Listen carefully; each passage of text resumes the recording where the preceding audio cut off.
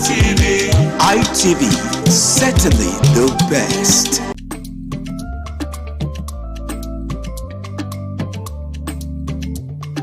The man went out to bring in thugs to come and beat her. Yeah. In a situation like that, do you think women would have seen that and still want to speak? Really, we're talking That's about what I said. So that's- when they bullied her, Yeah. if she's not bold enough, she will shut up. What is your advice for girls out there that are so desperate to be married? We women, we have to be really intentional about our parenting. If you know a child is being abused, or you see signs, a bruise or a child, it has to be investigated. people barely even breathe when they are going for a shrebi and something. Party. You have to be They can't smart. sit If down. you see where they are dressing them up and dragging on both sides, you cannot breathe. That's what And these happened. women will stay in those events for hours just to keep up with that beauty trend. Is that healthy? That's not healthy. I am Patricia Uremu Gabriels, and we're reaching you live from our Lagos Network studio. Of course, Women in Conversation is a program designed for women to discuss about themselves.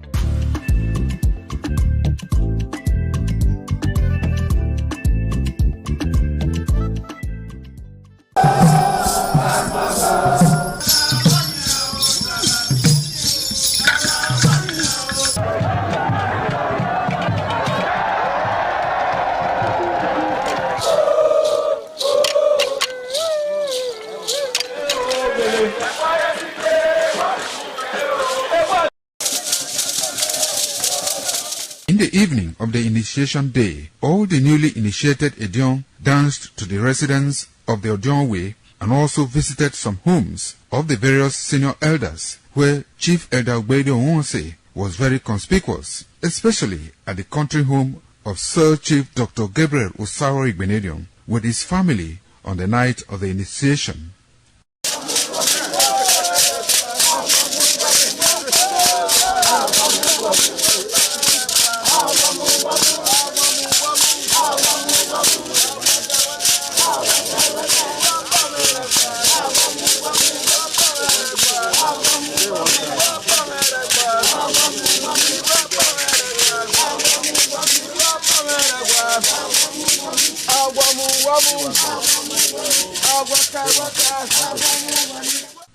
On the following morning, as part of the rite to be performed by the newly initiated Edion in Okada town, the initiates, led by Chief Elder Ogbede Onwonse, visited the Esama of Benin, Sir Chief Dr. Gabriel Osawo Igbenedion, at his Okada country home residence to pay homage and appreciate him for all he has done in the development of the community, which has placed Okada in world map. They also thanked him for his role in the success of their ceremony. They commended the Esama of Benin as a custodian of Benin cultural heritage and for revitalizing the age-long tradition of the age-grade ceremony.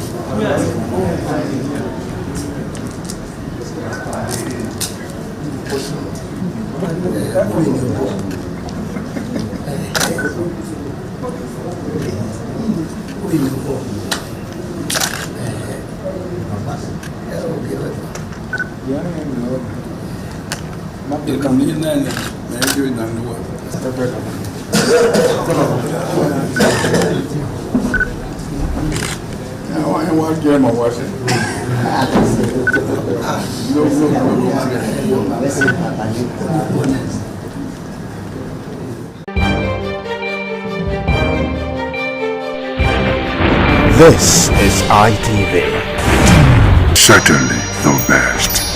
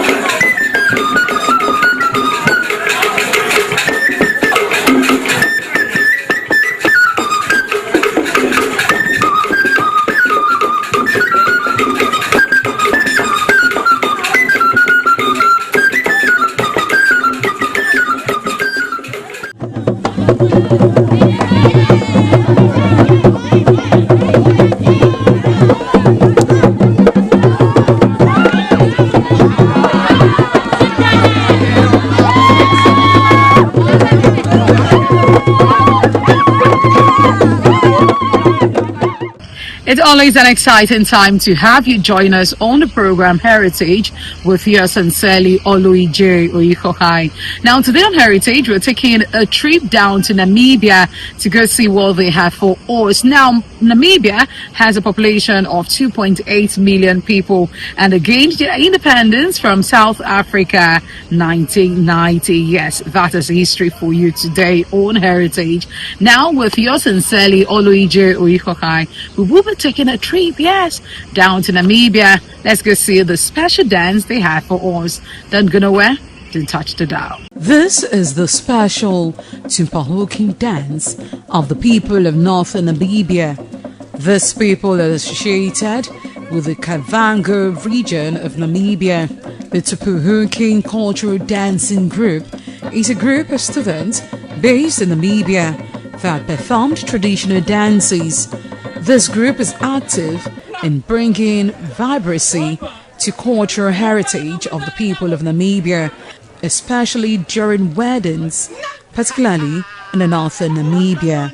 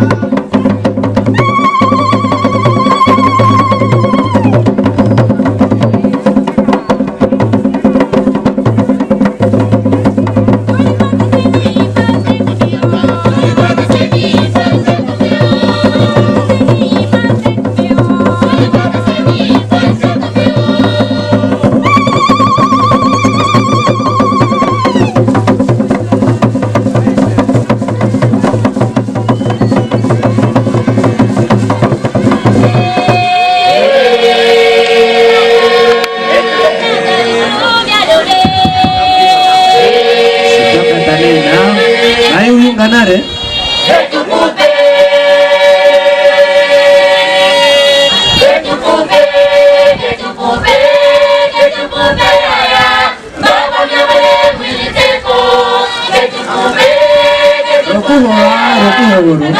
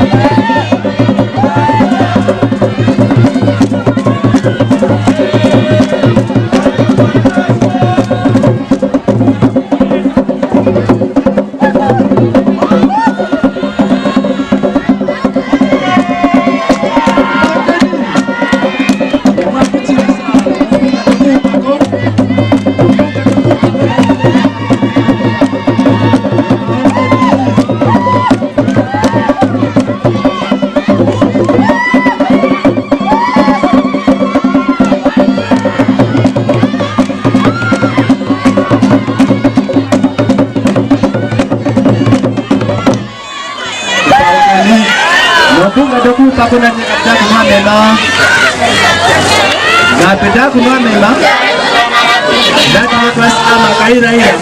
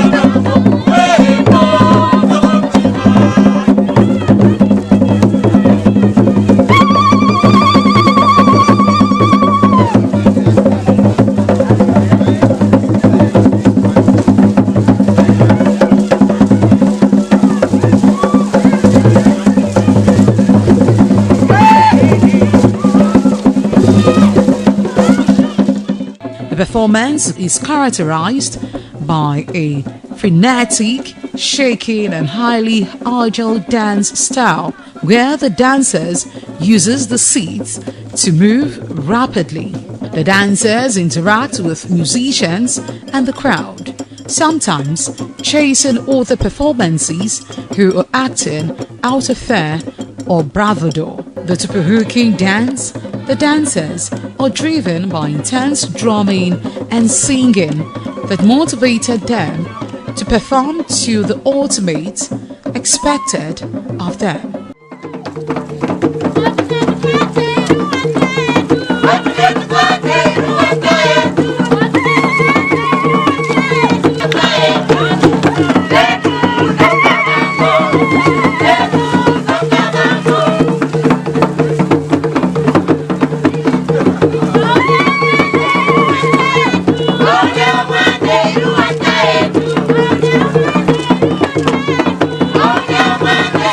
Oh,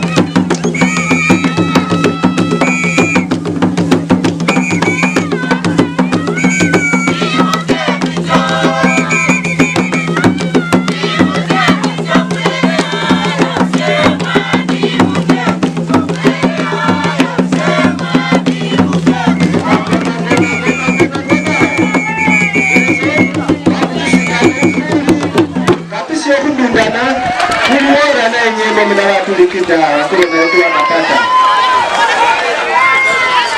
Nei nesta kata. Na mina kulivindi wa kuda pata kwa magari kidamo.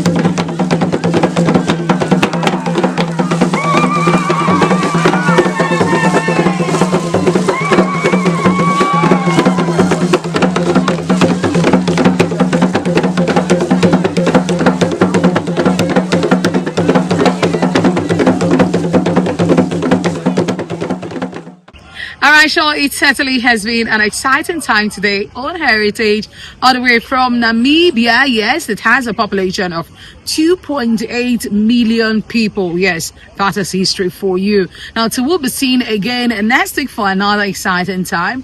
To have yourself a blessed day and an exciting week ahead of you. Bye for now.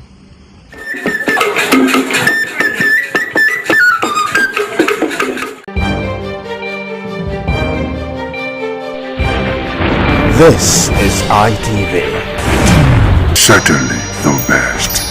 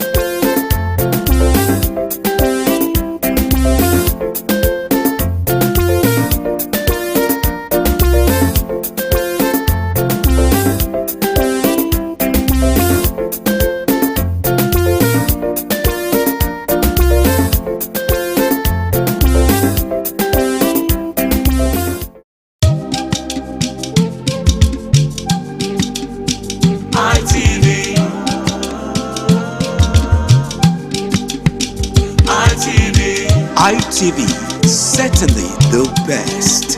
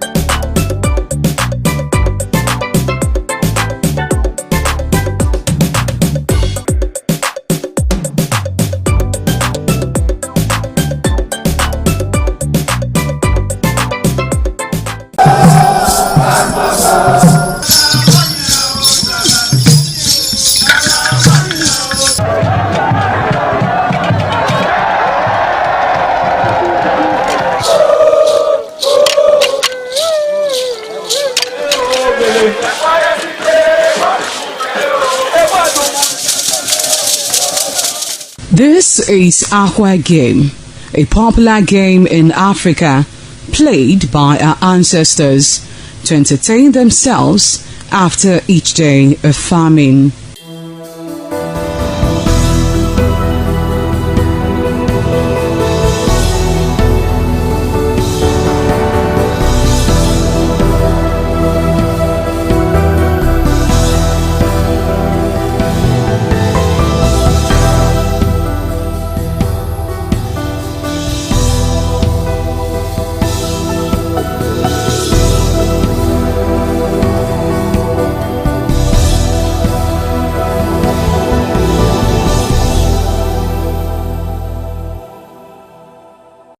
It is also relevant in our coronation in Africa.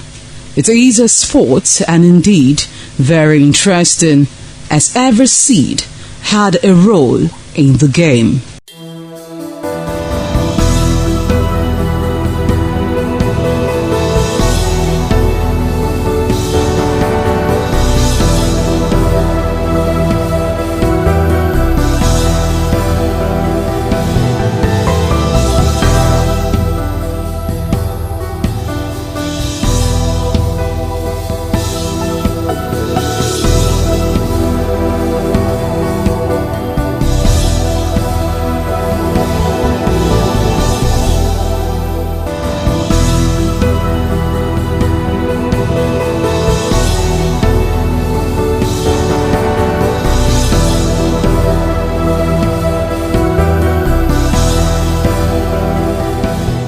Playtime is 45 minutes per set. There is no age limit as long as you can spin aqua seed. Ayo or aqua game, known as the game of intellectual. This game requires a lot of mathematical skills. Aqua game is played with carved wooden box containing 12 holes.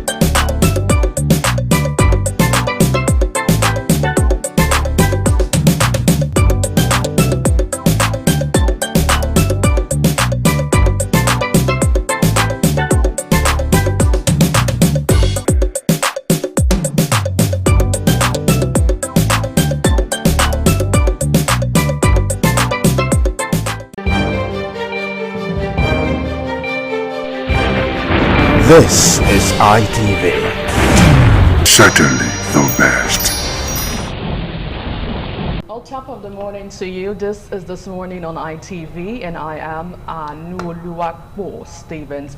Over the next 3 hours, we have a great show lined up for you. All you have to do is sit down, relax, grab a cup of coffee maybe, and join the conversation. I am not here in the studio alone, as I have my co-colleague Chukwufunaya Adigwe right here. And good morning.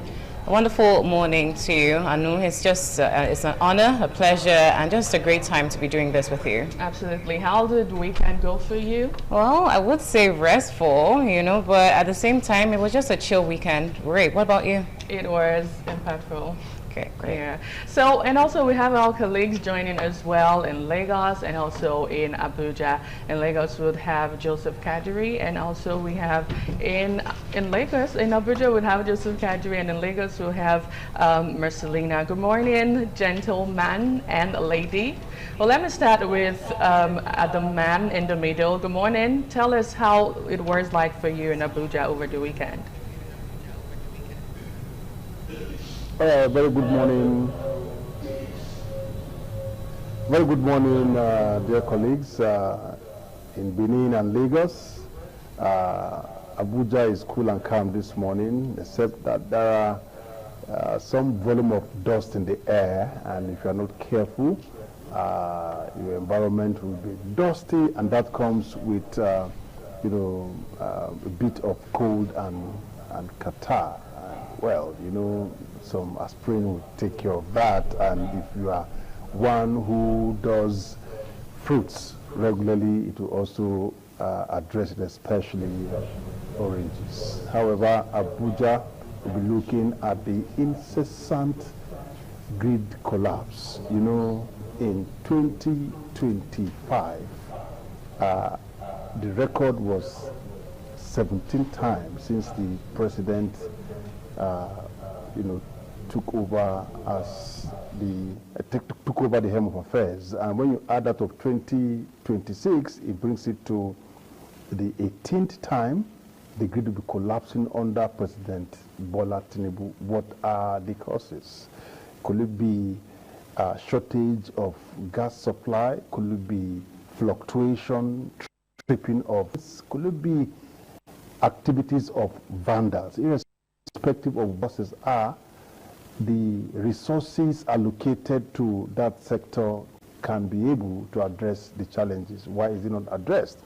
And these are the issues we'll be looking at in the course of the production today. And you know that whenever the grid collapses, blackout comes with so many negativity. For example, those that require power to carry out some medical procedures in hospital will be put on hold, especially the public hospitals. And for those who rely on business transactions, right? We'll come back to you, and interestingly, we have a little bit of chit chat on that conversation. But let me quickly move over to Lagos, where we have Mercelina on. Good morning, Mercelina. How was it like for you over the weekend in Lagos? And let's get what's on your table this morning for us. Beautiful morning, Anu. Good morning, Joseph Kadri, and good morning, Chukwufunaya. Lagos is beautiful. Lagos is good. It's a good weather, a bit dusty as well. And we saw the Harmattan 2 days ago, and yesterday it was hot. And I'm wondering what's actually happening with the weather. Okay, from Lagos, basically this morning, we saw that we are going to be focusing in Kano State. We saw that Governor Yusuf defected from NNPP, and he hasn't actually stated the party's going to yet, and a lot of relations saying that he might join. We don't know yet the ruling party, because that is all majority of the governors that have defected. That is where they've been going to, but he hasn't said anything yet on the party he's going to, where he's just defected. We've been seeing a couple of defections lately from deputies to the ruling party APC, and it has gotten a lot of persons saying that what is the fate of all these other parties in the forthcoming general election. And of course, he didn't govern Abba, he didn't leave alone. He also defected with some key members of the Kano State House of Assembly. And it has gotten a lot of person talking, what is next for NNPP as a party, and what is next for Governor Yusuf as himself as a governor? Is it going to the ruling party, or is it going to another party now that they're defecting here and there? And also, what is next for the current ruling party? Because, like I said earlier, a lot of governance or a lot of political that have been joined ruling parties. So we're going to be having a legal practitioner and also a political analyst that would help us discuss that this morning on this table. So that is what we'll be talking about today from Lagos. Absolutely. It was indeed a dramatic weekend for a lot of persons in Kano State and also all over social media as well. But back here in Edo State, Benin, Nigeria, our major attention will be looking at governance impact and the road to 2027. Already it seems like governance has been put on hold, and all of the political drama, twists and turns have kick-started already, and we would be expecting more to come. We'll have our guest join us right here in the studio, Idris Zakari, a public affairs analyst to help break down everything. Now, back here in Benin, so just as Joseph Kadri did say, interestingly, his major attention is to look at the frequent national grid collapse we've had over time in Nigeria. And over the weekend, we saw that happen. Interestingly, it was restored. But how long would we continue like this is the question. And how has all of this affected the socio-economic, part of Nigeria? The fact is that it's actually no news by now that the national grid collapses time and time again in Nigeria. At this point, we expect it. But like you did say, it does have an impact, the socio-economic impact on Nigerians. You see, electricity is a very pivotal, very vital part of not just the economy, but of daily life. From large-scale businesses to SMEs to households, everybody depends on electricity. Now, when you come to look at it on the large scale scene, you see that production is slowed down because of this. The cost of production goes up because there's no electricity, because obviously these producers have to turn to other alternative means. Right. They now use generators, although there is also solar now, but there is still the need to procure these systems. So these alternative means are obviously going to cost money. More cost, higher production, increase in price. It's very simple. Also, this affects the SMEs, even so much that some businesses close down. When they close down, what's next? Loss of jobs. Lots of jobs for so many Nigerians that are already struggling to feed. The lineup, it's just endless. Okay, households, people that are already struggling to make ends meet. The economic situation in Nigeria is dire. People are already struggling to make ends meet, and at the end of the day, they are spending money to buy fuel. It's just a long list of implications, as you call it. And at this point, we wonder, when is the government going to sit up and, nip this recurrent grid collapse in the bud? Because it is something that's very pressing. Loss of jobs, higher cost of production, and just the discomforts in everyday life that it puts on every single Nigerian. It's tiring, and we just hope that we'll see better. And it even stems to our conversation that we're going to have this morning right here in our Benin Network Center, talking about the governance of the day and the road to 2027. What is the governance doing about this? Everyday life, electricity is already a critical facet of the economy, a critical facet, like I did say, of everyday life, and they are failing in that aspect already. Now, what does this tell for 2027? What does this tell for what the polls are going to say, what the minds of the people are going to say? We just hope to, see this as it unfolds. Right, see it as it unfolds indeed. Now, let me move back to our colleague in Abuja, Joseph Kadri. Interestingly, it's your main conversation this morning, but I'd love you just to give us really what you think would be the problem. And where is the Minister of Power in all of this? The last time I heard of Minister Adebayo Adelabu, he was given some snippets of him joining the political drama come 2027 and how he wants to become the governor of Oyo State. Run us through that. When it comes to their ambition while in office, you really cannot take that away. 80% of serving ministers have one ambition or the other. Some want to be governor, some want to move to the Senate, that you can't take away. They just believe that to be appointed a minister is a stepping stone to other political or elective, offices. But, looking at the core of his job, it appears he's not doing it the way Nigerians actually are expecting him to carry out this job. At the beginning, I said, at the last count, we now have grid collapsed 18 times. And these are things that he can address. He has the capacity to address it. If he does not, there are many SAs and PAs that he has appointed that can, of course, tell him what the issues are and what he can do to address it. So in terms of knowing what the problem is, he knows. in terms of knowing how to tackle these issues, he also know, the allocation to power sector is so humongous to the extent that discos that are owned privately, government still give them some kind of loan. As at the last time, about 50 billion naira loan given to disco, which means that there is so much money in the power sector. So what it now needs is political will. Political will from Adelabu. We saw how the Minister of Interior went to, it was last week when he went to the immigration and discovered that they were not doing their job. That kind of oversight, unannounced oversight function is what is expected from all the ministers, especially the one of power. So much is going on there, and it needs his political will to address it. Those Absolutely, who were there, Joseph. Yes, there's so much is going on in the power sector in Nigeria.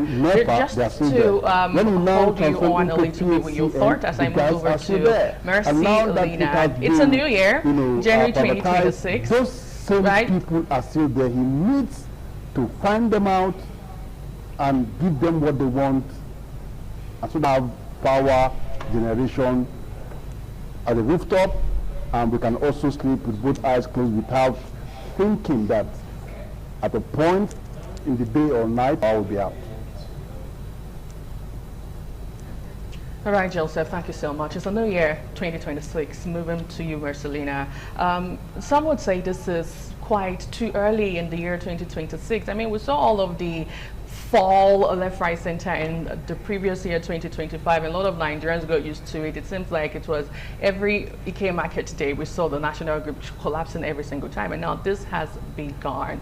What's the way forward? I mean, like Chukwu said earlier, this particular situation has been happening, kept occurring and occurring.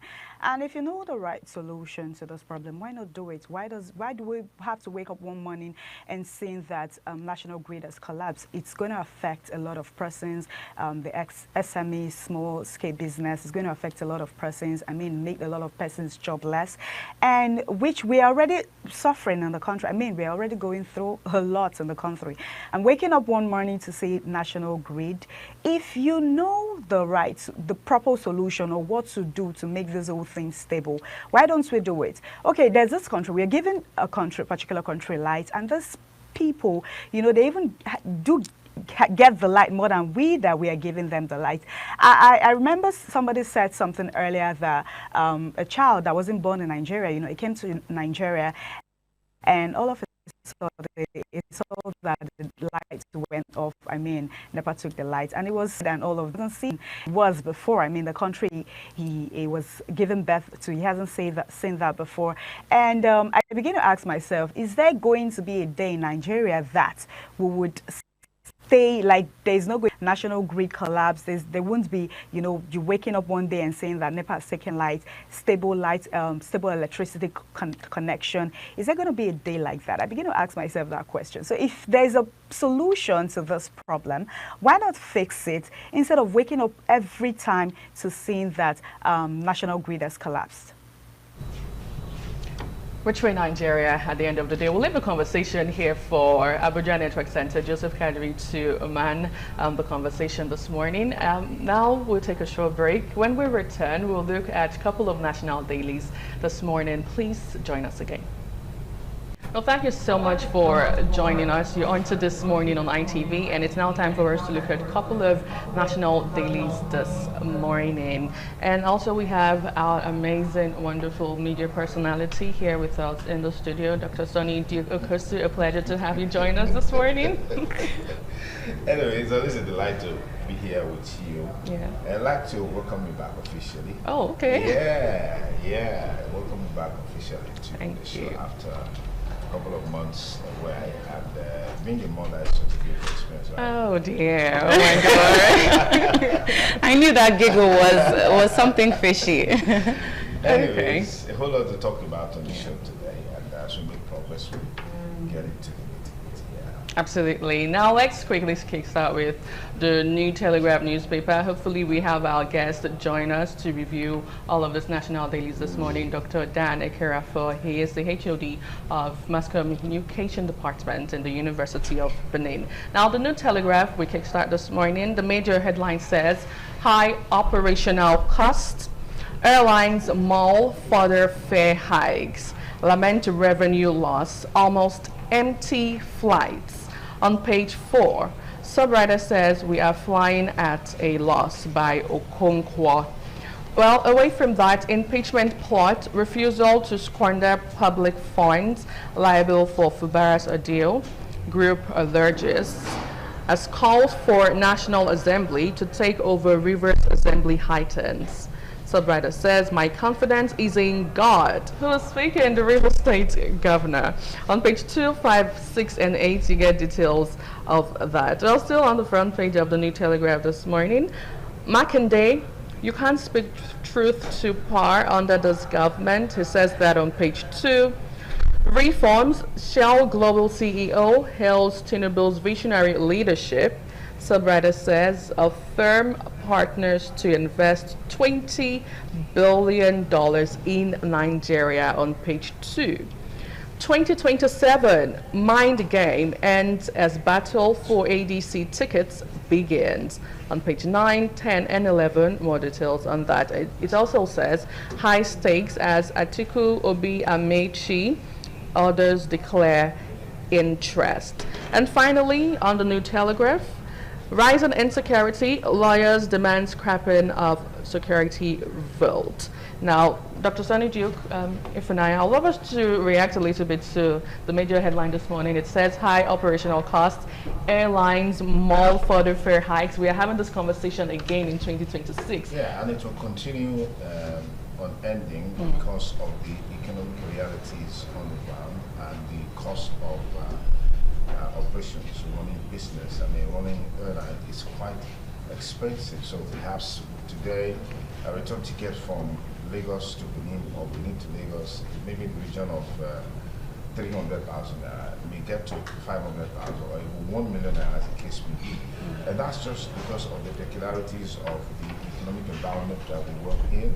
And that's why it's important that government looks at this. I'm, really concerned by the fact that we say fuel subsidy has been removed and we're making more monies, all right, as a government, but we're not seeing those monies reflect in the lives of the people, all right? And I think largely the forces of demand and supply, economic principle, basic fundamental principles, is what's really coming into play in the airline business. And if Edo Airline comes on board, that would be another opportunity for people to get jobs and also leverage on this market that is expanding on a daily basis.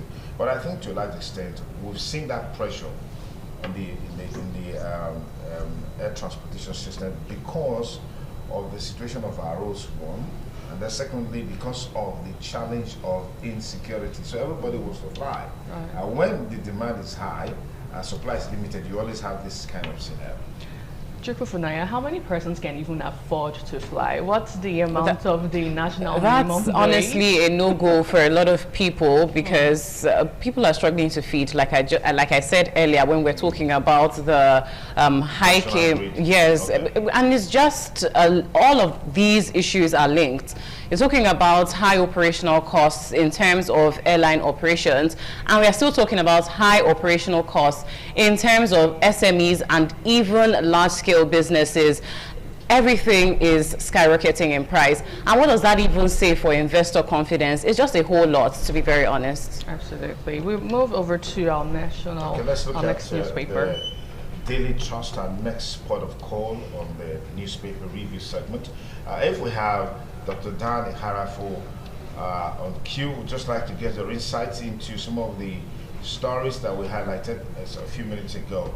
Otherwise, we'll move on to the Daily Trust. And what are the top stories on the Daily Trust? It says, alleged coup, military hands over report to Tinubu. You'll find that on pages 4 and 5 of the Daily Trust, all right? And then more on the Daily Trust. This one says, 2027, Dropping Shetima, risky for APC. This is coming from Musawa. Troops arrest 65-year-old woman supplying drugs to Boko Haram. All right, that's on page 7. How withholding tax enforcement spiked banks' charges. You'll find that on page 40. More stories for you on Daily Trust. Kaduna abduction. 166 still in captivity 1 week after. How snake killed teacher at dilapidated FCT school. You find that still on the Daily Trust. Impeachment plot. NAS urged to take over Rivers Assembly duties. All right. Kano governor's defection puts deputy on the spot. A major political turmoil building up in Kano State with the governor, former governor Rabi Musa Kwankwaso, describing the defection of his prodigy, describing it as a betrayal. Yeah. Right? Yes, indeed. The day of betrayal, he tagged that day. A lot is on.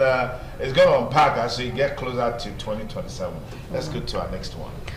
All right, so looking at next national daily, next point of call happens to be the Nigerian Tribune.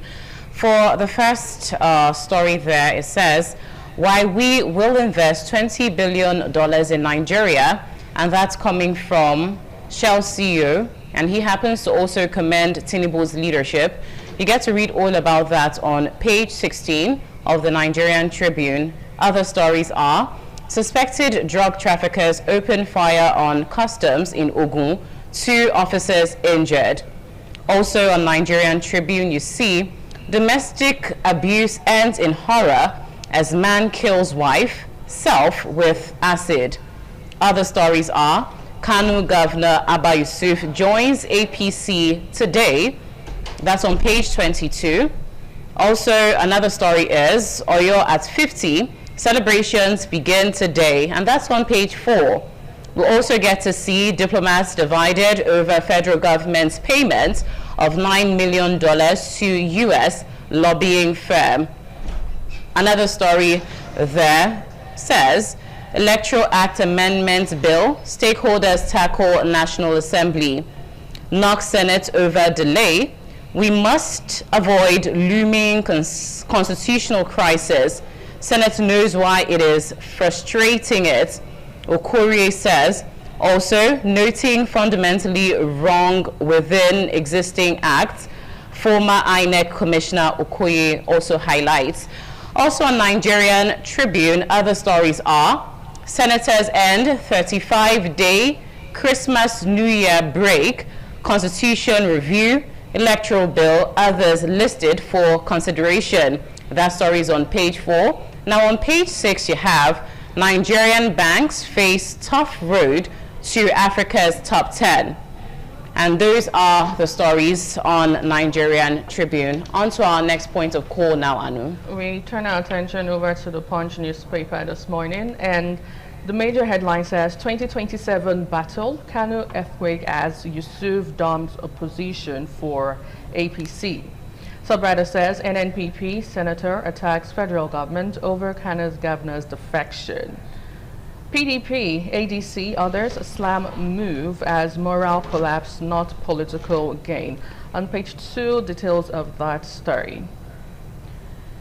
On the foreign scene, U.S. export to Nigeria jumps 60% amid Trump tariff. On page 18, you get details of that. Discos reject federal government free meter plan on page 16. Well, other interesting headlines this morning on the Punch newspaper. Suspected kidnappers kill police inspector during rescue operation in Oyo. On page 4, you get more details on that. And finally, Tinubu Shell in high-level talks over $20 billion Nigeria investment. On page 16, you get details of that story. I like the Kano story because it just shows what is characteristic and symptomatic of our political system. Really symptomatic? Yeah, because you see, every now and then we have a political godfather who installs his political godson, and then the political godson comes on board establishing himself in power, and then few weeks, few months, few days, few years after, they are at loggerheads. They are on the warpath because they have diverging views. But you know how it is, they will always work together to win the race, all right? We see that playing out in Rivers State, and now it's building up in Kano State.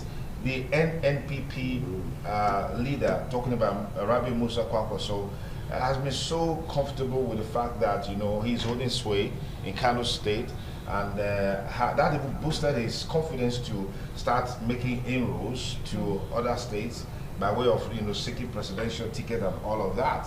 But you know, a house divided against itself cannot stand. Right. And we have seen that this division now pulling the party apart. The governor wants to align with the center, and politicians love that so much.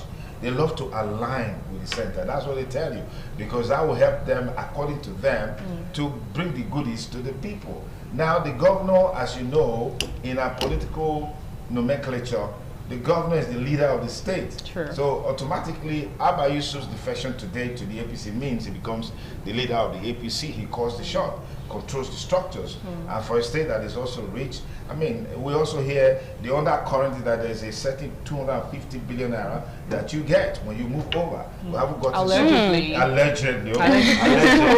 Right? Once you move. And so we have seen that movement continuously going on, I mean, the build up to 2027. So, and a lot of Nigerians will be looking out for more. But don't you think this is really quite shocking, especially as you said, for the KKK state, the Kwankwa Sodium, if I'm to put it that way, umbrella, Kwankwa Sia, because we actually did see him say, you know, he's really not bothered. I mean, it's democracy. You're free to go and do whatever you want to do. And then when the defection eventually happened, he tagged that day as a day for betrayal. But then at the end of the day, politics is all about interest. It's all about interest, and then they sideline true governance, like we've seen go on in Rivers State. It's all power play and political machinations, and then real governance takes the back seat, and that is very, very bad. Well, the former governor can say, you know, he's not bothered, but it will be bothered, because if you don't have, you know, a hold on what's happening in your state, in terms of having that background, that support, that, you know, movement to back you up, it becomes a challenge. I mean, he was a real force in that state, because you can see many of his loyalists and supporters wearing these. It's about time. It's about time for the governor to pull his weight behind Kwankwaso, and now he's about to be nowhere to be found. No, he's already nowhere to be found. He's already pitched his tent with the APC. With the APC and President Bola Ahmed Tinubu in the build up to 2027. All right, so let's look at, is it Guardian now? Yeah? Yes. Okay, so let's look at what we have on the Guardian newspaper. Interesting stories. Yusuf rejoins APC, flags up party e-registration. Page 3 of the Guardian newspaper, you find that story there. So if he's rejoining APC, which means he came from APC, right? Okay, so we've got this one. You can't speak truth to power under Tinubu, says Makinde. Is also on page 3. And back in the day, the governor of Oyo State has been firing on all cylinders against the government of the day. Anyways, we got this one. It says, bandits ambush police patrol team in Oyo, kill inspector. You find that story as well on page 3. And now let's look at the big story there. Decades of trade deals failed to wean Nigeria off crude oil dependence. All right, that's on page 6. And now we're seeing more investment coming in, with Shell proposing to invest $20 billion in this sector. All right, and then let's look at more stories for you. Nigeria's democracy excludes many citizens from justice governance, on page 5. States should comply with Supreme Court ruling on local government autonomy, says Kalu. Reps split over tax laws as leadership minority caucus clash ahead of plenary. How Olubada, Oni, Olugbo, others secured pardon for Igbo, on page 7. Tension in Anambra State as government bans Monday sit at home. Will that ban by the governor make any impact? It's a big question. This is not the first time we've been hearing. We'll be asking to go for that. I do not have an answer to that question. However, moving on to our next national daily now, we have the Nation newspaper. That's our next point of call this morning on our newspaper review segment. And well, a major headline on the Nation newspaper highlights tax laws. House of Reps rejects minority caucus reports. Fireworks likely as lawmakers return from recess. Also, a sub-rider on the Nation newspaper there says cash digital payments must coexist, says NIBSS. And that's on page 16. Another story on page 5 of the Nation newspaper says banks valuation rises to 17 trillion naira on recapitalization. Another story there says Oyo rolls out statewide activities to mark 50th anniversary, and that particular one is seen on page 27. On another story there, it says how Lagos is battling widespread refuse mess. You get to see that story on page 2, 3, and 6. On bilateral relationships, you see Tinubu for Turkey to deepen partnership. Also, another story on the Nation newspaper highlights states got 6.73 trillion naira from federation accounts in 11 months. Revenue surged by 29.08%. Delta, Rivers, Lagos on top of table. That story is on page 5. I'm interested in that story on the states getting 6.7 trillion naira from the federation account in 11 months. So that's why the people in the states should ask their state chief executives what they are doing with this money, because the idea of the fuel subsidy is to ensure that more monies were made available. Right. Now these monies are coming, but we're not seeing this money in terms of transforming and impacting the people's lives. I mean, governance, in Nigeria is both at the local level, at the state level, and the federal level. Now, more monies are coming to states, more monies are coming to local government councils, but we're not seeing the money. And that's the biggest challenge that we have. And that's why you see that in this country, we'll continue to go like in a vicious circle. We're making, motions but no movement, because of the quality of leadership that you find at different level. It was said at a time in the history of the country, the former head of state, Yakubu Gowon, said, when we just discovered crude oil, we have so much money, we really don't know what to do with the money. And so what did they do? They had to host a festival, that brought, Africa together, brought, different, parts of the world together in Nigeria to celebrate, and it was spending galore. Those money could have been invested into so many things that would probably be benefiting today. That's poor leadership. Even though years later he came out to deny that, he never said so, that he was quoted out of context. But that's the stark reality of where we are today. At the end of the day, it's a systematic problem here in Nigeria. Well, finally, we'll move over to the Nature newspaper this morning. And the major headline says Nigeria to launch maiden clothes farming initiative with 74,000 farmers. On page 3, you get details of that story. Well, it's also did say the Access Bank IFC seal $134 million deal to boost Ghana's cocoa sector. While still on Nature News this morning, Nigeria's cashew exports hit 365 billion naira, says NEPC boss. Federal government urges bank to fund climate smart agriculture to cut SLCPs. On page 4, you get more details on that story.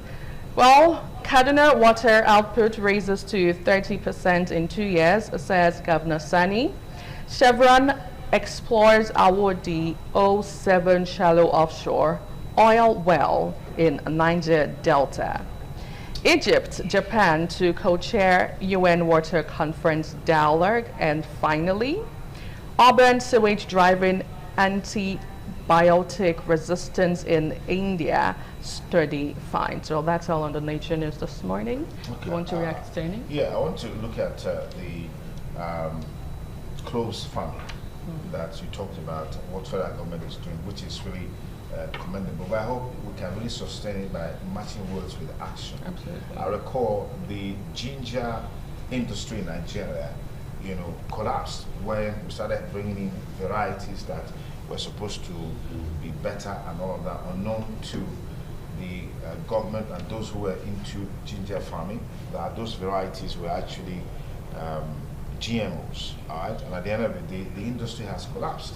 Today, the ginger industry in Nigeria has collapsed because of this foreign influence. But let's hope that this will help those who will be involved in close farming to make money and leverage. It's very nice to see that we'll diversify to something, other than oil and all of that, just to leverage our agriculture, like what we were promised by the president on his inception. So many promises and reforms at the end of the day. Well, that's how we get to wrap up newspaper review on the Go segment. Thank you so much for joining. Now we'll move over to our first main conversation this morning, and right here in Benin, Nigeria, we'll be looking at governance impact and the road to 2027, extracting revenue inflows, and of course the impact it has on the masses. Our guest, Idris Zakiri, public affairs analyst, joins us shortly. Please stay with us. Welcome back. Thank you so much for staying with us. You're on to This Morning on ITV and governance impact. And the road to 2027, extracting revenue inflows and impact on the masses is our focal point this morning. Our guest, Idris Zakiri, public affairs analyst, joins us live now in the studio. Good morning and welcome. Good morning. Thank you so much. It's always a unique opportunity to be here. And you look taxable this morning. I look taxable? Oh my God. Oh, you look taxable too. That's a new one. Yeah, that seems to be the major talking point. But I think what has been of huge concern to a lot of people, even from National Assembly members, is there is a difference between what was passed and what was gazetted and what they passed or what they documented. Yes. I mean, I heard the governor of Oyo State saying state governors were not in the know to a large extent what eventually was gazetted. Isn't that a major thing we should talk about? At any time you try to raise that issue, there's always a rebuff from the authorities in charge. You see, the tax laws, a critical mass of it applies to the state. So since in the region of personal income tax is state implemented and is going to the states, the various state governments, it then means that whatever is in that law needs the concurrence of the state. So it is a bit surprising though that the state government, who are critical stakeholders in the eventual outcome of the tax law, were not properly integrated into the lawmaking process and then the eventual gazette, the final gazette. And like you have rightly pointed out, we now know that what was gazetted, gazetting simply means what was signed into law by the federal government, the president, is different. Substantially, there are crucial parts of that laws that were changed. Somewhere you are supposed to put the 50 million naira, somebody put 100 million naira as the threshold. Where you are supposed to say, okay, we will go to court and get a court order to implement the law. The final signed document is suggesting that the tax authorities can just go into your account and do one or two and take your money if you refuse to comply substantially. So these alterations are there. Again, it's important. I always put this background to any conversation I'm having about taxes. I am not against taxes. I am not against people paying their fair share. Like I have mentioned, I've said it elsewhere and I want to repeat it here. Taxation or paying taxes is feeding the goose that lays the golden egg.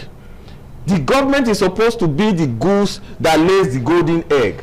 The big problem with the Nigerian government is that, first of all, the goose is fat, the goose is ineffective, the goose eats too much and lays no eggs. So when you are asking a citizen, if you have a poultry and you have a goose and this goose lays no egg, not even to talk of a golden egg, and the goose is insisting, and this goose is already fat, the goose is supposed to go on diet already, and this goose is insisting that you keep feeding that goose, there is a problem there. So that is my quarrel with the tax. There are a lot of revenue sources that this government has had access to. They've had access to increased VAT. They've had access to excise from customs. They've had access to the removal of subsidy. We are seeing crazy amount of money. As part of your newspaper review this morning, close to 7 trillion in 11 months. 7 trillion. 1 billion in 7,000 places was given to state government.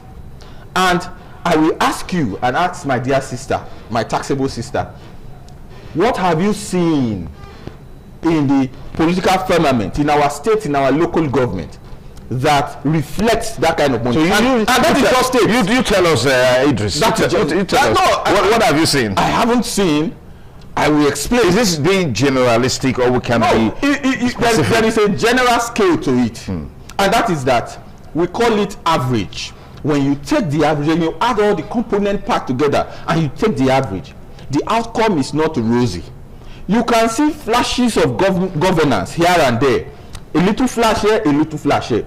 But as a matter of policy, if you are giving that kind of money to states, there should be a policy document guiding the expenditure of that resources, so that we're able to hold people to account. I give you another crucial one that people don't even talk about. There is no local government in Nigeria today that gets less than 1 billion a month. 1 billion is 100 million in 10 places, 10 million in 100 places, 1 million in 1,000 places. That is 1 billion. And that is the minimum. In fact, there is no local government, I'm being over generous, there is no local government that gets a billion now. They get us from 1.5 2 billion, 1.2 billion. And the Nigerian masses, the docile mass, have not been able to ask questions. In fact, it will shock you to know that there are local governments in Nigeria that are under the effective control of non-state actors. Some are being controlled in part and in whole by ISWAP, by Boko Haram, by Mahmuda, by bandits. And these local governments still get allocation. To who, I don't know. You are the media. You are the one that will investigate it. Do you have proof back in all of this claims? Of course, there are proof. You know that there are local governments in Katsina State where effective governance is no longer effective. Terrorists, or if you like, they like to call it bandit, but it's actually terrorists, are the ones collecting taxes. Have you not heard that parts of Niger State, farmers were asked to pay taxes to bandits? You are the one in the media. So it's not me that should get the facts. You have the facts. You know it. It is reported widely, even in your station and elsewhere. Right. So now, speaking about facts and figures, just as you have mentioned, all of the 1 billion shared to each of the local governments. How would per month is important. Per month. Per month. Interesting. Now, Yes. how would you rate the performance of governance in different states with this Tinubu-led administration? There is nothing to rate in the local government, because we mostly do not have local government administration. Where we have local government administration, they are often unpicked by the state government in power.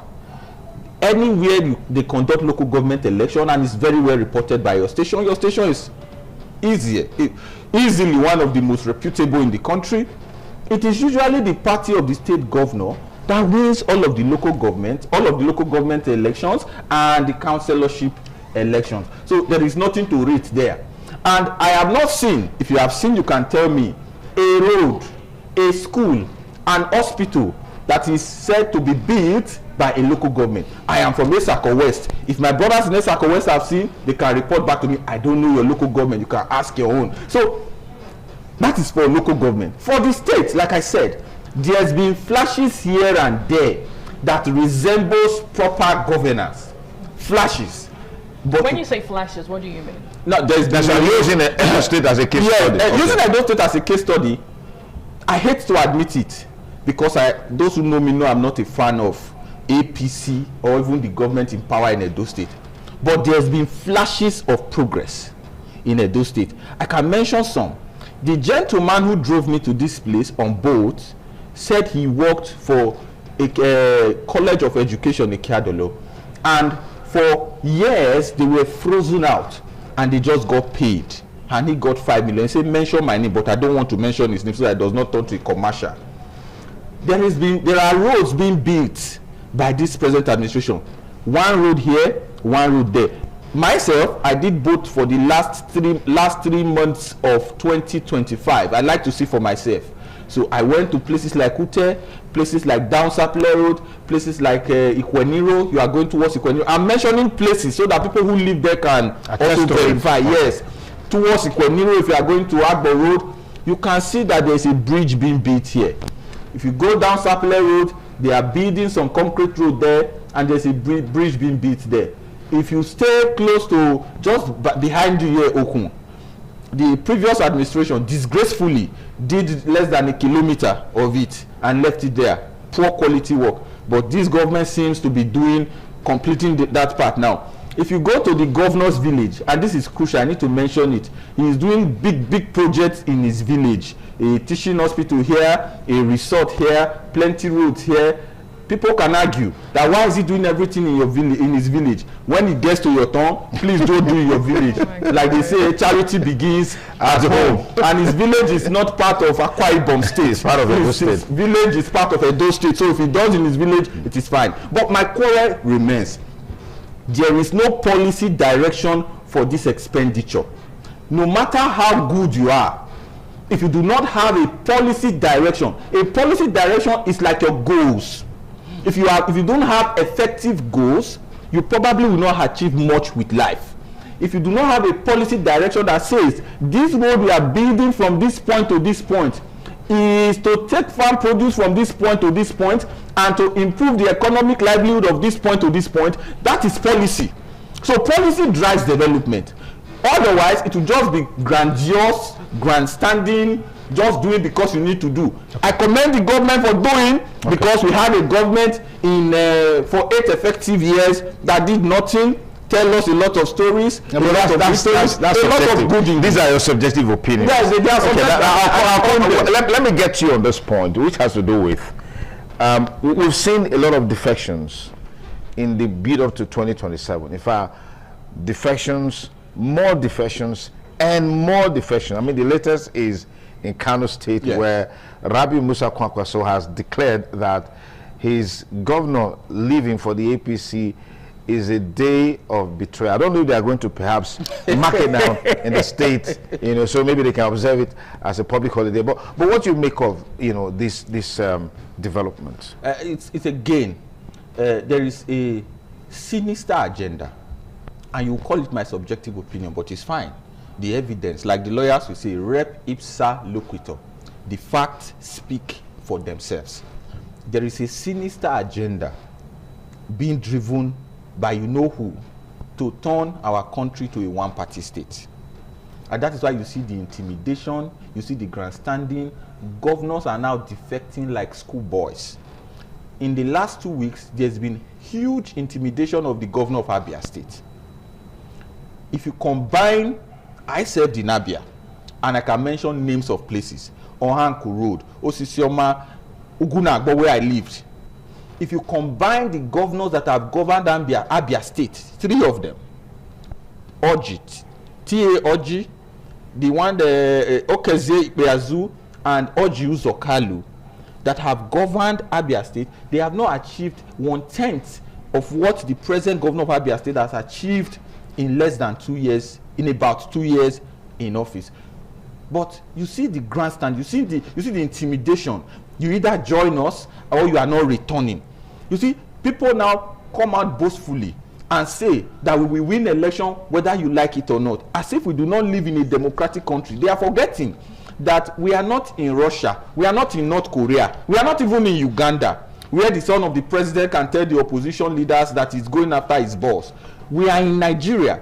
At the end of the day, we are not a people that can be subjugated. So you see this defection. I tell Nigerians, it is something that we are all seeing, it is something that is happening, but let all the bad people, you can define that any way you want, gather in one place. Nigerians will gather in one place. Nigerians are now the opposition party. Are you saying the bad people are gathering in APC? I think so. It is my honest opinion that the bad people are gathering in one place. Where are they gathering? Is it in APC? I will not mention names. I will not let you get me into that. It is not. I will not mention names. Let all the bad people go to one place. Let Nigerians begin to mobilize themselves. Power is in the hands of the people. Democracy by definition, government of the people, by the people, for the people. The moment you remove the people from a democracy, you can call it anything else apart from a democracy. So the people must gather in one other side. We now have what I can effectively call the opposition of the people. You must look at your kitchen every morning. If you used to buy one bag of rice in 2015, you must look at your kitchen now and ask yourself, can I still buy one bag of rice? I bought Toyota Camry 1.6 million in the year 2016. Toyota Camry is 10 million today. So you must look at that. If you want to, I went to Uselu Market. I like to mention places so that even the woman I bought the meat from Uselu Market can be seeing me now and confirm that through this person come my shop, buy this thing. I went to Uselu Market with 50,000 naira. I came back with that bako bag. Small, just a little bit above the middle. 50,000 naira. But just to chip in a little bit, on a sister station, Senator Adams Ali Oshimole said the Nigerians are now saying that food is relatively cheap. It's cheaper for senators. Okay, for the senators. Yes, food is cheaper for senators. Comrade Adams Oshimole and his 109 friends in the Nigerian Senate. For the average Nigerian, food is not cheaper today. Unless you are comparing the height they took the food to the height it is now. A bag of rice in 2015, in case our people have forgotten, was 9,000 naira. The last time I bought, I still managed to buy, was above minimum wage. What it means is that if you earn a minimum wage working in this company, ITV for example, you need your 1 month salary to eat a bag of rice. Simple, pure and simple. That is not your transportation to work. That is not your rent. That is not your data. That is not the band A you were discussing now. Band A, okay, they were discussing on the radio, not here. Right. That is not band A electricity. That is not the fact that if you travel from Benin to Auchi on the day that the road is not happy, you likely would have to call your friends and family to generate money for kidnappers in ransom. That is not the reason why, if you are going to Lagos, I went to Lagos 2 weeks ago, a woman in the bus had to soak 600 kilometers of road in the blood of Jesus so that we can just go. In Okada now, they are kidnapping every three days, and people are pretending not to know. Your governor takes 700 to 800 million a month as security votes. So nothing explains all of that. Okay, let me just get you up to speed here. You said let all the bad people go to one side. Yes. You refuse to mention the side. The side they are going to. Nigerians will tell. Okay, and then you have the good people on this side. Yes. So it's a case of Nigerians. Yes. Who are the good people? Yes. Or the good people in Nigeria? Yes. Versus the bad people? Yes. But this mass of people don't have a platform. Is that a concern to you that we haven't been able to really aggregate that mass of interest? Several efforts have been made in past to drive that. I mean, that's largely what gave birth to the obedient movement. Yes. But today, we see what has happened to the obedient movement and the Labour Party in terms of leadership and all of that. But out of those, we saw the emergence of ADC, and they call it the coalition platform. Labour Party, PDP, APC, and all of that. Isn't that a challenge in this conversation, in this confrontation, in this contest? And I am going to speak because your question spoke to the people. In a democracy, the platform is the people.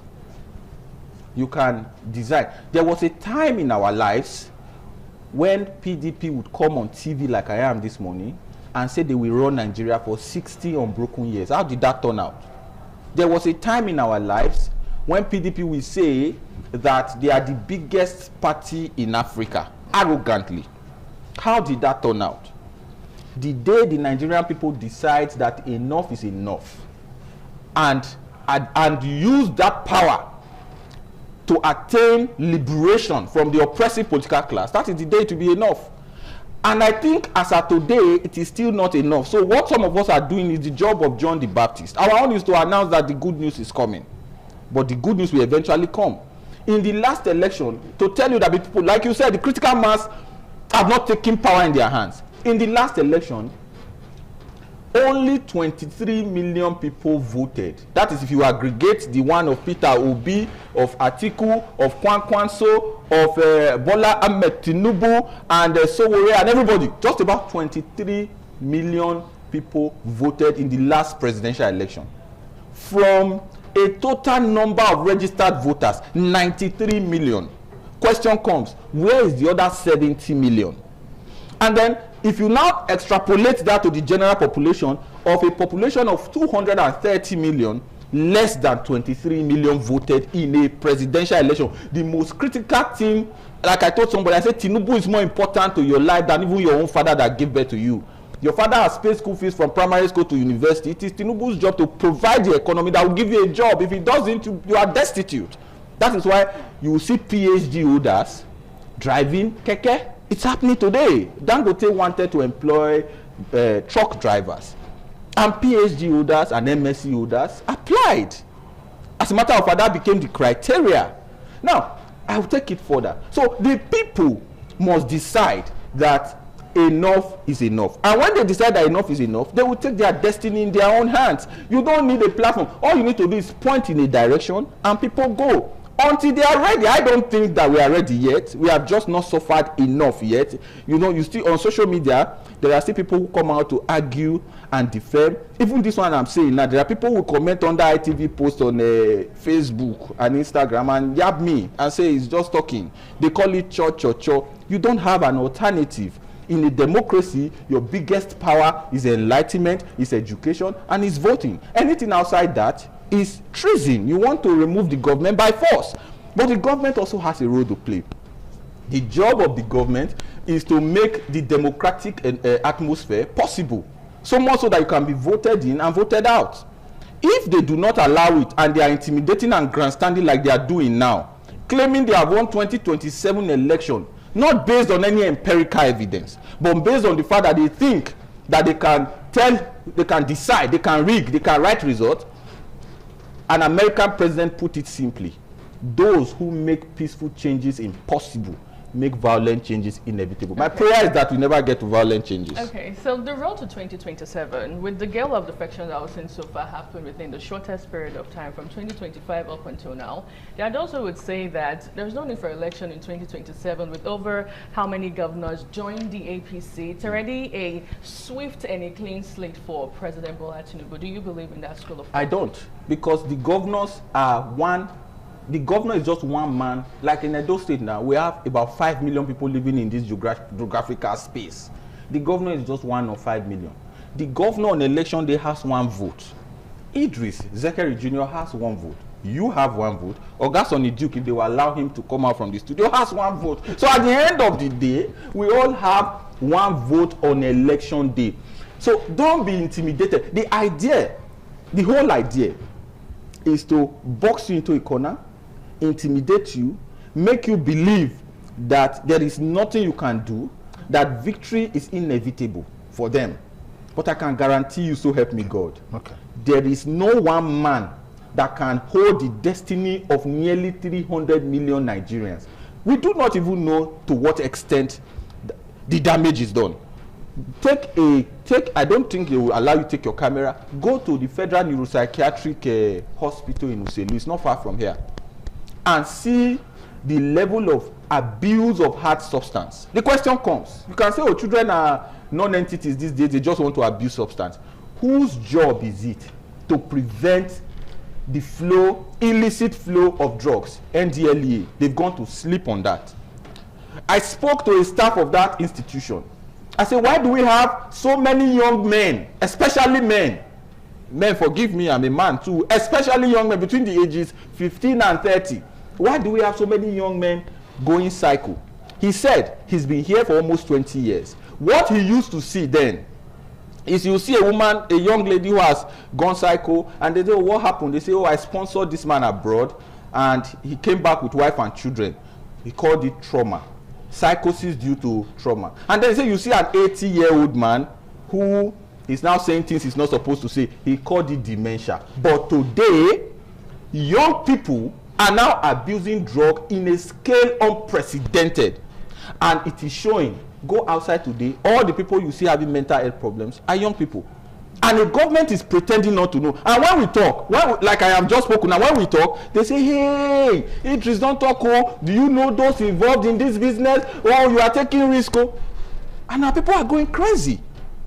So if the government does not wake up, if you do not use your vote to ensure that your children don't go crazy in 2027, it's up to you. Okay. Our job, like I said, is to preach. Right. I'm a preacher of politics. Okay, let me bring you bring this conversation in this direction, which has to do with the challenge of insecurity. You mentioned a bit of it, you know, a few minutes back. Yeah. I mean, from what's happening in Okada, you know, which is just a few kilometers away, and we've seen that across the country that has become a major issue. I mean, in some parts of northeast and maybe northwest and thereabouts, you have local government that have been completely obliterated by terrorists, as it were. And this is continuing until we saw the strikes by the U.S. African Command in Sokoto State, and then it was as though that's, you know, rejigged or triggered some actions from the government of the day. What do you make of these as a major challenge and as a determinant of how 2027 will go, how we respond to it? The primary purpose of government, according to our laws, is security first. Security first. The crafters of the Constitution were not stupid. They were not drunk on the day they wrote it. They say security first. They didn't put first, but security and welfare of citizens. The primary purpose of government is not to build flyover. Beautiful, I love flyovers. I will build if I ever become governor. But the primary purpose of government is security and welfare. Like you rightly pointed out, it now took the intervention of the US government. It now took 3 tweets from President Donald Trump for our people to wake up. And the debate now moved from who was being killed, from killing of Christians to who was being killed. And it now became a Muslim-Christian argument on social media. That shows an irresponsible government. We have the capacity, I can tell you for free. I have friends in the military circles. I have friends in the police circles. We have the capacity to degrade every group in this country that is creating insecurity for us. We have it. Are you trying to convince me that there are more terrorists than members of the Nigerian armed forces? It's not possible. Have you ever seen the terrorists flying fighter jets? Nigeria has over 62 fighter jets. The terrorists don't have navy boats. They don't have gunboats. The terrorists don't have warships. Nigeria has warships. The terrorists are not able to import arms and ammunition from Russia and from America. It then means that this ragtag group don't have the capacity that our armed forces have. What I see, why the insecurity has persisted for this long, is simple. There is an economy of insecurity. There are people who feed and eat from insecurity, and I can give you proof. She likes proof. In Zamfara State, there are more gold mines in the hands of non-state actors than the Nigerian government. And this is, I am quoting official government sources. There are videos on social media. You know, the terrorists are so emboldened now that they do videos and post on social media. In fact, they do FaceTime people on TikTok. There are videos on social media showing terrorists guarding gold mines. If you look at the young boy who is holding that AK-47, who is called a terrorist, that guy has never seen 5 million in his life. It then means that they are working for somebody. The question, who are they working for? The other day we complained about drugs on TV and on radio. NDLEA, Edo State Command, went to Iyama as if they didn't know, as if they were pretending that they didn't know that they are selling drugs in here. It is so naked that when you are passing through Iyama, they walk up to you and ask you the brand you want to buy. They know, I know, they know, the police know, the NDLEA know. After we have shouted on social media, they went there to say, oh, we are chasing away the boys. They know that those people are just the fruits. There is the roots. The roots are the drug barons who give them drugs to sell. And the government and the NDLEA and the police cannot pretend not to know the roots. Okay. It is not my job to tell them. Right. So it is government job to secure the citizens. If they do not do it and they now depend on external influences like Donald J. Trump to wake them up to their responsibility, it's already a confirmation that it is a failed government. And what do you do to failed government on election? On election day, you vote them out. Right, taking it back to election and to Nigerians in particular, are we going to be seeing a bit of voter apathy come 2027? What are you predicting would happen to Nigerians as a whole come election day? That is the whole idea. The whole idea of this grandstanding, the whole idea of this arrogance, the whole idea of letting you know that there is nothing you can do. The election is settled before election day. It's so that you don't come out to vote. That is the whole idea. It is to inspire voter apathy. Okay. We're seeing a major coalition movement coming on board, the ADC. What impact do you think this can make in the polity? Important, but I must land on a point. Your job as citizen is not to allow anybody tell you that your vote will not count. And let me give you, I told you I just got back from Lagos, so let me give you a critical analysis of what is happening. In most of the parks in Lagos, it is now required that you must have a voter's card to be able to participate in business. Commendable. Voter education, commendable. But these are the people that you and I who wear double-breasted suits call agberos, uneducated, never-do-wells. So the so-called agberos, uneducated, never-do-wells have voter's card. And I guarantee you they are going to vote on election day. These are the same people who potentially can be given 20,000 naira on election day and told who to vote for because they do not know better. But you see, you and I, with double-breasted suits, with information, with enlightenment, with education, we are refusing to vote, claiming that the election is already decided. Have you not seen now that your intelligence is your biggest weak point? That you are intelligent enough to know that election will not count. But the people who are not as educated as you are getting voters card, warming up to vote. Those people are the ones that are bribable. You, because of your level of education, not you now, them, because of your level of education and enlightenment, you are unbribable. But you are refusing to go vote on election day because you believe it is bought. If you believe it is bought, it is bought. But if you go out on election day and you vote, I can promise you there is something called overwhelming majority. If out of the 93 million people who registered to vote in 2023, 50 million voted for one candidate, it is an unassailable lead. And anybody who tries to, impugn on an overwhelming majority will set the country on fire. That is my point on that. And then for the coalition, I wish them well, but they must learn. And they must learn. I put out a conversation recently on social media and I said, the ADC, the coalition ADC, must borrow the template of the APC when the APC was an opposition party. And the template is simple. The APC as an opposition party got the most popular northern politician, then General Muhammadu Buhari, now late President Muhammadu Buhari, got the most popular northern politician then, put him on their ticket, got a man with credibility from the south, Pastor Yemi Osinbajo, Professor Pastor Yemi Osinbajo, and that's how they were able to win. They put aside sentiment and picked a popular candidate from the north because it was the turn of the north.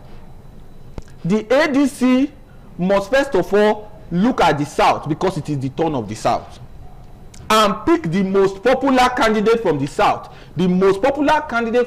politician from the south, and in fact the most popular politician in Nigeria today.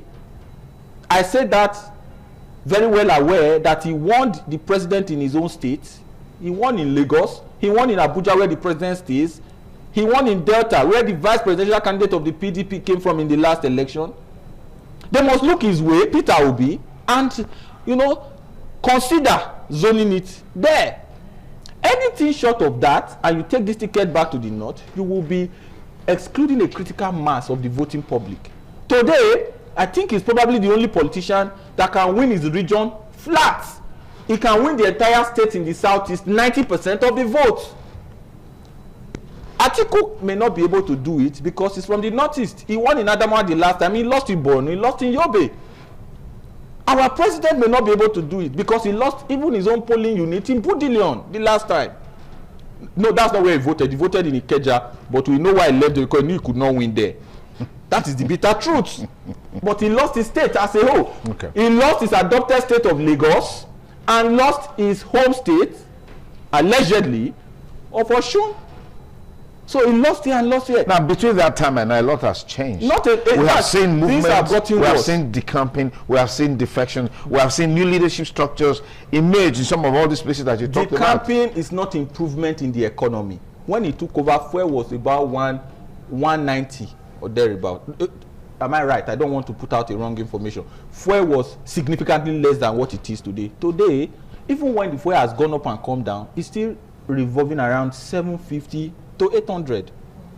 But we have a level of stability in that regard. Last year, at the end of the stability, you have to still purchase it from your pocket. Not much has happened to your pay. Dollar was about 500, 600. Today, dollar is 1,500. Okay, well, so many things to talk about and unravel, and the road to 2027, I would say, unofficially it's bumpy. and officially has bumpy. Begun, even with the campaign. But I really must thank you so much, Idris Zekeri, for coming to grace the studio today. Thank you. Right, now that's how we get to leave the unending conversation right here in our Benin Network studio as we move over to Abuja to have a different dimension in the economy as they get to make their major attention to electricity. To join us again. Listen, this morning on ITV, bringing us to Abuja Network Center, we will be looking at the continuous collapse of the national grid. As we stand today, it is the 17th time that grid is collapsing since President Bola Tinubu took over affairs of the nation. And I have with me via the phone line, Chief Peter Ane is the chief of the ADC, I stand to be corrected, and also the Labour Party, a chieftain of the Labour Party. I was just thinking that since your principal moved to the ADC, I was thinking you went with him. But it's a good thing since you are still with the Labour Party together with the former vice aspirant, of course, the Minister of Finance, whom the court has given the mantle of leadership now. So quickly, let's get to hear your remarks concerning the national.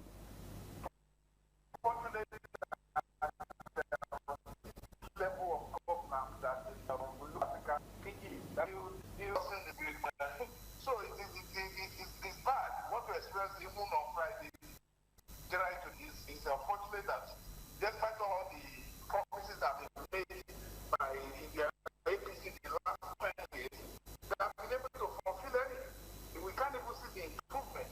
Because if you look at challenges that we are having, only that if you have a committed leadership, you have people who are interested in trying to manage the process and trying to put proper investment in place to see then we would have had a situation now. Because what we're witnessing. Hello? Go on, I can hear you clearly. Is lack of commitment to doing the right thing. Because if they are interested in making sure that this country has electricity to be able to go into production and industrialization, it's critical that government focus should have been, on trust towards that direction, and not say that they are not aware that the reason why kept us struggling, and it's because of the aging infrastructure. Much of the transmission network is outdated, lack capacity to handle the severe power loads. And government also, yes, the framework has been refined that state can also generate their own power, just like Abia State is doing today with geometrics. And the government of Abia is investing so much. I heard that about 9 local governments already covered with their independent power plant. So we should be able to remove access from this centralization that we are suffering from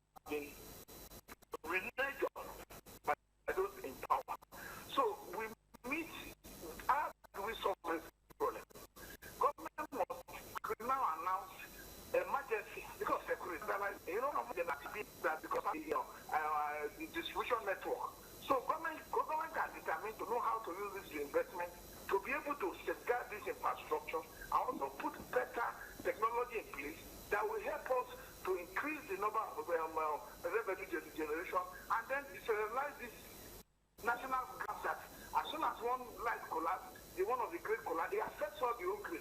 It's not done anywhere like that. We run the system that shows we are taking that centralized system that is affecting our federalism into our power generation network. So it is unfair for our people, and that should be revisited and see how much they can do to resolve this. Chief Ahmed, before we invest into power, state can also invest, like you have pointed out, cause this frequent collapse. Because if we use out of 100 megawatts and the problem is still there, I mean, we are going to be witnessing blackout.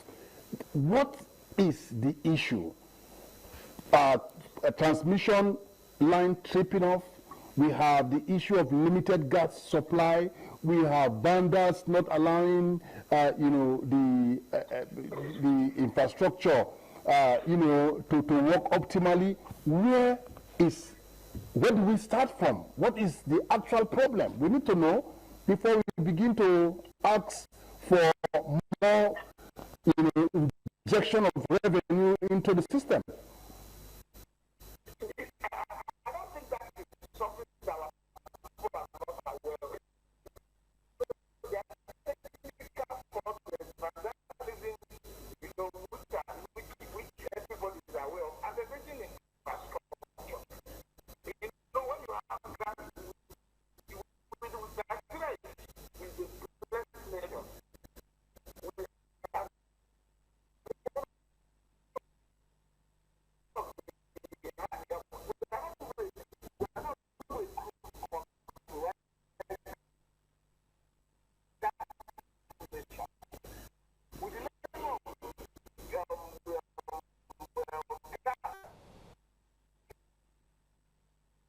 A lot of companies are moving now because they are not isolated technical issues. They are sort of long-standing on the development in the power sector. Not just the government infrastructures are aging. We invest in that area. The government has used money. They run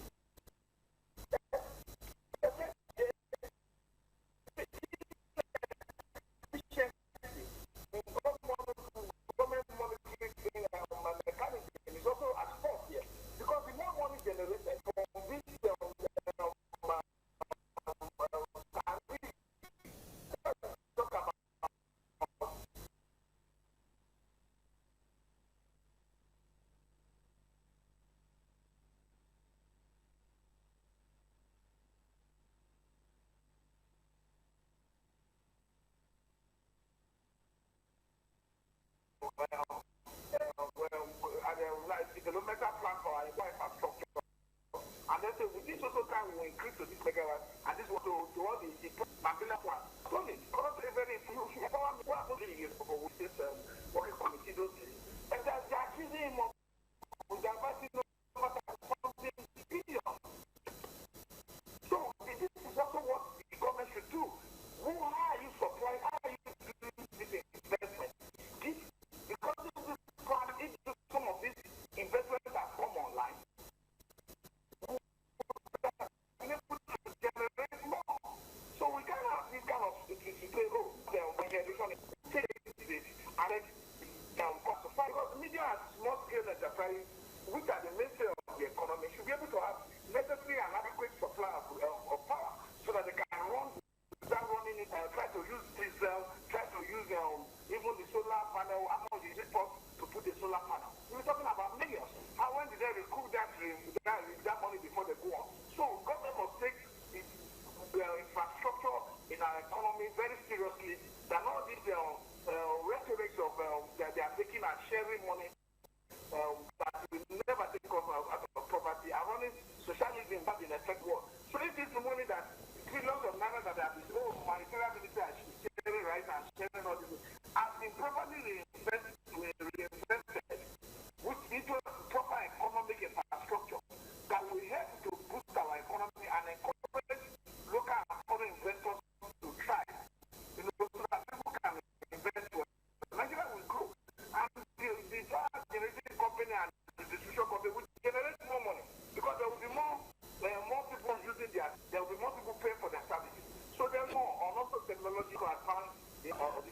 Daniel, I know our time fast, but it's an area that has been abandoned for a very long time.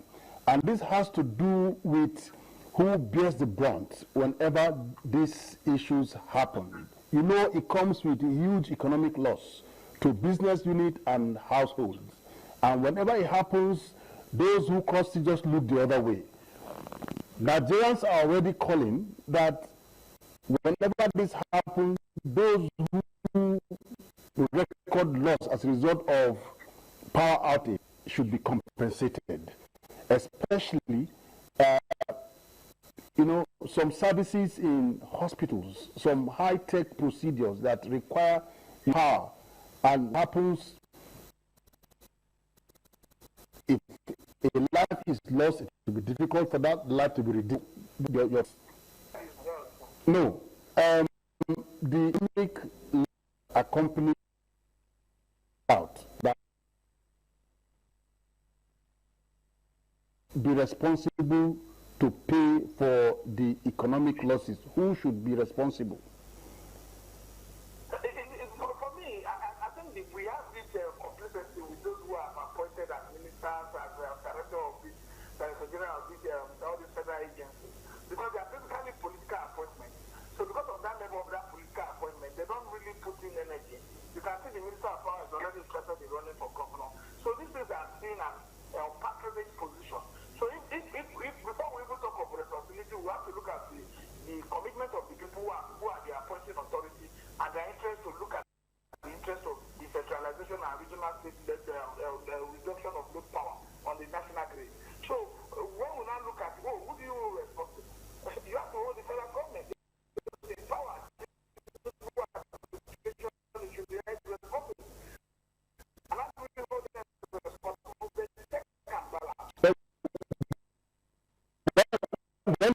When they pass the buck to discos, no power by other people again, theft of business. So there should be massive investment and transparent investment.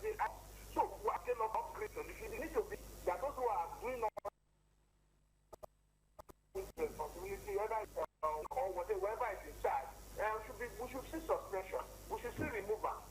That is the truth. And the president has no such capacity to monitor this process because the president is authority, is the chief executive of the country, and if he does not realize the consequences of frequent national collapse, then what are we going to do? We have to go to look at how to do it.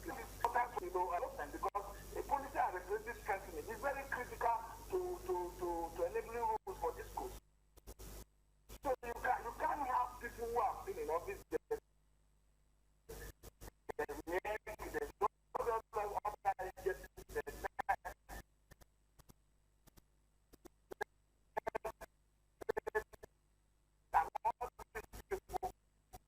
If they are not doing enough to help us to supply, to do generation.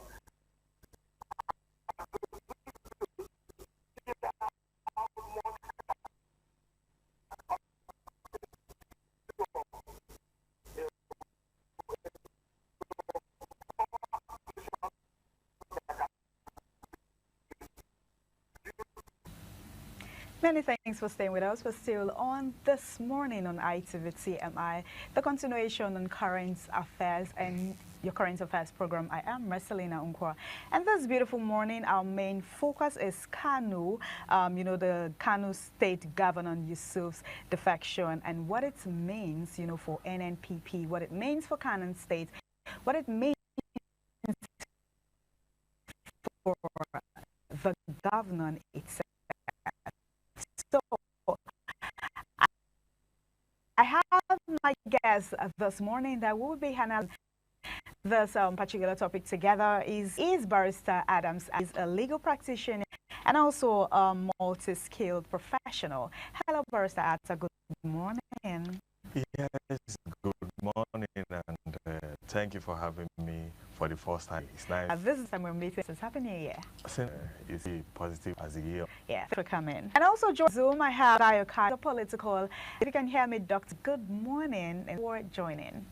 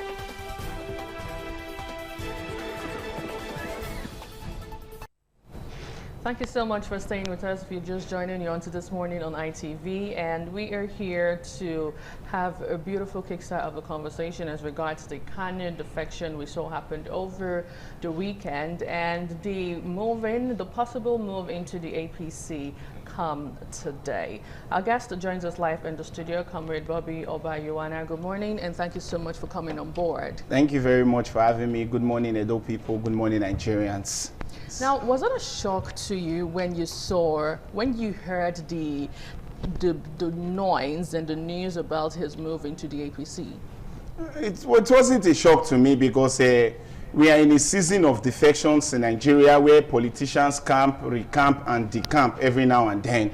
And one thing that may interest Nigerians is that in this political season of decamping, recamping, and camping, political actors are bound to move from one party to the other, and this common cliche or slogan of "on your mandate we stand" is what is currently playing out in Kano State, where governors are now decamping from Nigeria, from their existing political parties that brought them to power to the ruling party because everyone wants to have a fair share of the national cake. And you may want to ask, is this in the interest of the good people of Kano State? Certainly not. It's for personal interest. Is this for the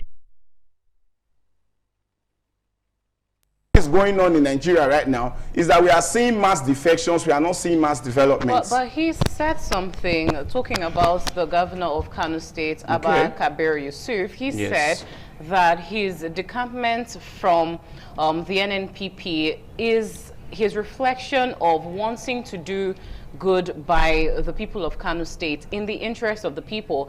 And now you said no. I want to know why you think it's not in the interest of the people of Kano State. First of all, were the good people of Kano State consulted before he decamped?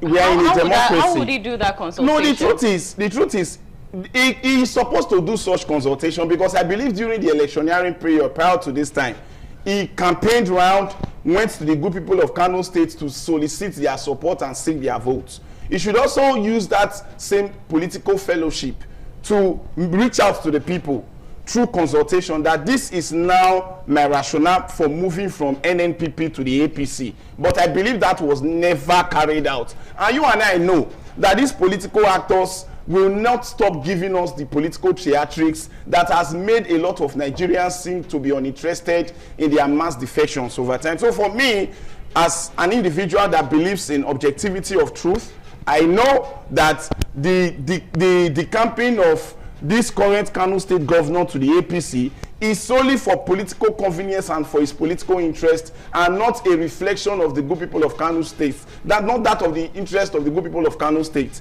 The good people of Kano State voted him under a platform, NNPP.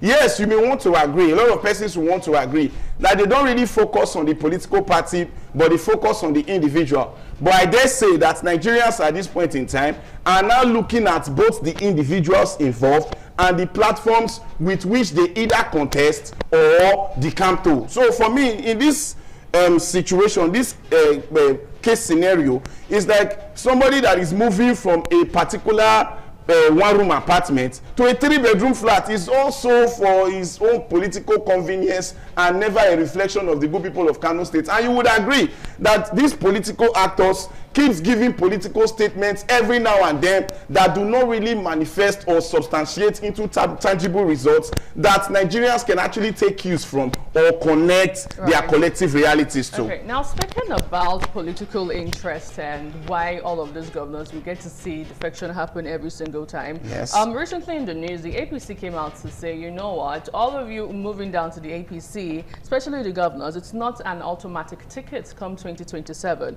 Now the question is, are we going to be seeing wars and dramas in the APC soon? Of course, we are going to be seeing a lot of political theatrics, wars, dramas, infighting, and all forms of socio-political fiasco within the fold. Because there is an existing structure that these persons came to meet. I am sure at one point in time, there has been some form of political promises that may have been made to some certain political actors within the APC that these persons are coming to truncate with their respective political interest. A statement was made is a reflection of the reality that the majority within the fold know, that these people cannot just come from the comfort of their erstwhile political parties and come into the current political party to become political philosopher kings, to become the political landlords of the entire platform. But so, then again, with the kind of person we know President Bola Tinubu to be, the Jagaban of Africa, sort of, don't you think he's going to be able to manage all of these dramas that we might see happen? There is no doubt that His Excellency Asiwaju Ahmed Bola Tinubu is a political tactician. There is no doubt that His Excellency knows how to manage people within the political fold, but that does not take away the fact that there is going to be a resistance from the dissenting voices within the party, because let's not forget that before these persons came to the party, there has been a lot of persons that have been on ground working with the party structure, mobilizing and galvanizing support for the party, and these persons coming from the comfort of their respective political parties through mass defection into the APC may lead to an implosion, a political implosion, if care is not taken. Yes, His Excellency will want to use his experience, will want to use his political tactics, and he want to use his fatherly figure as the leader of the party and the president of the nation.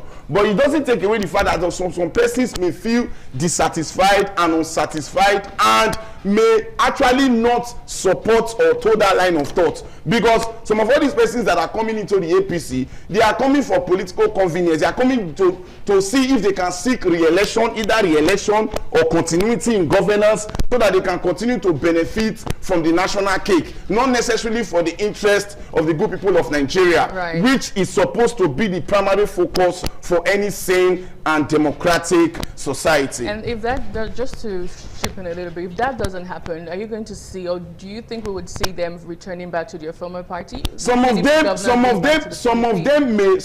may choose to stay in the party and play a spoiler role. Expect that. Some of them may choose to leave the party and join forces with the coalition.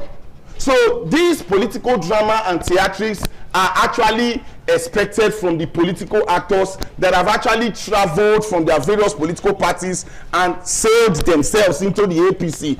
You remember that a certain political figure made a statement in this country that when you become part of the APC, your sins are forgiven. And in this time, they may want to say that their political sins have been forgiven. But notwithstanding, the onus, the responsibility, the duty, and the power lies in the people. Because I keep telling people that the power in the people lies.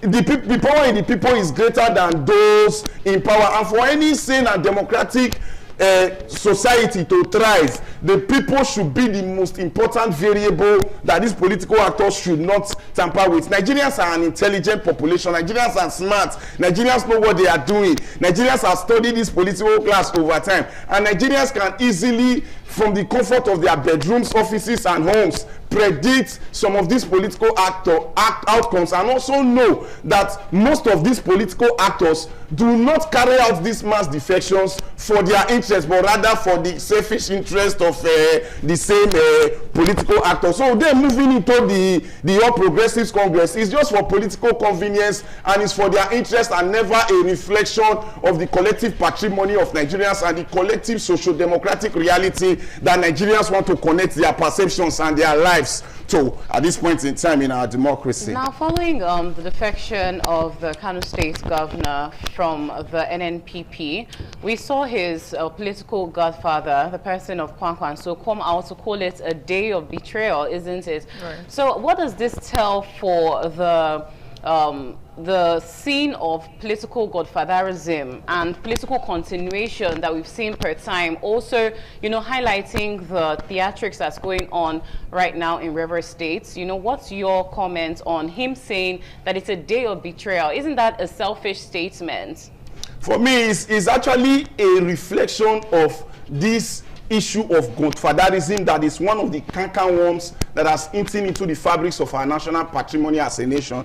If a man wants to leave a political fold, the man was directly elected by the good people of Kano State. He can go. But you and I know that Nigerian politicians most times have proven to be consistently shameless with the way they move from one party to the other, coupled with the fact that most of their political godfathers that cannot deny this fact that they actually are direct sponsors of this political political actors, like the Kano State governor, will always come out to make statements.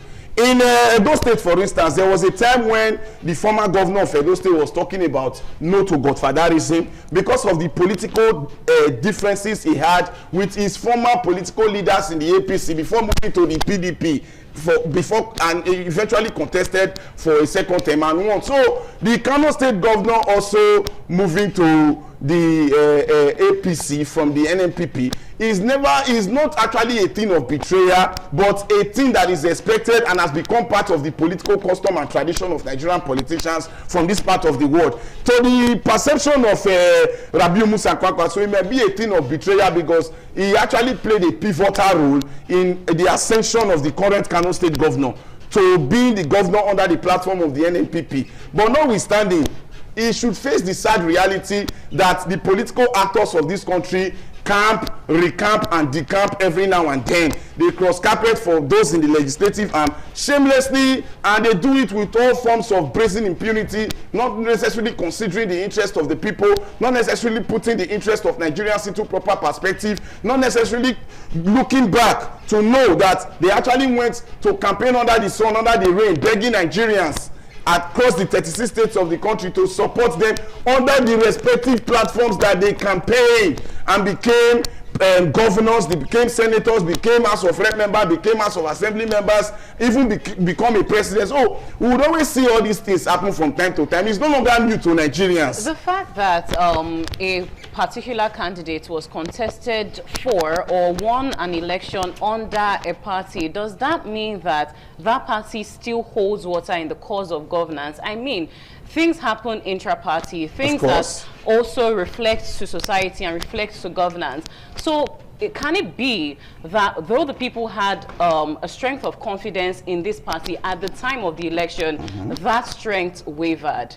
No, it's not always the case most times. I think it's a situation where the political actor feels that if I cannot continue to be relevant under the platform that gave me an opportunity to be in political power, and there is a ruling party that is guaranteeing the fact that whenever you move to the APC, all your sins are forgiven, coupled with the fact that if you move to the ruling party, you tend to be politically convenient enough to sell your ideas, policies, and programs, and you continue to remain valid in power. I think that is the rationale most political actors must defect. Coupled with the fact that yes, of course, on the day of election, people do not really see the names of individuals. They see the various names of the political parties that are contesting in that election and their logos, as well as what they stand for, their agents and all of that. But in this case, the candidates that are flag bearers of these political parties before becoming leaders should also know that the people chose to vote such platform because of their integrity, because of their personalities, because of the fact that they swore that they were going to represent the interest of the collective majority in this Nigerian society, and as such they should not just start defecting from one political party or the other without also putting into due consideration the perception, perspective, the feelings, the yearnings, dreams, and aspiration of the collective majority of the people that gave them the opportunity to be relevant in the first place. So it's a two-way thing. The party plays its part. The individual should also play his part by considering the larger interest of the majority and not his or her selfish interest. Now, where does the people come in all of this? With all of the defections, the political shenanigans and drama we've seen thus far, what have you observed to be the attitude of Nigerians moving towards 2027? Nigerians currently they are not really in support of most of these mass defections. And I'll tell you for free.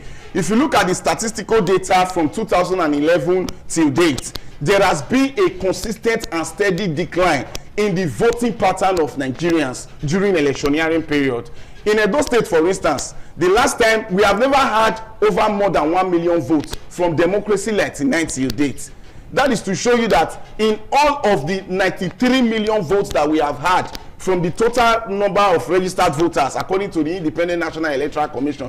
Statistics show that in the last presidential election of 2023, only 23 million Nigerians voted. That means the 17 million Nigerians that refused to vote, most of them are as a result of voter apathy. It shows that Nigerians are tired of the processes being controversial, skewed towards one particular side, and not a reflection of their interest most times. And another thing is that the people are tired of people mass defecting from one political party to the ruling party when they have not been able to keep to their promises, when they have not been able to give democratic dividends to the good people of Nigeria, when they have not been able to put in place democratic mechanisms of adequate policies, programs and projects that reflect the dreams, yearnings and collective aspirations of Nigerians across board. And you will know that in 2027, Nigerians are going to be taking a different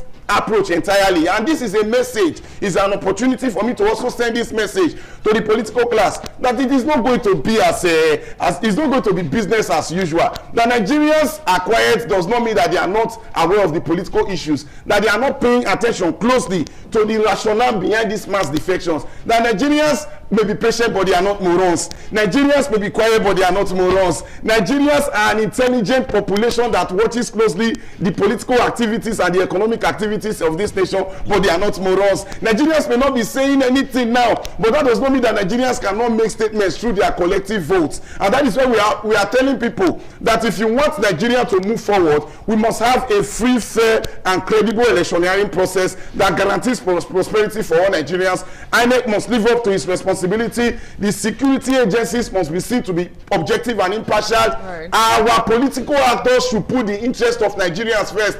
It's not just enough to mass defect. Give us mass projects. Let the economy be stable. Give us security and not insecurity. Give Nigerians the best of political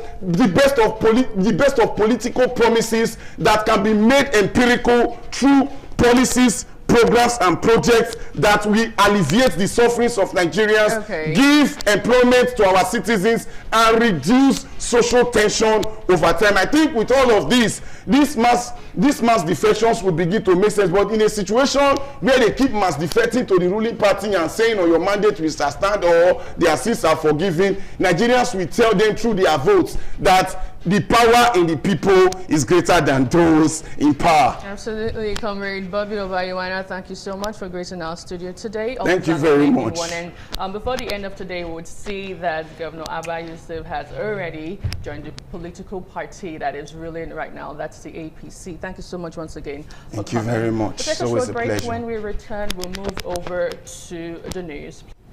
Good morning. This is TMI Socials. Welcome on board. I am Anuluwakpo Stevens. I better still call me your social media butterfly. Now, today we begin with shocking news as gunmen opened fire on Benin-Ore Expressway. Now, armed assailants opened fire on a line in stalled traffic along the Benin-Ore Expressway on Thursday afternoon, killing at least one motorist and abducting several travelers in broad daylight attack. Take a look.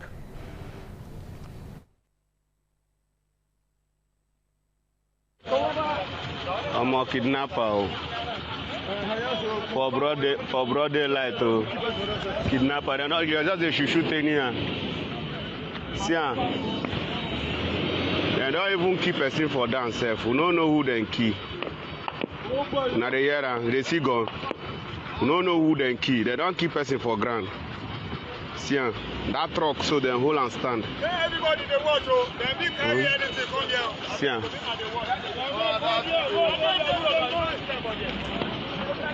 they don't shoot person. They don't keep person.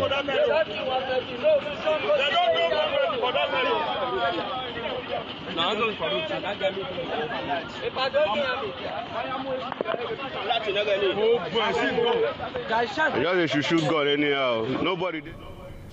Moving over to reactions, let's see what netizens have been reacting to regarding the story online. We'll start off with this user on X. Foundational Ijeshaman says, this particular area is known for this kind of things, not today. Another user on X reacting, Osedebe, says, Nigeria roads are becoming something else. This is a very safe road. Well, still on the story, another user wrote on X, insecurity didn't start with Tinubu and it won't magically end overnight. He met a broken system built over decades. At least now, security funding is up, coordination is improving, and operations are ongoing. Judge leadership by actions and trajectory, not by inherited problem. Now, finally on the story, this user says, with another different opinion as regarding this one wrote, the security situation in Nigeria remains a heartbreaking national tragedy. Despite billions upon billions poured into defense and policing year after year, citizens are still being slaughtered and kidnapped in broad daylight on major highways. How many more lives must be lost before the bleeding stops? The level of failure is unforgivable. Enough is enough. And he went on and on and on. Well, away from that, in a rather dramatic situation right there in Abuja, over the weekend, we saw some youth stage a protest at the National Secretariat of the All Progressive Congress, the APC, demanding the removal of Nyesom Wike, the Minister of the Federal Capital Territory, over alleged disrespect to party leaders. Now, the protesters converged on Friday at the APC Secretariat on Friday with placards bearing inscriptions such as President Tinubu, sack Wike now and stop disrespecting APC members. Let's have a feel.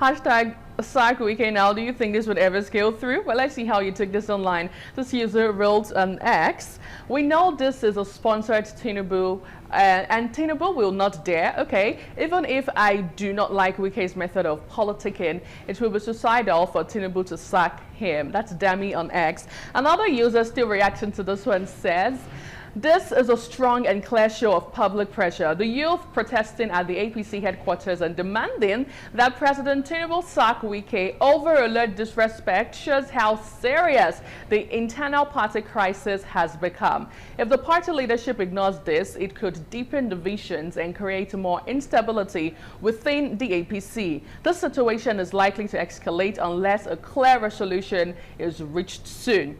Now, finally on the story, this user Antha Daniel says, why do I feel like this is a sponsored protest? What has Wike done this time? We all know the sponsors, right? Laugh out loud, not pointing fingers, though. Well, still staying with Wike, in a rather interesting old video, an old video of Wike has resurfaced again, where in a rare admission of political vulnerability, the Minister of the FCT, Nyesom Wike, has characterized the All Progressive Congress as a significant threat to his long-standing control over Rivers State. Let's take a look. I have a problem as a member of PDP. You know why? What is going on now? I've never seen the level of empowerment of any state than Rivers State in terms of political appointment. It's a problem for me as a member of PDP. Since the history of Rivers State, be it military or civilian, We have never had that kind of political appointments at the federal level. Never. So it's a threat. Listen, when you are preaching, the people will ask you, what are you preaching? See. How did you take this online? We'll move over to see what you have been saying on the social media streets. Now, this user reacting wrote on X, so while he was away at his son's graduation, his mind was in Nigeria. He couldn't wait to come back and start crying about losing his pars in reverse. Another user, Yusuf, says, when you set your house on fire thinking it's the enemy's house, and he is laughing. Now finally, this user Big Sammy on Instagram wrote, Fubara is now getting very strong and healthy. If you know, you know. Away from that, hashtag Kano State still trending on the social media street, as after weeks of speculation, Governor Abba Yusuf of Kano State yesterday over the weekend finally terminated his membership of the New Nigeria People's Party, the NNPP, in the best interest of the people in the state. Now, he pulled out of the party with 8 members of the House of Representatives, 21 of the State House of Assembly members, and 44 local government chairmen of Kano State. And of course, Yusuf and his allies are expected to declare for the APC today. We also saw a viral video online trending when the NNPP's flag was taken out of his office, and also reactions from Kwankwaso. Take a look.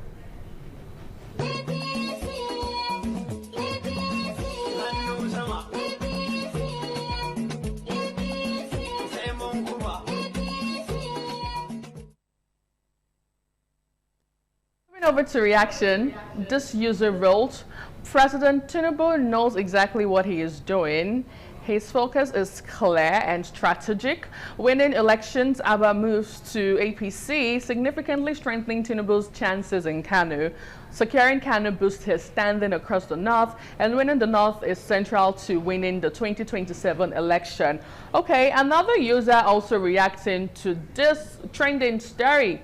If we could have another tweet. This one wrote, now former Governor Kwankwaso will be left with no choice but to join the APC very soon, so as to retain his political relevancy in Nigeria.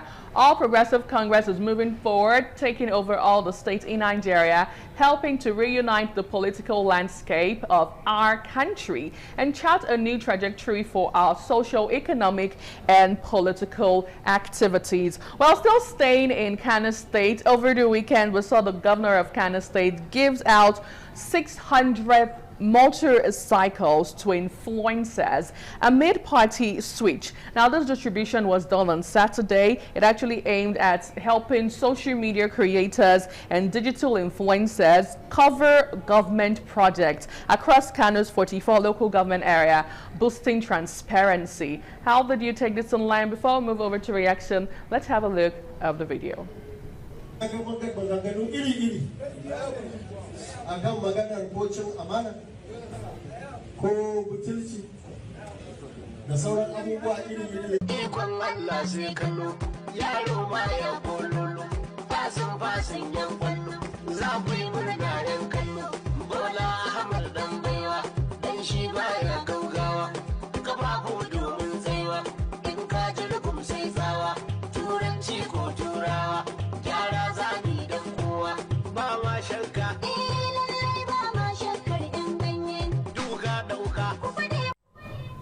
Now, make it make sense what social media creators will be doing with the motorcycles, maybe driving around to get news. But anyway, that's how we wrap up TMI Socials this morning. Big shout out to you for being a part of the show. I am Anuluapo Stevens. And from all of us on This Morning on ITV, Lagos, Abuja, and right here in the Del State, we'll see you again tomorrow. Have a great day.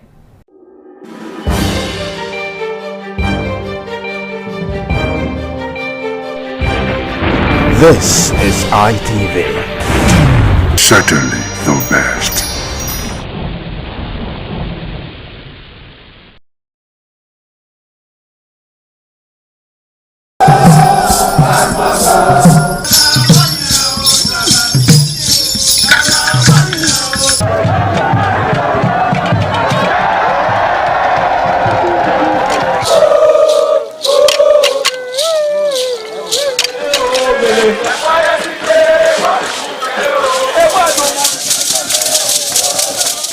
The Ugewe is the final ceremony of the series of festivals. It is one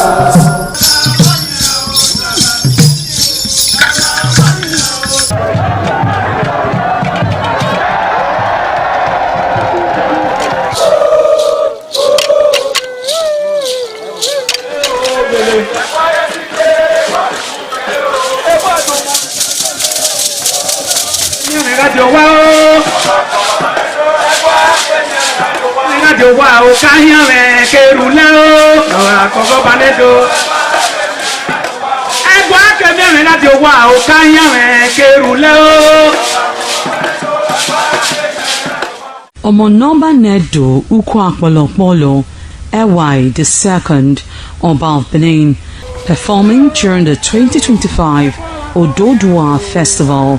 Ododua Festival is unique as it was organized in honor of Ioba Omoni Hwoyeme, Ioba Ewai II, as part of activities for her burial rites. The rich traditions and cultural heritage of the Benin Kingdom were showcased when His Royal Majesty Ewai II engaged the floor to perform during Uge Ododua in the palace ground in Benin City. In the dance performance, the Ogbelaka Royal Drummers supplied the needed impetus and rhythm for the dance. However, tributes are paid by the head of Benin deities to the monarch, who was the cynosure at the events. The event can best be imagined as the spiritual rejuvenation, stunned, spectaculars and guests at the colorful ceremony. 7 masquerades representing 7 spirits and deities conveyed different meaning in company with the head of the deities of Benin, with the Oba of Benin, who exhibited a grand cultural dexterity in his dance steps.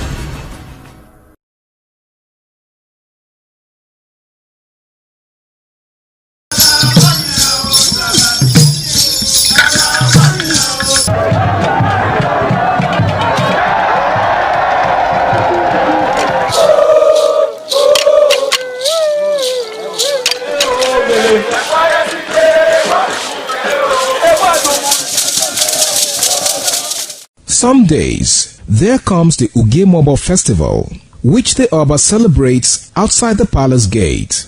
A pavilion is built of red cloth where rites are performed to drive away all evil spirits still unsatisfied by the year's sacrifices.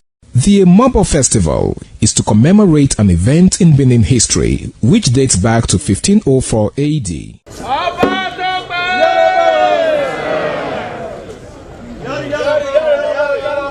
Yari yari, Oba Tope! Yari yari,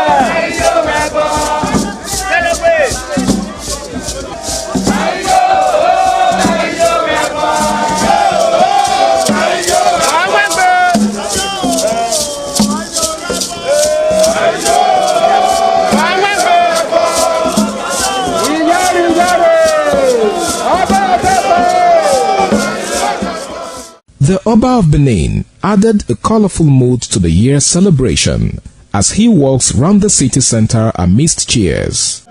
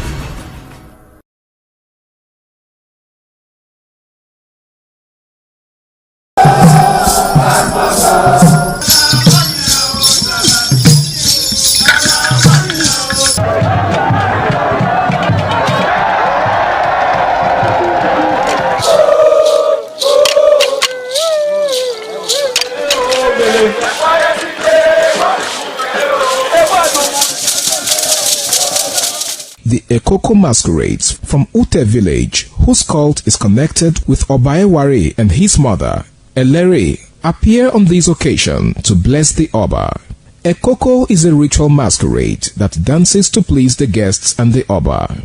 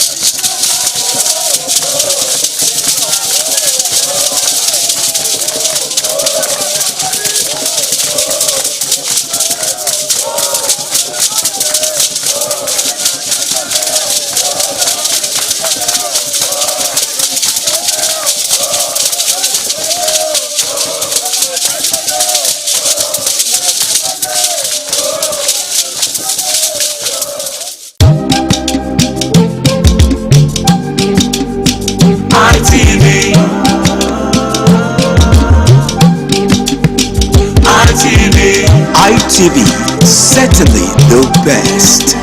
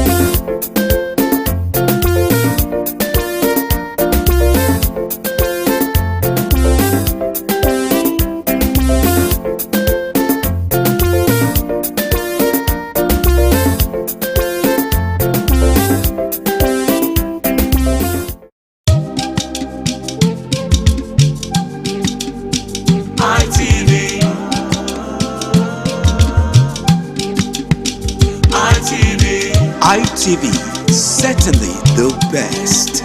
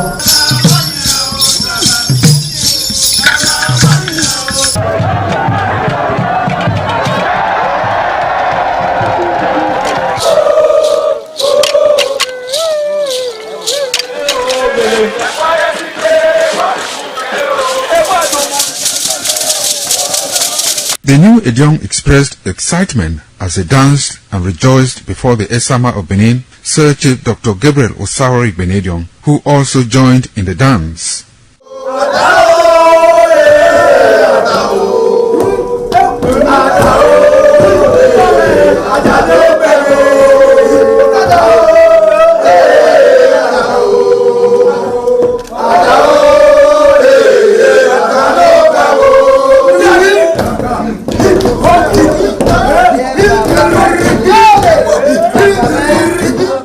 As visiting and paying of homage to various homes of senior elders continued, the initiates spent 7 days performing diverse kinds of rites as required by tradition. They were furnished with rules and regulations regarding their new office as Edion. That I grew up in this community to the point that they have now also chosen me as an elder in this community. It's a thing of great joy. All thanks to the Esama of Benin, my people, my family, everybody, all Okada community for this great honor. I am very, very grateful. Well, this is my brother. I'll call him my uncle because he grew up with my father. I'm so proud of him because we are doing the same rituals as the Edions of the Okada. It is our duty for us to make this place a greater place, for outsiders to come and see the goodness of God in Okada. And I'm proud of every one of us here. So shall it be to each and every one of us in Jesus' name. Waya wawesu Odion ma Okada zima Esama zima Odion Ebuna zima Odion Obala zima Odion Malawe Mahari Esama Odion na Nimado Pom Esama Nimado Beken Esama Emana Odion Wawena Esama Magbeken Osaba Obuyo Bitone Aba No get Tony Maga Nadia mi magame.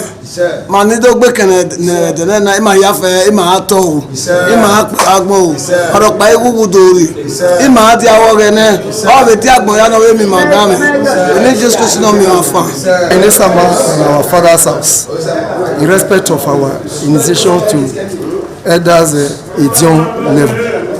As tradition demands, we are here today to come and also pay our homage to him, to also for him to also pray for us for long life and prosperity. The climax after 7 days was paying of homage again to the Odion way, where he gave the initiates the full rights to function and to henceforth participate in meetings with Edion. It will go down in the history and minds of Okada community, Ovia people, Edo State, and Nigeria in general. The ambience, style, and the colorful ceremony associated with the 2025 initiation into the Edion Council of former Governor of Edo State, Chief Lucky Nosakari Igbenedion, his brothers Bright Ayamekwe Igbenedion, Honorable Charles Osenwige Igbenedion, Peter Osawari Igbenedion, Dr. Fred Osanwi Igbenedion, Barrister Mike Osane Igbenedion, Executive Director Operations, ITV and Radio, Chief Elder Gwede Onse, Honorable Efosa Douglas Igbenedion, Ukponwa Igbenedion, Osawe Igbenedion, Edosa Igbenedion, Dr. Daniel Omorige Igbenedion, as well as Agbong Steve Igbenedion, among other sons of Okada.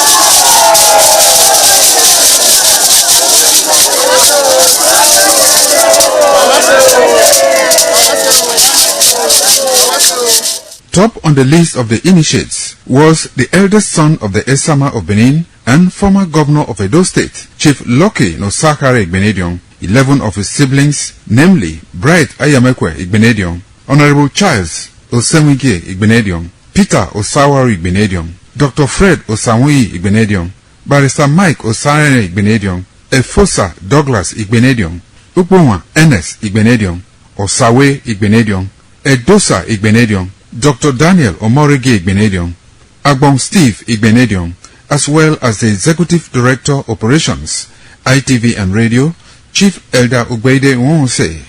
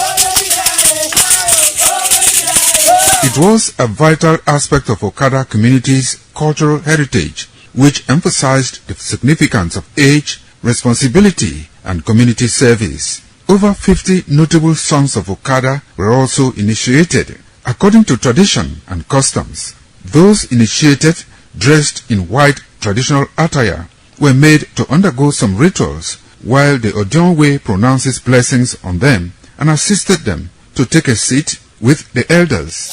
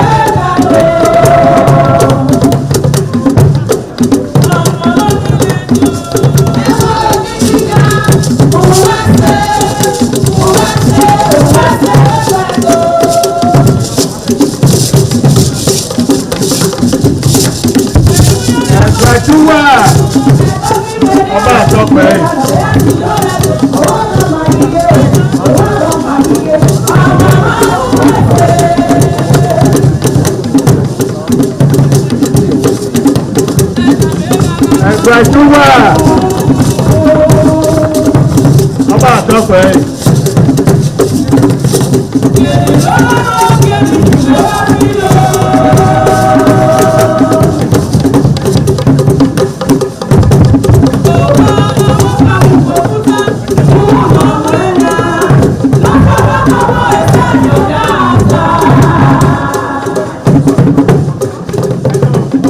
Ẹgbẹ̀júwà ọba àtọ́pẹ́ yìí.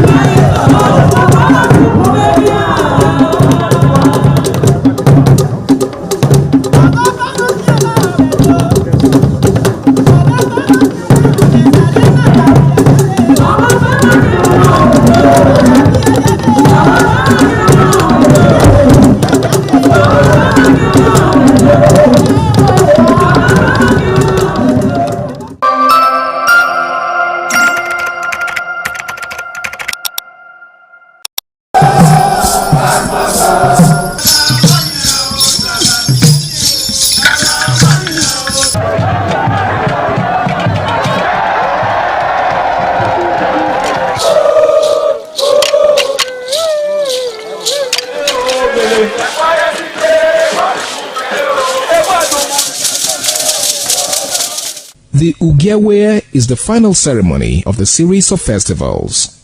It is one of peace and lightheartedness, following the more solemn of the ritual year.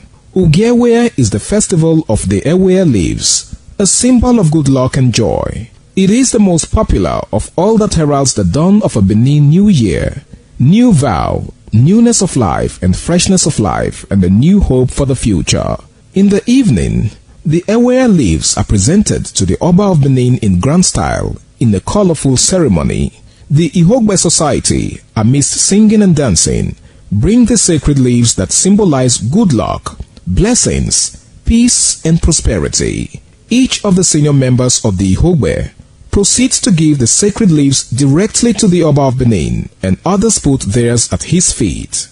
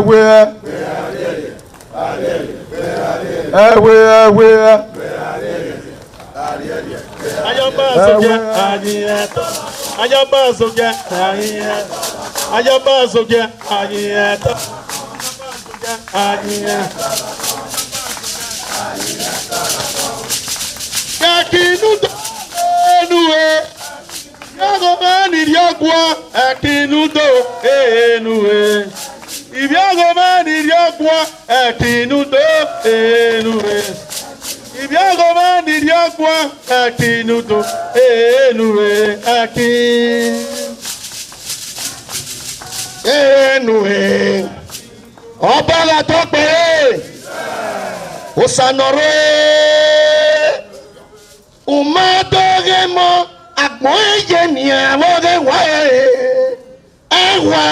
nori oba osanoro oba Umadogemo akmoye ni awoge wae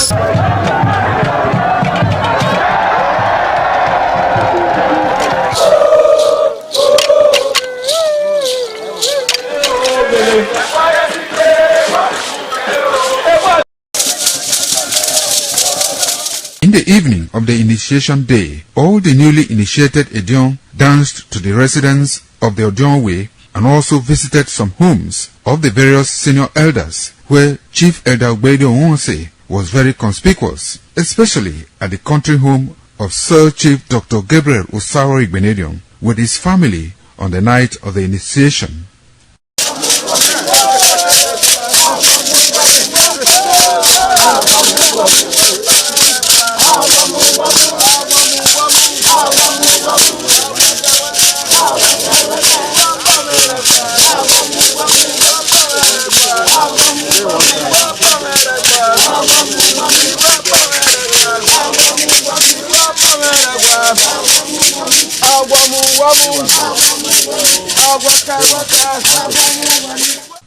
On the following morning, as part of the rites to be performed by the newly initiated Edion in Okada town, the initiates, led by Chief Elder Ogbeide Onwonse, visited the Esama of Benin, Sir Chief Dr. Gabriel Osawo Igbenedion, at his Okada country home residence to pay homage and appreciate him for all he has done in the development of the community, which has placed Okada in world map. They also thanked him for his role in the success of their ceremony. They commended the Esama of Benin as a custodian of Benin cultural heritage and for revitalizing the age-long tradition of the age-grade ceremony.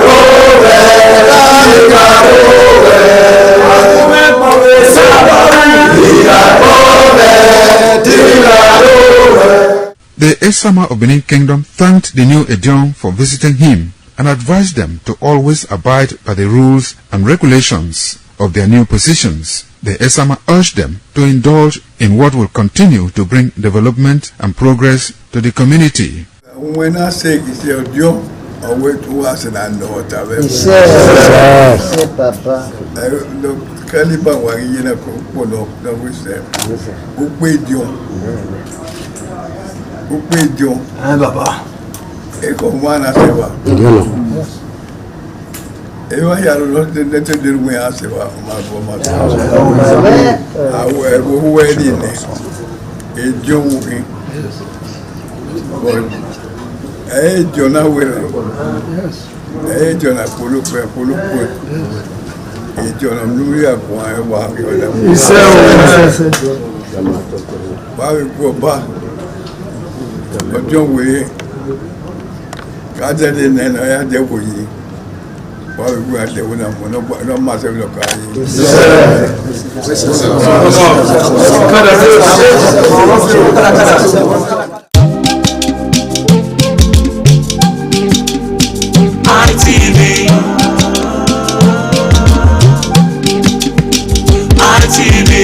ITV, certainly the best.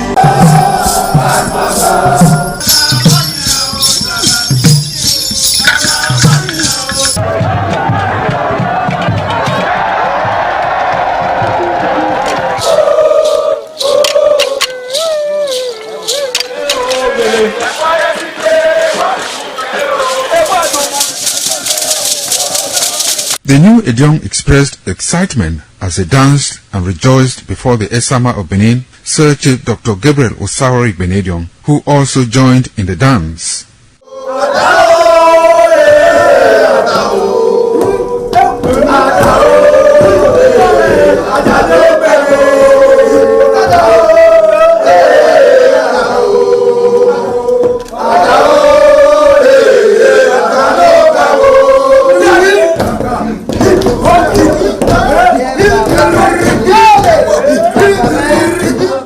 As visiting and paying of homage to various homes of senior elders continued, the initiates spent 7 days performing diverse kinds of rites as required by tradition. They were furnished with rules and regulations regarding their new office as Edion. That I grew up in this community to the point that they have now also chosen me as an elder in this community. It's a thing of great joy. All thanks to the Esama of Benin, my people, my family, everybody, all Okada community for this great honor. I am very, very grateful. Well, this is my brother. I'll call him my uncle because he grew up with my father. I'm so proud of him because we are doing the same rituals as the Edions of the Okada. It is our duty for us to make this place a greater place, for outsiders to come and see the goodness of God in Okada. And I'm proud of every one of us here. So shall it be to each and every one of us in Jesus' name. Waya wawesu Odion ma Okada zima Esama zima Odion Ebuna zima Odion Obala zima Odion Malawe Mahari Esama Odion na Nimado Pom Esama Nimado Gbeken Esama Ema Odion Wawena Esama Magbekene Osaba Obuyobi Tone Aba Nogetoni Maga Not yami magame. Manido gbekene dene na ima yafe ima ato ima agbo orokpa igugu dori ima ati awogene o be ti agbo ya no we mi magame ni just question on me afa in this summer in our father's house in respect of our initiation to elders Edion level as tradition demands we are here today to come and also pay our homage to him, to also for him to also pray for long life and prosperity. The climax after 7 days was paying of homage again to the Odion way, where he gave the initiate the full rights to function and to henceforth participate in meetings with Edion. It will go down in the history and minds of Okada community, Ovia people, Edo State, and Nigeria in general. The ambience, style, and the colorful ceremony associated with the 2025 initiation into the Edion Council of former Governor of Edo State, Chief Lucky Nosagari Igbinedion, his brothers Bright Ayamakwe Igbinedion, Honorable Charles Osenwige Igbinedion, Peter Osawori Igbinedion, Dr. Fred Osawuni Igbinedion, Barrister Mike Osane Igbinedion, Executive Director Operations, ITV and Radio, Chief Elder Gbedio Wunse, Honorable Efosa Douglas Igbinedion, Ukbonwa Igbinedion, Osawe Igbinedion, Edosa Igbinedion, Dr. Daniel Omarege Igbinedion, as well as Agbong Steve Igbinedion, among other sons of Okada.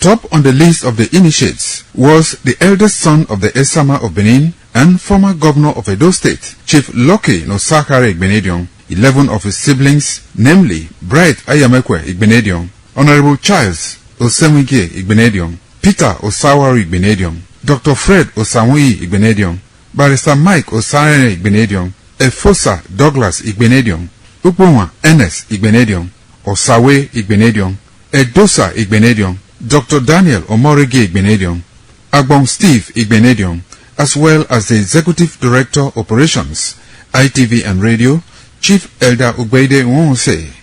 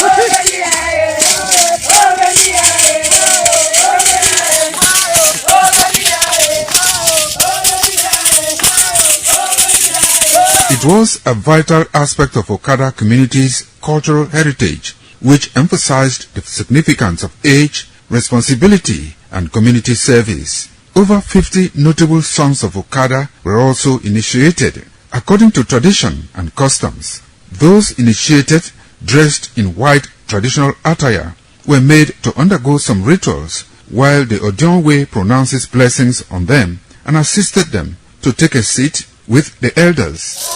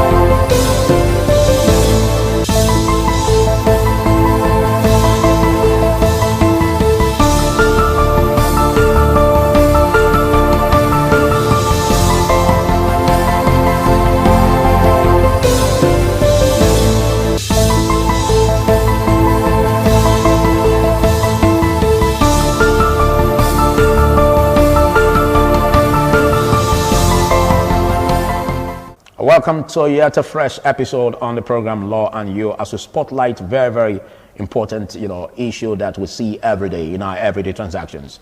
Now, do you know that owing money in Nigeria can cost you more than just the interest? It can cost you your peace of mind. It can also cost you your dignity. It can cost you even sometimes your life. A situation where you get midnight calls. After getting your data and calls, from those that you took the money from, to a point even where you are being harassed or sometimes even brutalized, and also to a point where you are facing a demand notice or a court order, and then law enforcement and all the rest. How then can we draw the line legally, or what the laws of the land apply to where we can draw the line between what is a legal means of recovering debt and what is also an illegal means of recovering debt? My name is Philip Omo Gyupong. This is the courtroom where we'll look at these issues and find a way to resolve them. And discussing this with me, I have a legal practitioner with me, and his name is Emmanuel Obakwalo. Big thanks for joining me in this new year. Good day, Philip. Good day, Nigerians. All right, so let's look at the background on what debt is before we go into total about where we can draw the line between what can be called illegal debt recovery and illegal means of recovery. Debt recovery is a pure civil matter. Oh, it's not criminal. Civil, yes. And there are legal frameworks. You mean owing debt is a civil case? Civil. If the debtor defaults?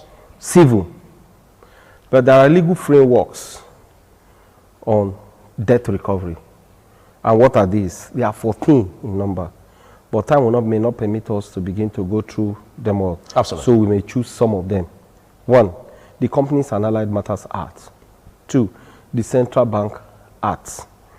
3, the High Court Civil Procedure Rules of various states. 4, the Federal High Court Civil Procedure Rules of the Federation. 5, we have the Nigeria Deposit Insurance Company. These are some of this debt recovery we have. We also have the Alternative Dispute Resolution Act. Now, when you look at debt recovery, like I did say, is a pure civil matter, and it has procedure and processes to be followed. Now, if A gets money from B, or loans money from B, or borrowed money from B, you are to pay back that money based on the conditions upon which the loan was given. So it becomes a contract between the parties. And the party that is now the loanee, the party that is now the debtor, is duty bound to obey the conditions upon which the contract was entered. Even if the conditions does not meet the requirement by law? The conditions must be, it is only the court that has the power to interpret whether or not the conditions meet the requirement or does not meet the requirement. Where they don't meet the requirement, the court will find out it. Okay. Because, you see, even if the court finds out it, but the loanee has signed to that. So there's a contractual agreement. Yes. Somebody can be that so desperate and assign and go to sign anything that will even be to his detriment. So can the court admit that, being that the person signed to that agreement, even though it doesn't, or it negates, or it breaches the constitutional provision? The court may, where it breaches or it violates the law. Okay. The court will not accept the conditions. We ignore the signature. Yes. That, or the court will not accept it in total. Okay. The court will want to look at the fairness of the condition. Okay. And what it should be, what the law says. To administer justice. Yes, with respect to it, because the court only gives justice. And the court looks at, and justice can be two-way traffic. So the court considers that. So, and as such, in such a situation, even the debtor can get the approval of the courts for protection. Okay. The law protects also the debtor. So that is what we look at. Okay. And that is what the court considers when there is a matter of such nature before this what you just said is indicative of a contract, but let's look at, as in a written contract, I mean, but let's look at a situation where there's just a verbal agreement, like friendly loans, for instance. I don't want to use the word, but let me use the word informal loaner or lender. giving to a friend, like me giving to a friend and saying, well, 2 months back, I needed money, okay? But by the time my friend now defaults, just a verbal gentleman agreement, you know. By the time he now defaults, do we have the local standard to litigate? Yes, you know, contracts, there are 2 types of contracts. There is the implied contracts, which is a verbal contract. It simply means that the contract is not spelled out in black and white. The contract is not written. It takes the form or pattern or nature of a gentleman's agreement. Such contracts, the law also allows it, recognizes it rather, and allows the contract to be between parties. Just as because the law recognizes it, and the law also considers situations of such. There is also the express contract. This one now is a contract entered by the parties where they spell out the contract, the conditions, written, the terms, everything that the parties must do with respect to that contract. And you see, express contract is always easier for the parties who entered it. For debt recovery, yes, it's always easier. Yes, because of the contract is spelled out. Documented. That every person, every Tom, Dick and Harry can read and understand that this is a contract entered by the parties. However, where in an implied contract or what is known as gentleman agreement, there are also conditions the court will look at, particularly where that loan that was given or the borrowings that was administered frowns are contrary to conditions of debt of loans. I get me, of loans. For instance, the interest. If the interest is over burdensome, if the interest contradicts the percentage as provided for by law, the law will also look at such contract that the parties ought to be fair to themselves with respect to that contract. So what the court the ground norm takes effect. Yeah. So what such the court, a situation. Yeah. So what the court does is that the court looks at the fairness of the condition between the parties or amongst the parties, as the case may be. So in debt recovery, there are legal process to recover your debt. However, in course of carrying out the debt recovery, if a party, either of the party, choose to assault or batter another, it now has a criminal flavor. Okay. Before we go there, let's exhaust and explore this aspect you just said, most especially, for instance, for how you call it, a gentleman agreement, verbal agreement. And this does not involve, the lender having the license to do that. How does the court address this? Where the lender is not a certified lender, it becomes an issue. For debt recovery, you mean? Yes. Or for to debt. litigate? Both. When you want to recover debt, you follow the processes.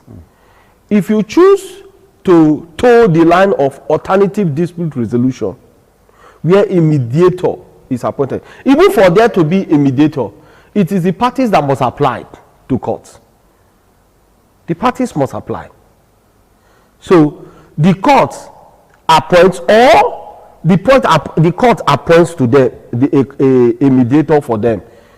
But in most contracts today, the parties in their agreement where the loan now is an express one, that means documented, the parties themselves always put in that contract a clause suggesting the process of how to recover the debt. They put a process. They may say, okay, where the loanee violates this, our first step will be that we will both appoint a mediator who is to sit to determine the matter between the two of us. And where that doesn't work, we cannot choose to go to court. Where that happens, sir, the parties, where there is a violation of the terms and conditions of that contract, either of the party cannot just run to court to seek redress. If you go where the conditions of the contract is now brought to court, and the court sees that there is a clause that says that first the parties must go to a mediator, seek an alternative dispute resolution to ensure that this matter is determined. The court will now ask the parties to go and do so. Until that fails, that is when they cannot come to court. And in most modern contracts today, that is the pattern they follow in recovery of debt. They ensure that the process upon which the debt will be recovered is followed, is infused in that contract. So that's why it is safer and better to have an express contract with respect to loan or borrowings.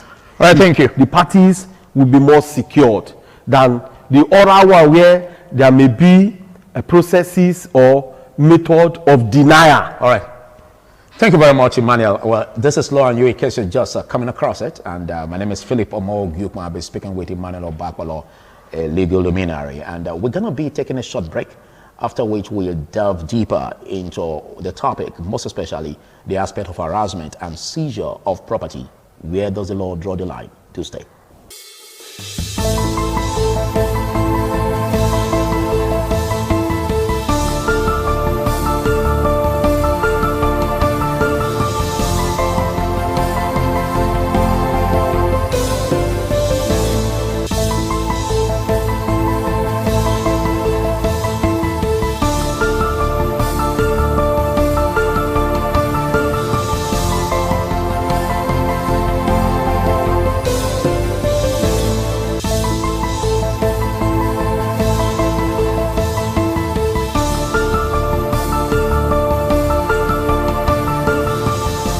Welcome back. The show is Law and You. I still have my guest with me now. Can a loaner or a lender, seize the loanee's property without due process? No. It becomes an offense. It becomes a crime. It becomes a crime? Yes. Or a civil wrong? The civil wrong will not metamorphose to a crime because you cannot seize the property of a debtor or a loanee without a court order. Okay, a court order must be there. You cannot. You don't have that power. Okay, but let's paint a scenario where the lender is not really registered by law. Whether or not it's not a certified lender or a legal lender, a legal lender cannot seize. Talk less. More of a lender that is not certified. You cannot seize someone's property. That's why some of these persons who call themselves private lenders, who are registered, you see them, one of the conditions they give most times when there is need to borrow money from them, they will give a condition of bring a landed property. Yeah, like collateral security. Yes. My mind was going there. Bring a landed property. And most times their interest, they will want to go and know the land, see where the land is, and they begin to pick interest. So by the time the lender is defaulting, the loanee or the borrower is defaulting, you see them begin to show interest with respect to that land. At times they will just go sell they pretend to sell the property to somebody, then that person will overturn or sell the property to them again. So, and when they want to present before the court, if the matter now goes to court, they'll say that the court will say, no, you don't have that power. You don't have that power. Where there is a default of the contract entered by the parties, the best method or best step to take is to seek redress. Go before the court and say, XYZ had violated the agreement, the contract entered between us or between the parties. And as such, I want to recover my money. The court will come up with a proper judgment. Okay. Someone that will even give both parties peace. Okay, take for instance, in the gentleman's agreement, there was an agreement that if you are not able to pay me in 2-3 months, I pick your car. Is that admissible in court? It isn't. Even if the loanee signed to it? It isn't. You should pay back your money. And even if there's any need for the car to be sold, he should by himself sell his car and give you your money. It's safer and it's legal. But where there's a seizure of the car by the lender, that becomes an illegal means of debt recovery. Illegal means of debt recovery. And you know, it suggests crisis between the parties. But mind you, at the point of entering into that contract, the parties enter into the contract with peace, smiles, joy, and happiness. But now that you want to recover the debt, there's now crisis. Because money is involved. Not only that, especially where you follow illegal means to recover that debt. There will be crisis between the parties. Where you follow legal means, for instance, you go to court for redress, the other party will even be more afraid. And may want to seek an alternative dispute ADR means of resolving the matter. May say, okay, may tell the court, my lord, can we settle out of court?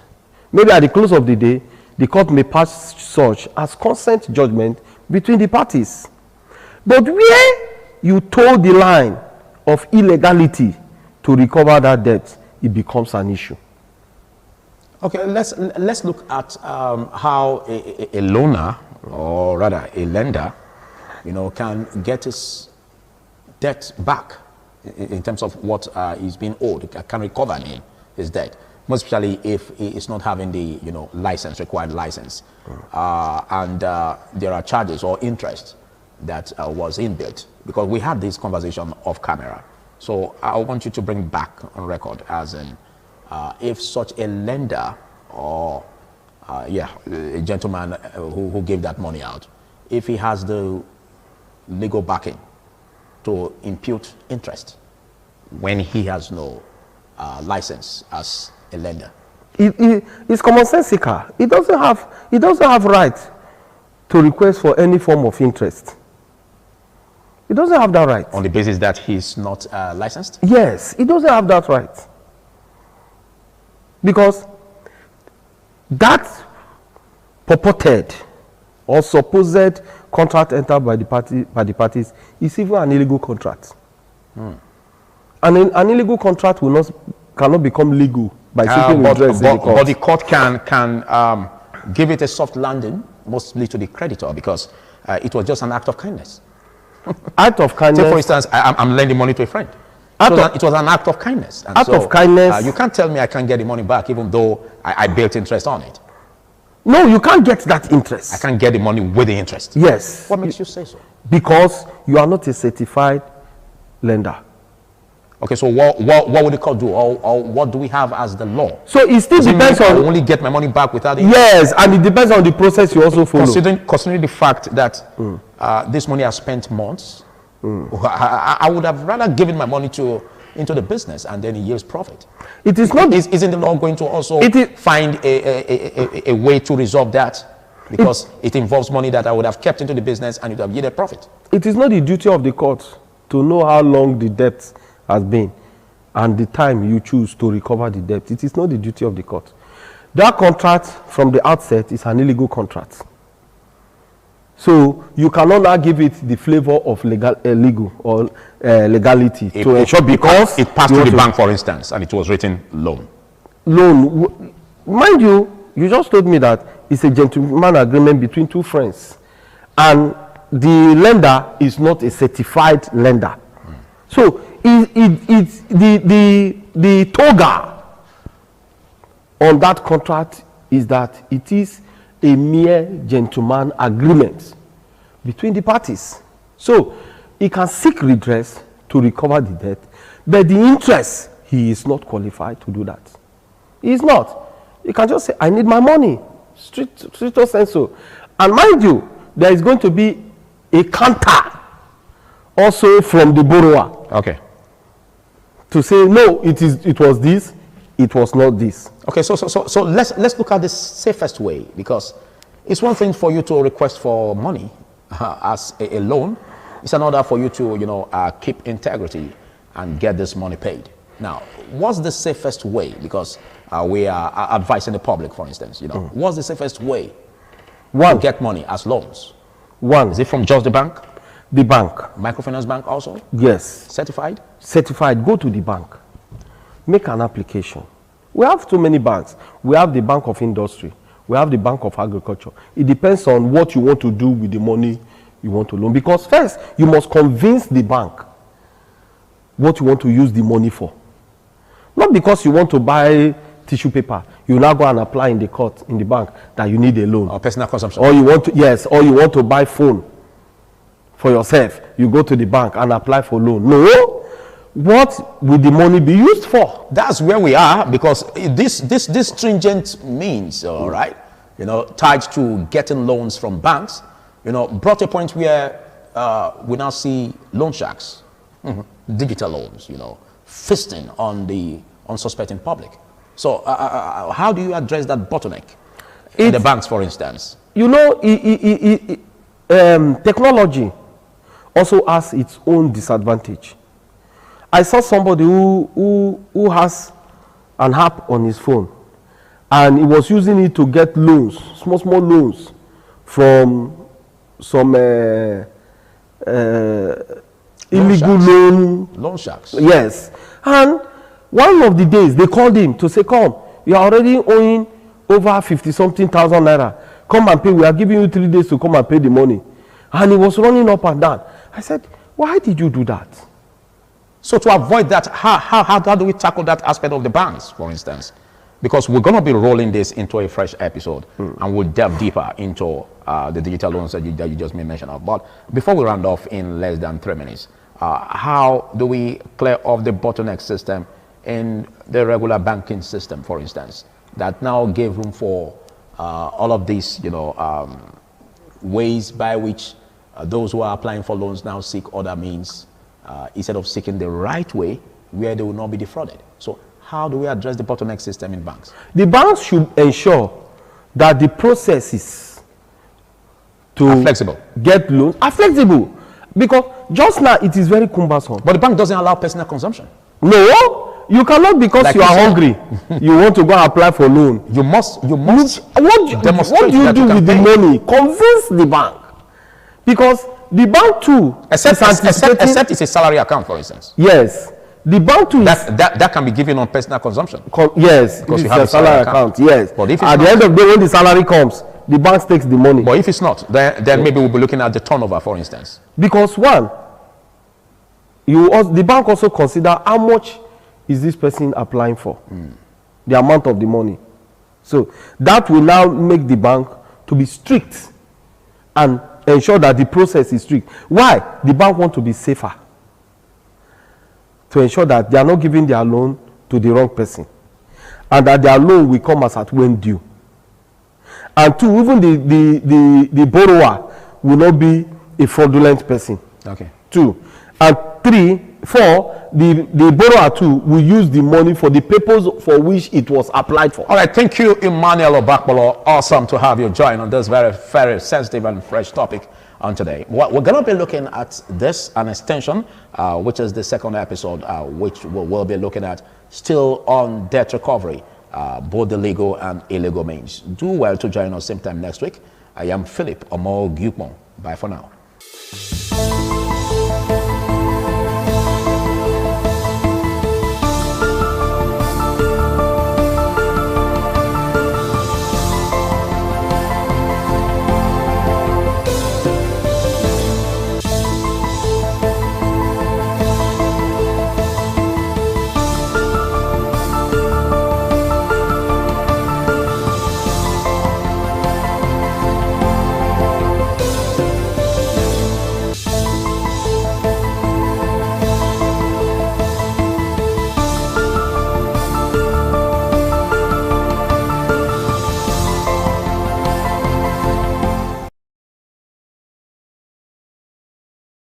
ITV, certainly the best.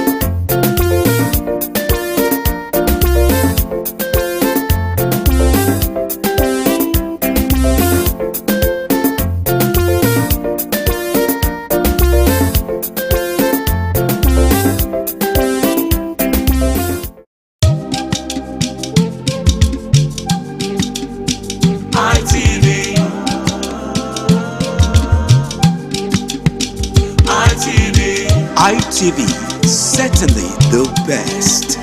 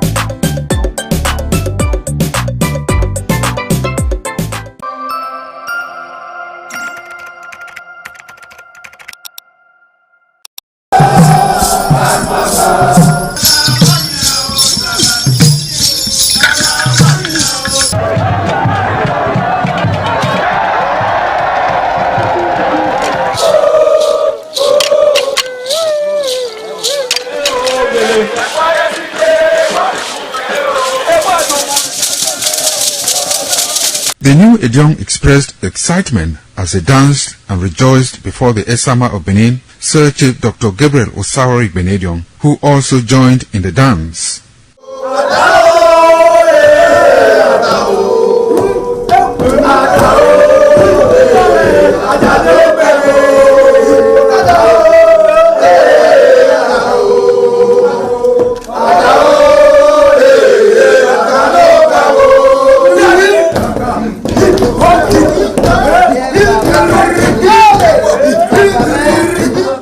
As visiting and paying of homage to various homes of senior elders continued, the initiates spent 7 days performing diverse kinds of rites as required by tradition. They were furnished with rules and regulations regarding their new office as Edion.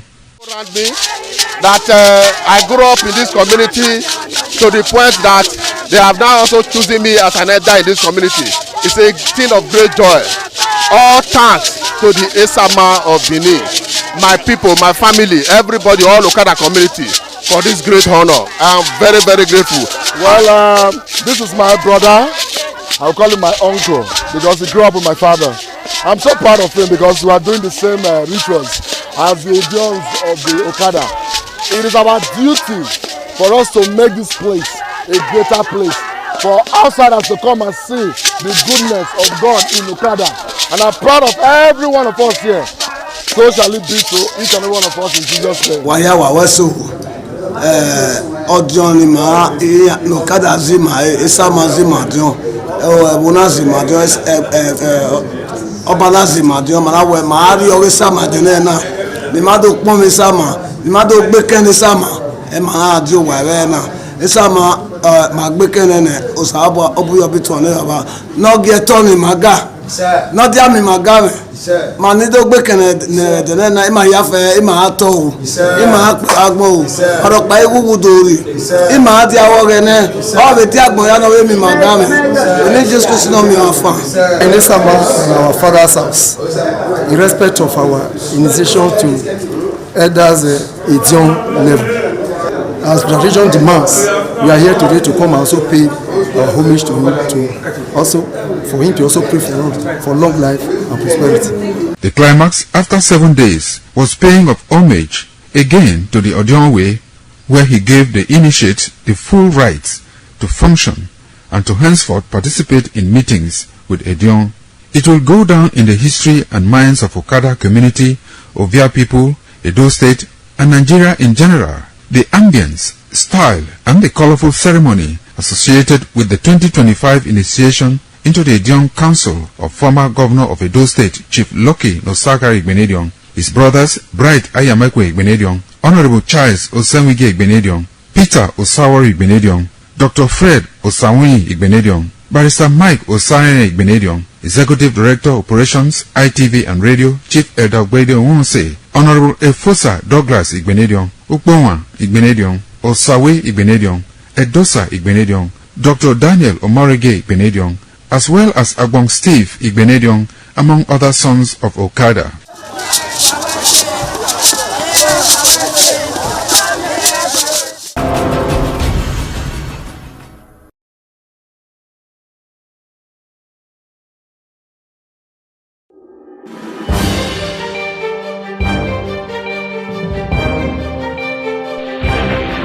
This is ITV. Certainly the best.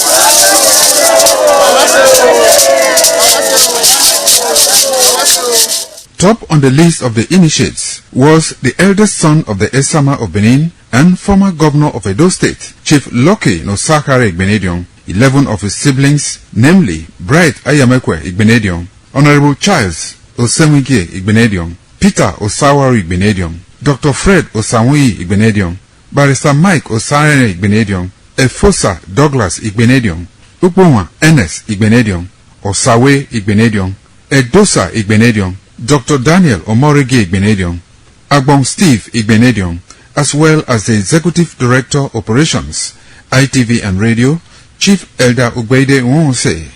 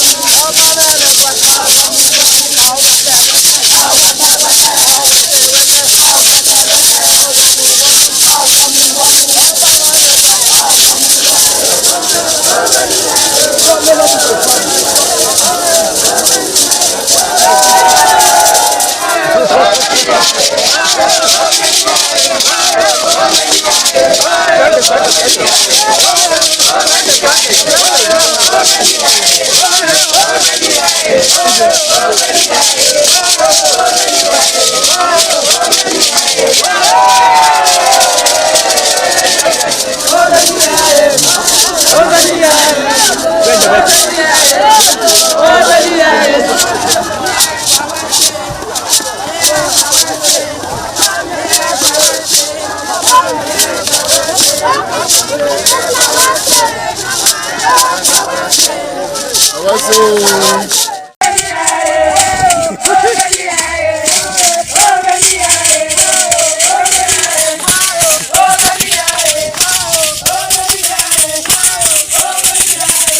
was a vital aspect of Okada community's cultural heritage, which emphasized the significance of age, responsibility, and community service. Over 50 notable sons of Okada were also initiated. According to tradition and customs, those initiated, dressed in white traditional attire, were made to undergo some rituals, while the Odionwe pronounces blessings on them and assisted them to take a seat with the elders.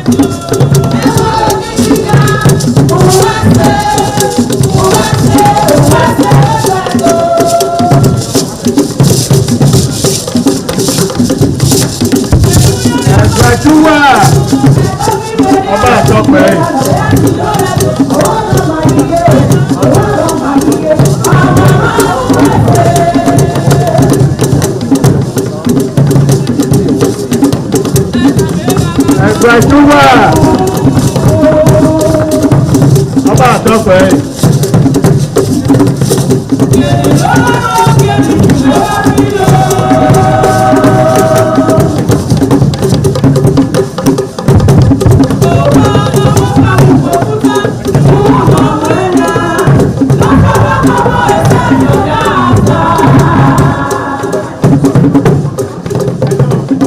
Ẹgbẹ̀júwà ọba àtọ́pẹ́ yìí.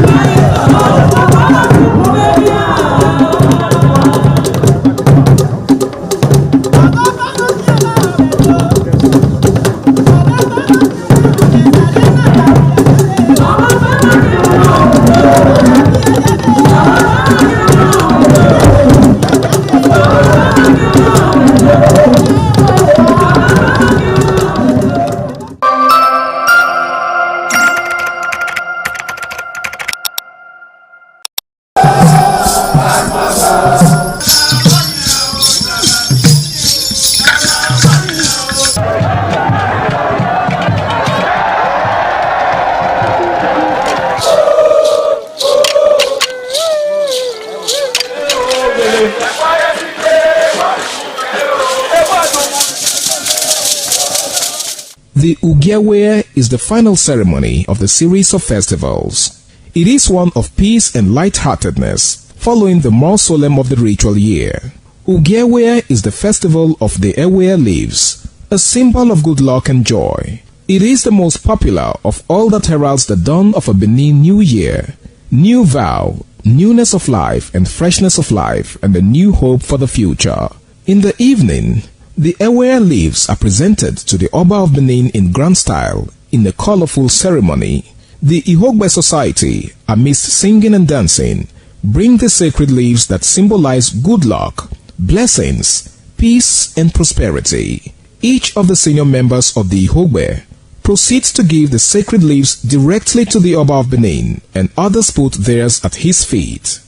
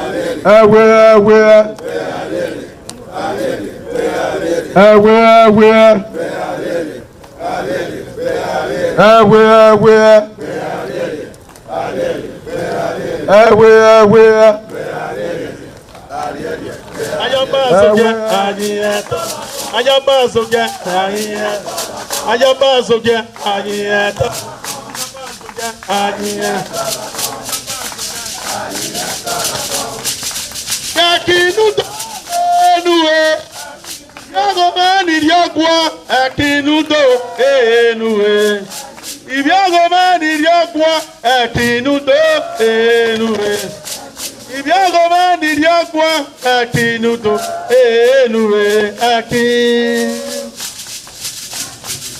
enue Obala tope Osanore Umadogemo Akmoye ni awoge wae Ewae noni oba Osanore oba Umadogemo Akmoye ni awoge wae Ewae no bia fave o Wapa nije Wapa nije Wapa nije Oba tope Tanuki were Wabanuki were Abuki sivyoke o Abuki sivyoke ko Anyara na yaki Ebi na ya yoku wasa yage we Eke no kuhiege to kumaka Oba jano Bahumanjo Bahumanjo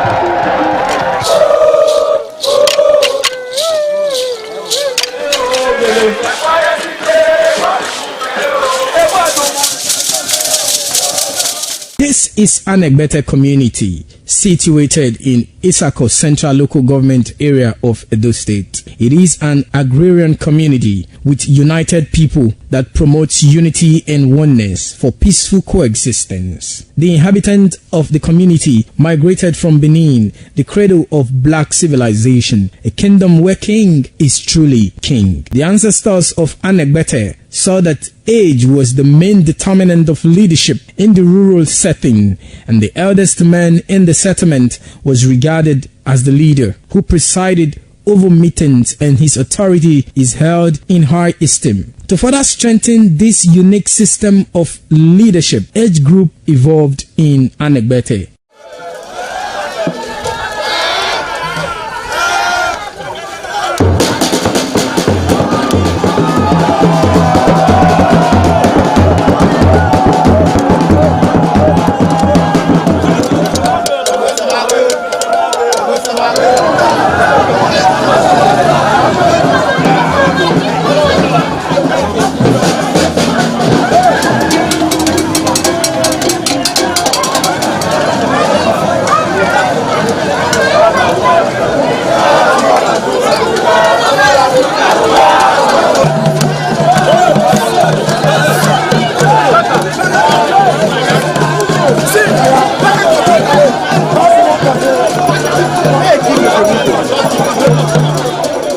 In Anegbete, age group is categorized into two, that is the common and the noble. Anegbete is rich in cultural heritage, as the community at noon saw the commitment of the festival with the first set roll out in beauty colors to showcase their might and strength, indicating their feet and ready for the responsibilities behold on them. The streets in the community with a feed up of young men and women adorned with the festival. Later, the royal family takes the stage as their children fight out royally and work in the community to showcase their might and fitness.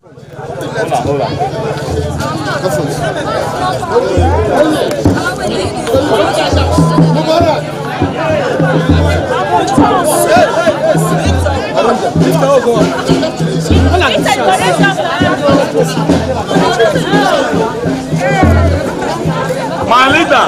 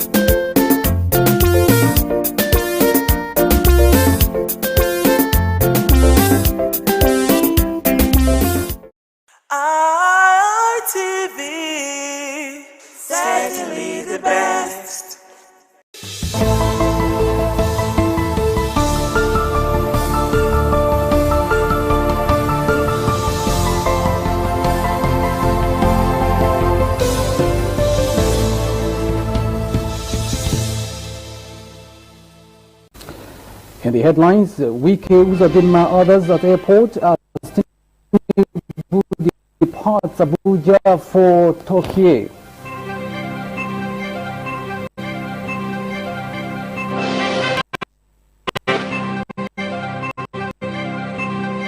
As Wike asks court to quash workers' strike, run from office through that gate.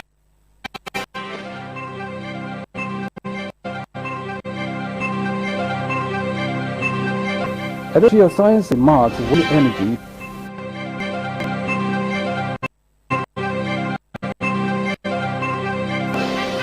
A Federal High Court adjourns cyber stalking case against a former NBA Benin chairman.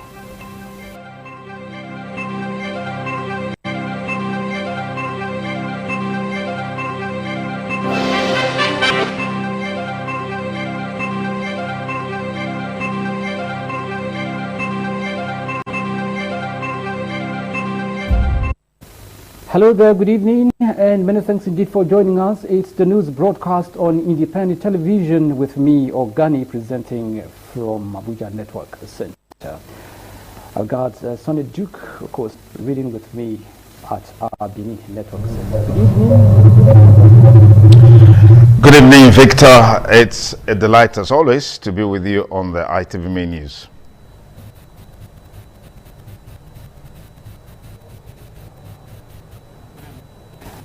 My pleasure. And also at Lagos Network Center, I've got Patricia Gabe, who is also with me. Hello, and welcome. Victor, it's still on the updates. Thanks indeed for coming on board. Let's begin the news. President Tinubu on Monday departed for a state visit to the Republic of Turkey as part of effort to deepen bilateral relations between both countries. The trip was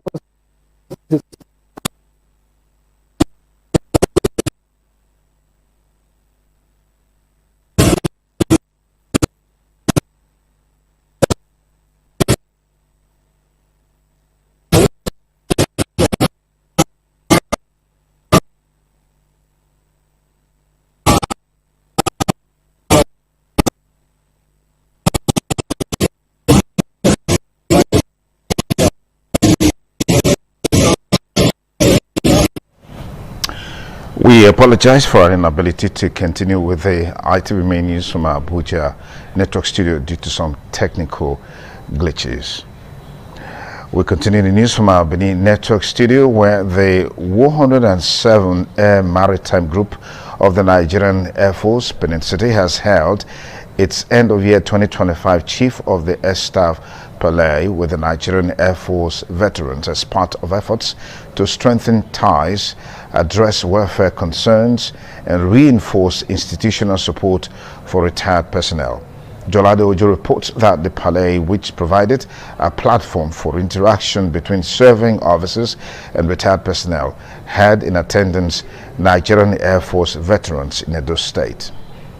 The arrival of the commander, 107 Air Maritime Group Benin, Air Commodore Eze Onu, sets the tone for the Chief of the Air Staff Parley with NAF veterans. Welcoming attendees, Air Commodore Onu said the Parley is a platform promoted by the Chief of the Air Staff to appreciate the sacrifices of veterans and reaffirm the force's commitment to their well-being. To our veterans, I want to say thank you for your service, your sacrifice, for being an inspiration to all of us. We are proud to call you our own, and we are honored to have you as part of the Air Force family.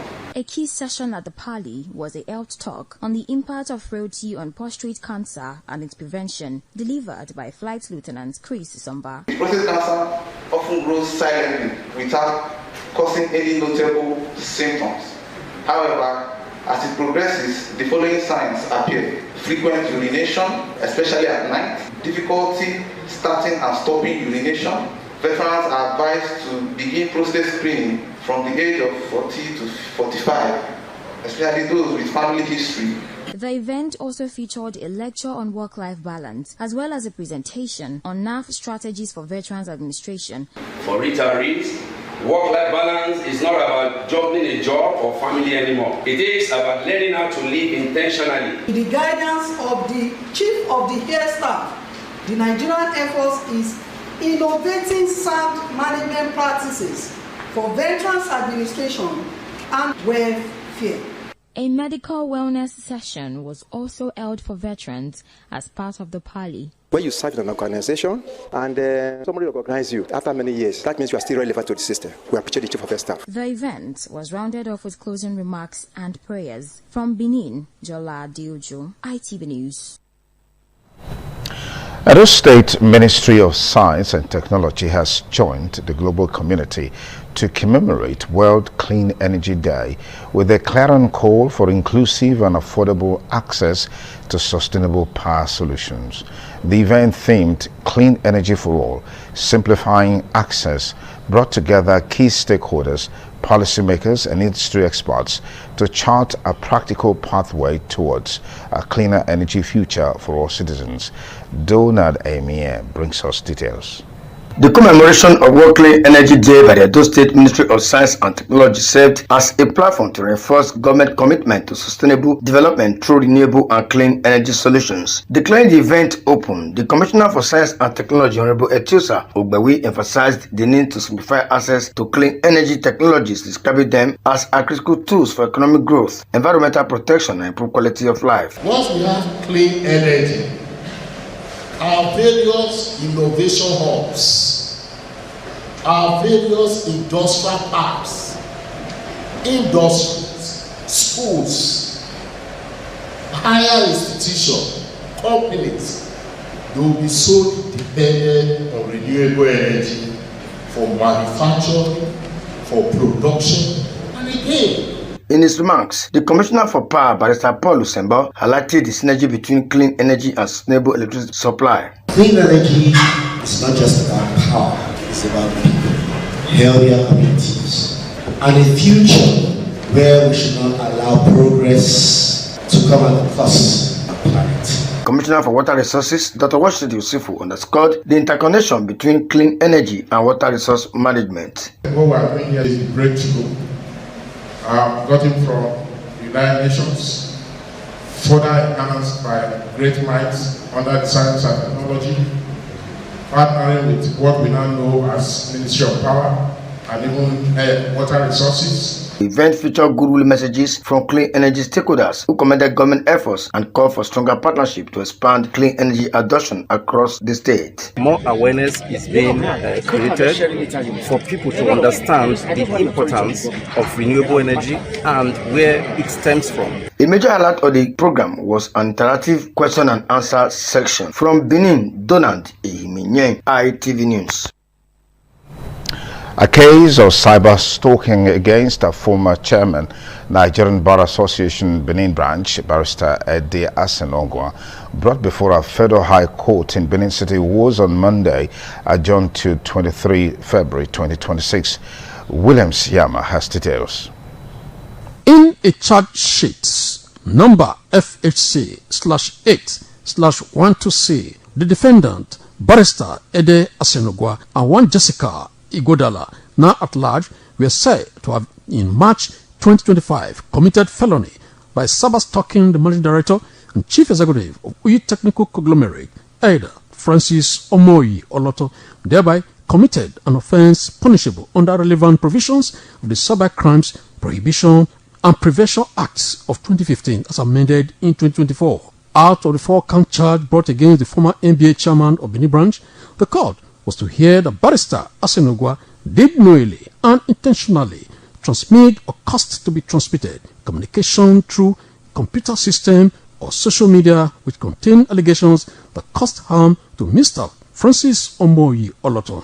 As Barrister Asenogwa was called to the dock, the legal team of Omoyi Oloto, led by Olaiwola Afolabi SAN, immediately appealed to the courts for a time to resolve the matter out of court. We are sure that the issue will be adequately settled to the benefit of all parties in the matter.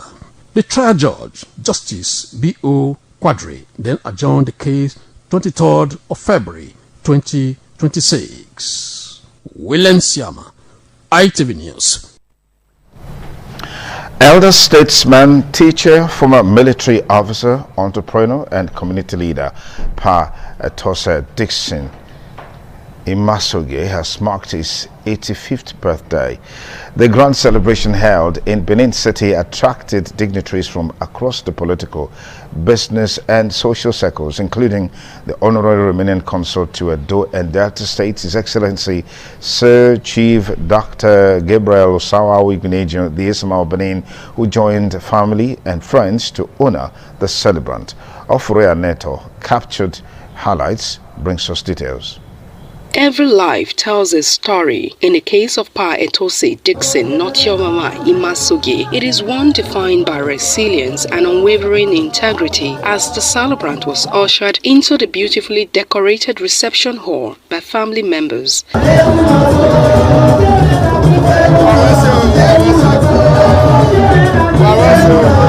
The arrival of the chairman on the occasion and Esama of Benin, Sir Chief Dr. Gabriel Osawawi Igbenedion, set the tone for the celebration with the traditional breaking of kola nuts, formally declaring the event open.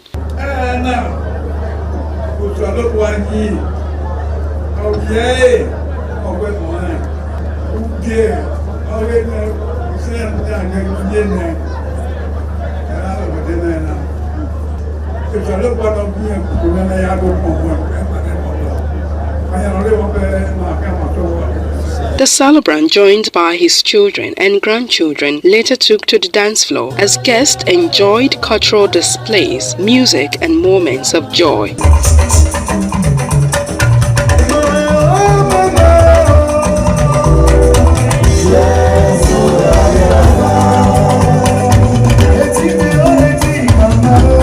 Major highlights of the ceremony were the presentation of the celebrant biography, goodwill messages from his children, cutting of the birthday cake, and the presentation of a portrait by members of the People's Democratic Party in Edo State, led by the state caretaker chairman, Dr. Tony Isagbemi. On behalf of the PDP in Edo State, sir, we cannot thank God enough for your life. We cannot be grateful enough to God for your life. I'm very happy. What is making me to be happier is that this is the handwork of my children. My father joined the ancestors at 104, and we still felt he wasn't old enough before he answered the call. By the grace of God, I hope to live more than that. Children and dignitaries, including the Esama of Benin, Sir Chief Dr. Gabriel Osawawi Igbenedion, eulogized Pa Etosa Imasoge as an enigma of excellence, a disciplined leader whose life continues to inspire generations. Grateful to God for him. All the children are well to do. I praise God Almighty to give you a longer life. Wishing my dad a happy 85th birthday and many, many more to come. Wish him all the best, in the best of health. He will remain in sound mind. Many years in good health. You will live to see your children's children. He's a man who is full of life. He loves doing good. Anybody that has come in contact with EPA can attest to that fact. From Benin, Ofuri and Neto, ITV News. Members of the Crescent Football Club of Benin converged on the pitch provided by the former governor of Edo State, Chief Lucky Ndusaha Igbenedion, for a friendly football competition. The game afforded members of the club the opportunity to trade tackles, showcase their skills, and unwind in a relaxed atmosphere. Wellington Akodaja reports that the friendly match ended on a joyful note among club members. Ayo, stand that ball. If you don't stand that ball, Ayo, down you go.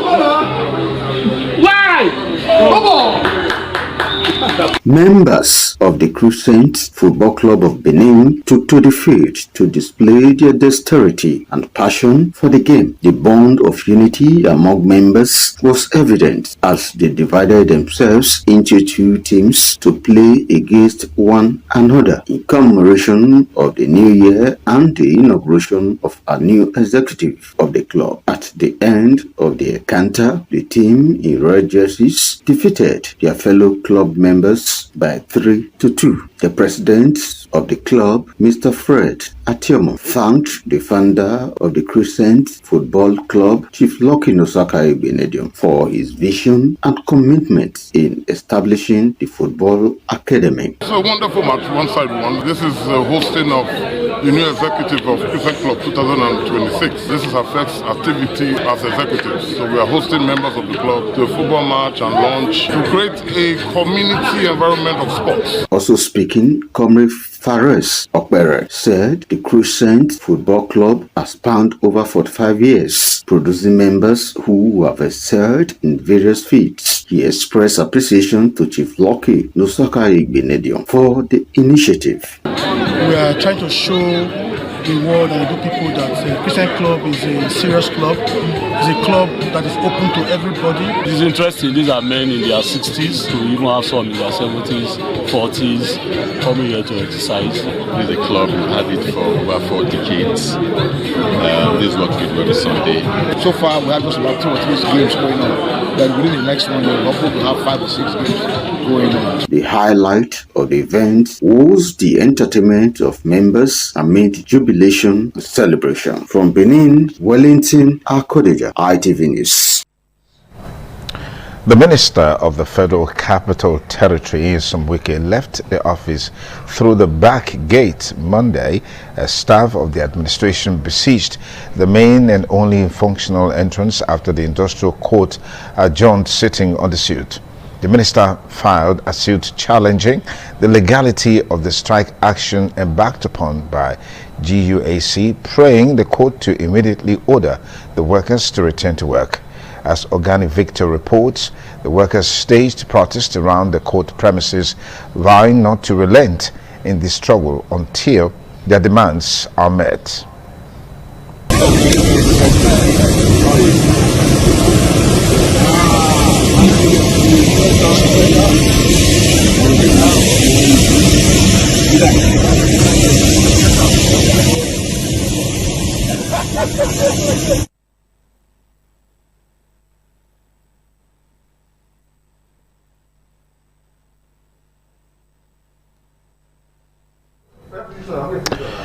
We'll bring you details of that report in the course of the bulletin. We apologize for that mix-up. Now we'll take you to Lagos Network Studio, where Patricia is on standby. Patricia, good to see you. You can take it away from here. Good to see you, Sonny. Thank you so much, Sonny Duke, and welcome to our Lagos Network Studio. The General Officer commanding the 81 Division of the Nigerian Army, Major General Adebayo Babalola, has assured the Commandant of the Nigerian Armed Forces Resettlement Center, NAFRC, Air Vice Marshal Naimeka Ilu, of the division's continued support to enable the center gain greater heights.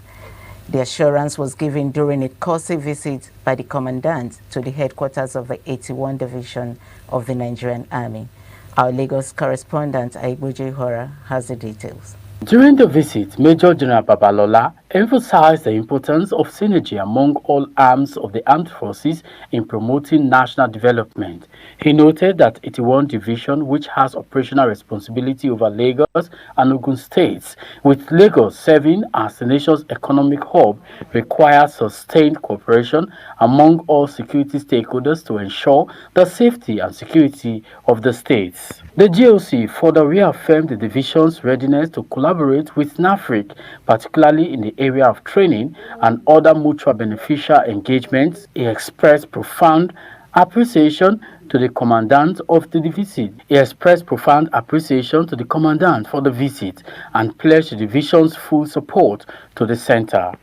Earlier in his remark, the commandant of NAFRIC, Air Vice Marshal Naimeka Ilu, stated that the visit was aimed at strengthening the existing cordial relationship between the center and the division. He explained that NAFRIC prepared approaching retirement for life after service, noting that military life differs significantly from civilian life. From Lagos, Aigboje Hora, ITV News.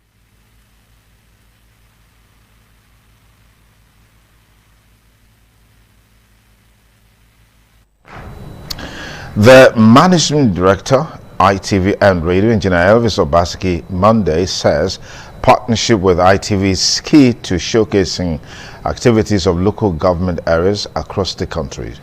Engineer Obaseki said this when he led a delegation on a courtesy visit to the chairman Tafa local government area of Niger State, Honorable Danladi Iya.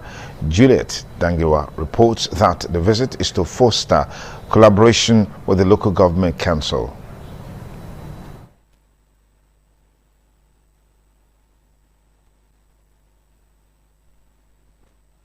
Managing Director Engineer Elvis Obaseki and the management team of ITV and Radio upon arrival at Tafa Council Secretariat were ushered into the Executive Chairman's office. Addressing the chairman, Engineer Elvis Obaseki says the visit is to offer the community and local authority a proactive opportunity to showcase to the world what the council is doing through the multiple platforms of ITV and Radio, as well as their vibrant social media platforms. So many of you local government chairmen are doing a lot, but because opportunities of this nature either being misunderstood or not being seen to be an opportunity that could be harnessed, the world does not know what is happening except when it becomes negative. Whereas a lot is being done at the local government level. We felt we will come share with you the opportunity to leverage on services that we can offer. In his response, the chairman, Honorable Danladi Iya, welcomed the development as he reiterated that the community has witnessed crisis, hence the need to partner ITV and Radio in order to showcase its good work. I assure you that we partner with you, even if we are not having interest of doing, with what you just did now shows that there is this commitment and you are actually ready to let our star shine. No matter what we are doing, if we are not putting it on air, people will know what we are doing. So, and you are trying to see how you can market our activities so that people will see. It's not you that will benefit, it's us. Among those who attended are the Acting General Manager of ITV and Radio Abuja, Mr. Stephen Ojo, and the Head Independent Radio Abuja, Mr. Ene Okon. The visit ended with a group photograph and presentation of ITV Journal to the council boss. From Tafa Local Government in Niger State, Juliet Dengiwa, ITV News. The ITV main news continues shortly after this break. Please stay.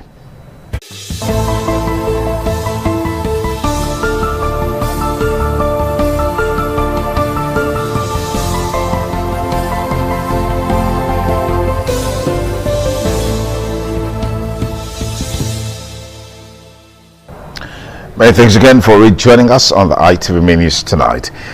In a ceremony marking a significant milestone in community development, the Adesagmo Community Town Hall has been officially inaugurated. The event, which attracted local dignitaries and community members, highlighted the collective efforts and commitment of the people of Adesagmo in delivering the much-needed facility. The report filed by Oluwafemi Farayola is presented by Mosa Ogiagbe. The official opening of the Adesagmo Community Town Hall was performed by the elders of the community. Declaring the ceremony open, the Ojonwe of Adesagmo Community, Pa Pulin Ahu, offered prayers, thanking God for the successful completion of the ultramodern hall.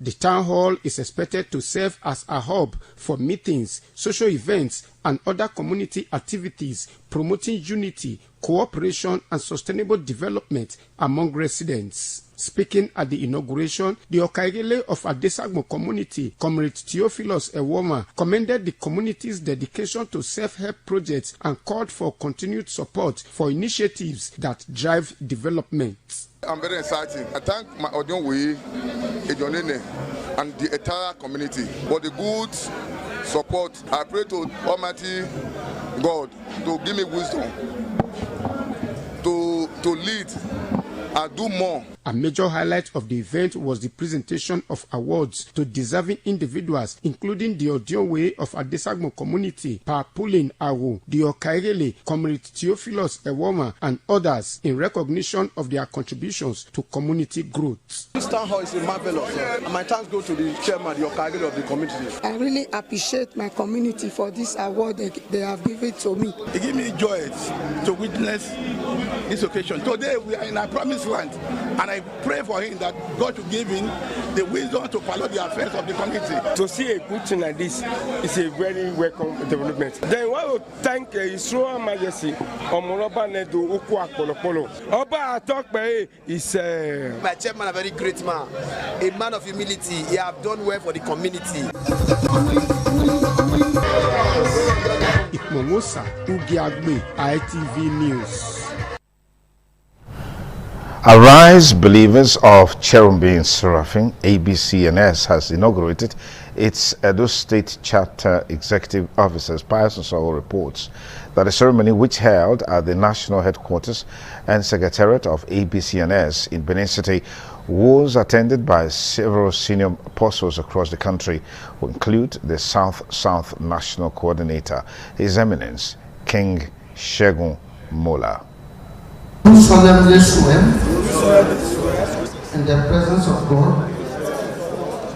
Executive officers of Edo State Chapter of Arise Believers of Cherubim and Seraphim, ABCNS, being administered oath of office, His Eminence Baba Aladura Ilesami becomes the state chairman ABCNS, with most senior Apostle Wale Ajayi as state vice chairman. Others are Prophetess Dami Adeusi, State Secretary, Superior Apostle Joshua Olorumaye, Treasurer, and Prophet Benga Olumo as PRO, amongst others. The ceremony featured parades, music and dance, as well as prayers for the newly inaugurated executives.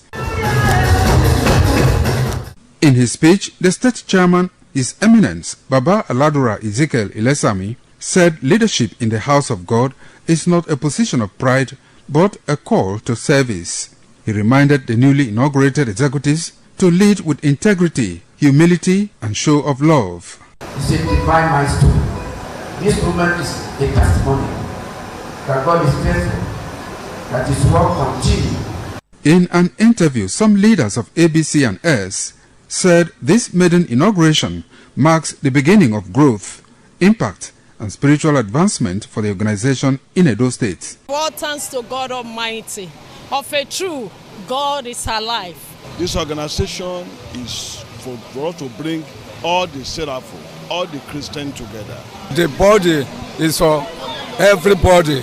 Arise Believers of Cherubim and Seraphim is a Christian organization that seeks to advance the cause of the gospel and well-being of Christians, as well as offer helping hand to the less privileged in the society. From Benin, Pius Nsoro, ITV News. And a bit of politics. Members of the African Democratic Congress, ADC, in Edo South Senatorial District have held their first official senatorial meeting at the party secretariat along Murtala Mohammed Way in Benin City. The meeting focused on unity, strategy, and preparations ahead of future elections. The report filed by Ibrahim Adedeji is presented by Oluwafemi Farayola. In a move aimed at strengthening its political structure and grassroots presence, ADC chieftains, including the senatorial chairman, capacity leaders, and state youth leaders of the African Democratic Congress, Edo South District, were in attendance. The gathering marks a strategic step towards consolidation and mobilization ahead of the 2027 elections. In his remarks, ADC leader in Edo State, Honorable Sonny Agwebo, expressed confidence that the party will not only win the senatorial seats in the next election, but secure more positions across the state. There's a lot of enthusiasm. Everybody's happy because people are embracing ADC every day. The entire Edo South, as we speak, is ADC. From Uredo to Bobaka to Ovia to Orion, everybody's talking ADC because it's the only alternative. If elections are conducted today in Edo State, ADC will not only win its senatorial seat, ADC will win all the House of Representatives seats. So we are just laying the foundation for that victory. A former Senator Chief Whip, Senator Roland Owe, said Nigeria needs urgent rescue, saying that ADC remains the party capable of repositioning the country. What Nigeria needs today is to be rescued, and ADC is the party to do it. And by the grace of God, they will not fail. Capacity leader Honorable Ekundayo explained the mission of the senatorial meeting, emphasizing that ADC is prepared to deliver the change Nigerians are yearning for. ADC is very formidable in Edo South. Everybody should know that when they want to come to this party is open. They have leaders in Edo South that are willing to make sure that come 2027, ADC will win the general election. And we're going to defend our vote. We're going to make sure that, yes, we can canvass voters to come out, the masses to come out and vote. The Edo South Senatorial Chairman, Senator Iyare Bernard, said the meeting was convened to promote unity and strengthen collaboration among all ADC members in the district. We want to build an ADC United Edo South so that we can be able to defeat the ruling party. From Benin, Oluwafemi Farayola, ITV News.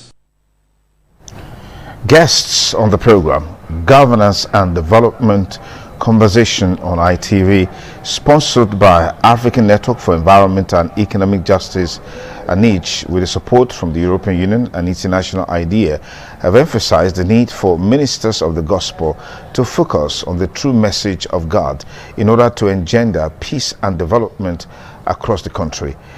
Details of the reports is presented by yours sincerely.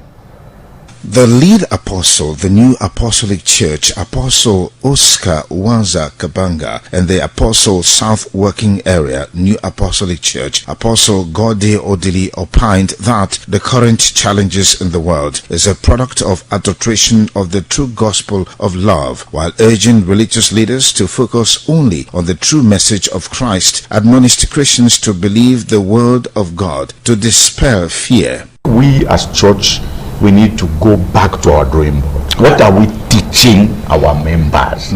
Teach all the believers to love God first and love their neighbor. Before you even start kidnapping someone, you can't kidnap someone you love. Let's go back to the drawing board. That ancient landmark that was given unto us by Jesus Christ. The moment we preach such message, because in the scripture, the Bible says that a time will come, the people will begin to decide for pastors what to preach.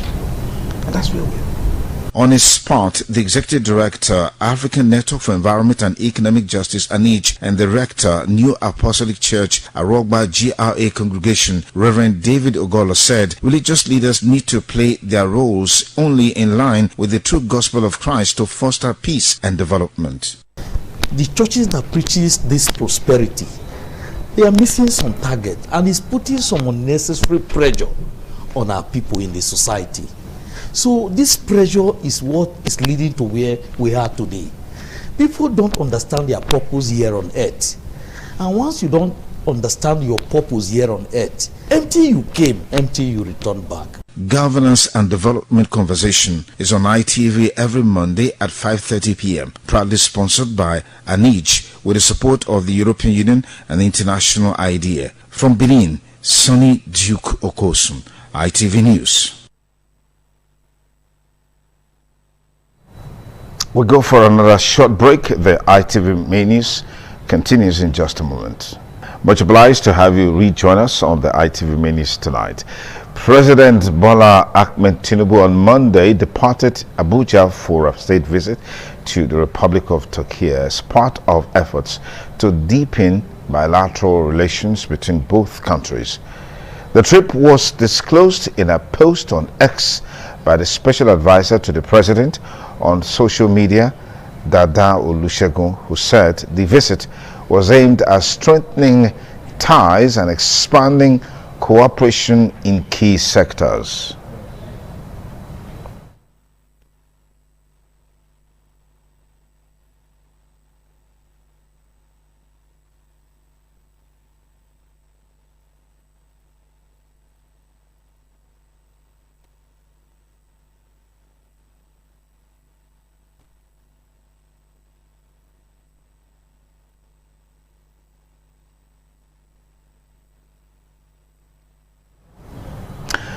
President Bola Tinubu there departing for Turkey for a state visit.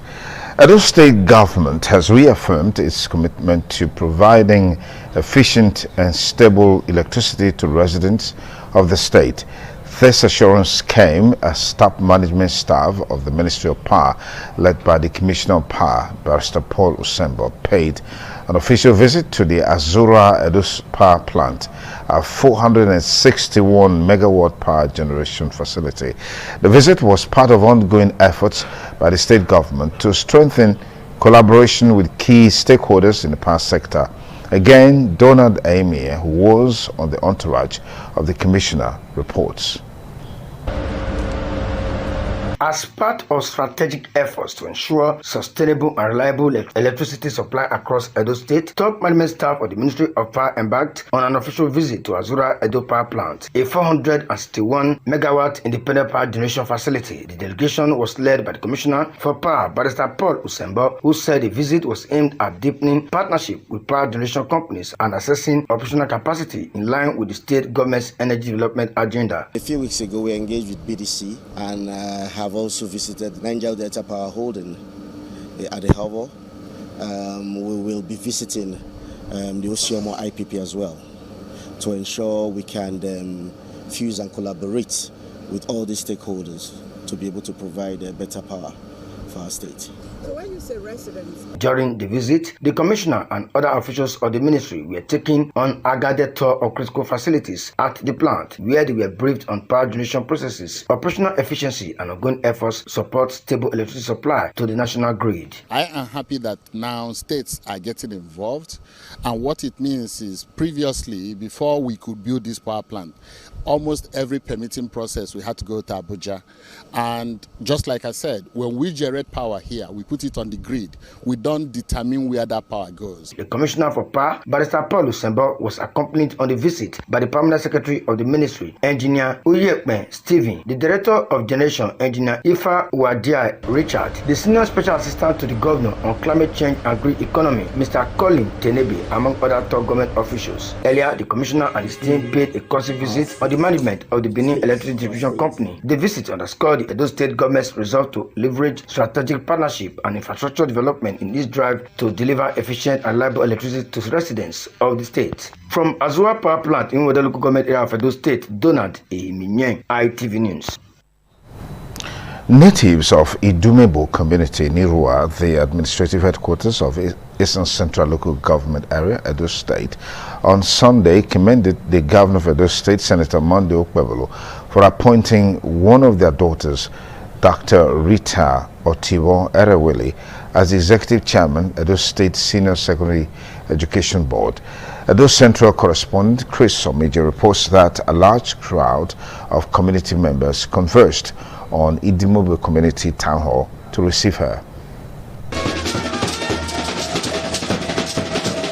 Dr. Rita Erewele was welcomed to her hometown, Idumebo Irua, with standing ovation by her people, who converged on Idumebo Community Town Hall to receive her on arrival. Women and elders of the community, who took turns to offer prayers for her, thanked Governor Monday Okpebholo for the appointment of their daughter and described it as a right decision, putting a square peg in a square hole. That is what we will pray for you in Jesus' mighty name.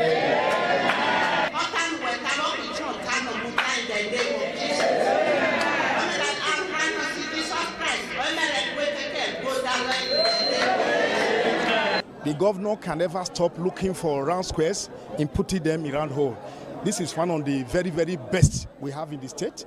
And for the governor to have been able to sieve her out of so numerous persons who are equally qualified for the job, shows that the governor means well for the state. We are happy about the appointment.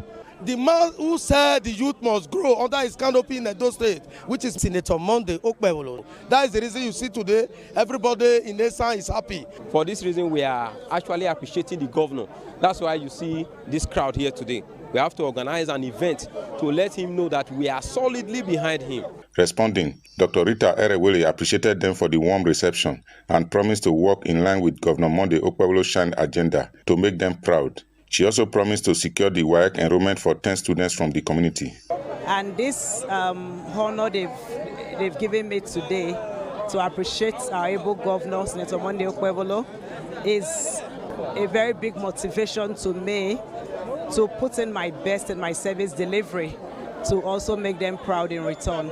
Dr. Rita Otiwo Erewole, prior to her appointment, was a lecturer in the Department of Educational Management, University of Benin, for over 20 years. From Idumebo Irua, Chris Omije, ITV News. The Awogba GRA congregation of the New Apostolic Church in Nigeria have been urged to trust in God's protection and provision, even in the midst of distress. This admonition was given by the lead apostle Oscar Wanza Kabanga during the 2026 Divine Service of Benin North District held on Sunday at the Church Auditorium on Ogunwe Road. Awogba GRA Benin City, Joy Obai Shagmo reports.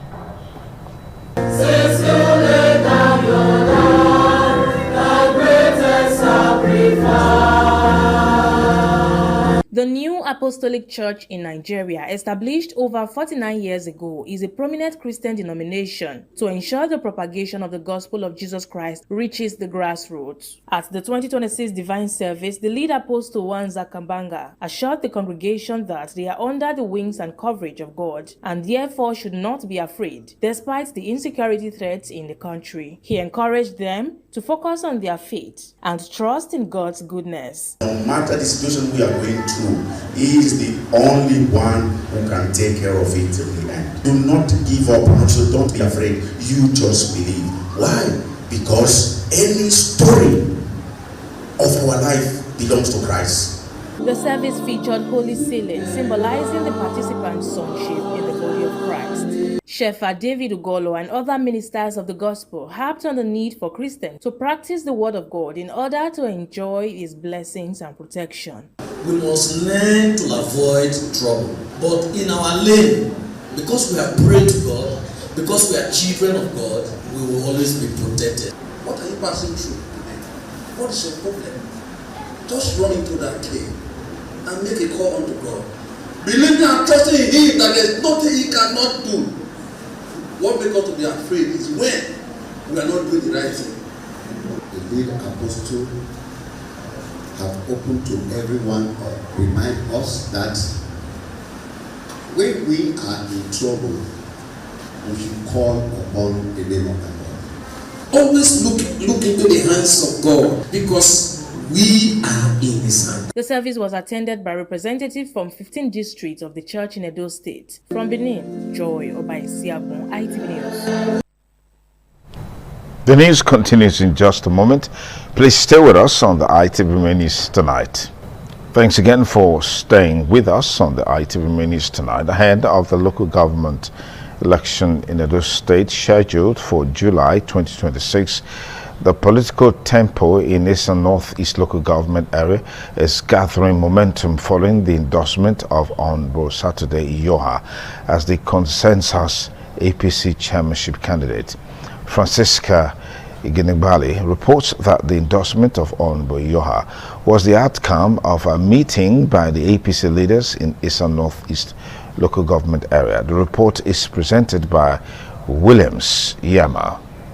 Addressing the gathering, APC leader in Eastern Northeast local government area, Dr. Chris Ebare, commended the governor of Edo State, Senator Monday Okpebholo, for the support and developmental stride his administration has brought to Eastern land. He also appreciated party members for their support during the last senatorial election.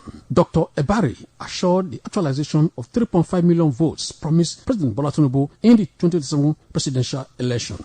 And the second tenure, we can assure you, God will still take you there. You will finish your second tenure in the mighty name of Jesus. During the meeting, a motion for endorsement was unanimously moved for Honorable Saturday Iyoha as the APC consensus candidate for the position of local government chairman in Eastern Northeast ahead of the July local government election. Speakers, including APC chairman Eastern Northeast chapter, Mr. Emmanuel Ibagbami, attributed the unanimous endorsement of Honorable Iyoha to the unity and peace within the party in local government area, describing Honorable Iyoha as a man of integrity and good character. We compliment the governor's effort in fighting insecurity in the local government. Yes.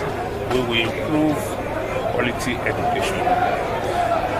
across the local government, we did not suffer for food, and as we speak, we are still enjoying the process. Honorable Saturday Iyoha, a former vice chairman, Esan Northeast Local Government, and managing director, Sabana Construction Company, in his acceptance speech, thanked Governor Pewolo and party leaders for the confidence reposed in him. He assured that he will not disappoint and pledged to serve the people diligently if given the opportunity. We have decided to endorse Honorable Prince Saturday Iyoha.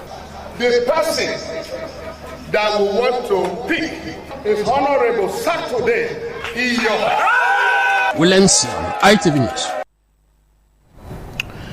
Now let's take you into the world of sports where Solomon Aino is waiting for some juicy sports reports. Stay with us. And on sport news, holders Paris Saint-Germain, Real Madrid and Liverpool among the club battling for direct passage to the last 16 of the Champions League going into the final round of league phase this week. 15 teams have already sealed their progress to the knockout round, but a further 17 side will be competing for the remaining places, with all 18 games kicking off at the same time on Wednesday. The top 8 receive a bye into the last 16, while the next 16 team enter Friday's draw for the playoffs, although Paris Saint-Germain demonstrated last season that there is no obstacle to lifting the trophy. Arsenal with 7 wins from 7 and Bayern Munich are the only 2 clubs already assured of a place in the last 16. The Gunners could become the first team to win all 8 games since the league phase was introduced last season. Bayern's lone defeat in Europe came at Arsenal in November. Vincent Kompany's side goes to PSV in their final fixtures. Debutant Kairat and Villarreal have lost 6 of 7 matches. Slavia Prague also yet to win, while Utrecht Frankfurt sacked coach Dino Tolomela earlier this month after a poor run of results both in Germany and Europe. And that's it from the Sport Desk. I am Solomon Aino. Thank you, Solomon Aino. And that's a wrap on the ITV Minis tonight. Thank you for your time. Good night. ITV, certainly the best.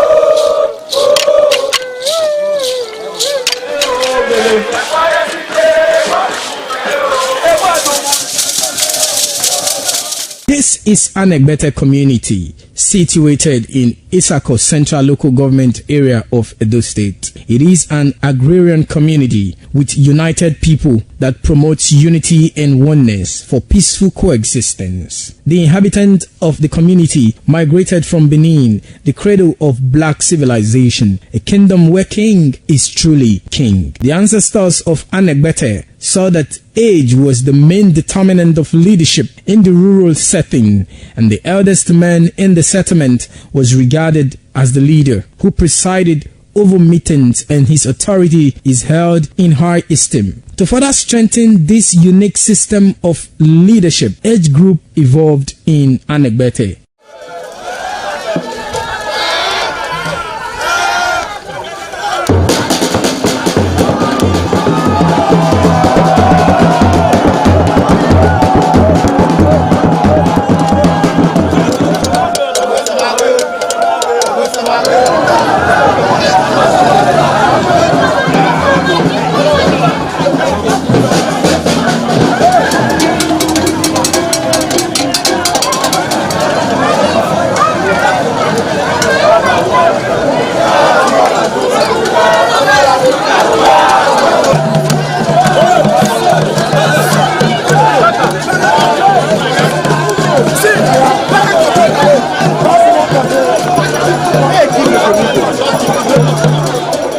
In Anegbete, age group is categorized into 2, that is the common and the noble. Anegbete is rich in cultural heritage, as the community at noon saw the commitment of the festival with the first set rolled out in beauty colors to showcase their might and strength, indicating their feet and ready for the responsibilities behold on them. The streets in the community with a feed up of young men and women adorned with the festival. Later, the royal family takes the stage as their children fight out royally and work in the community to showcase their might and fitness. Hold on.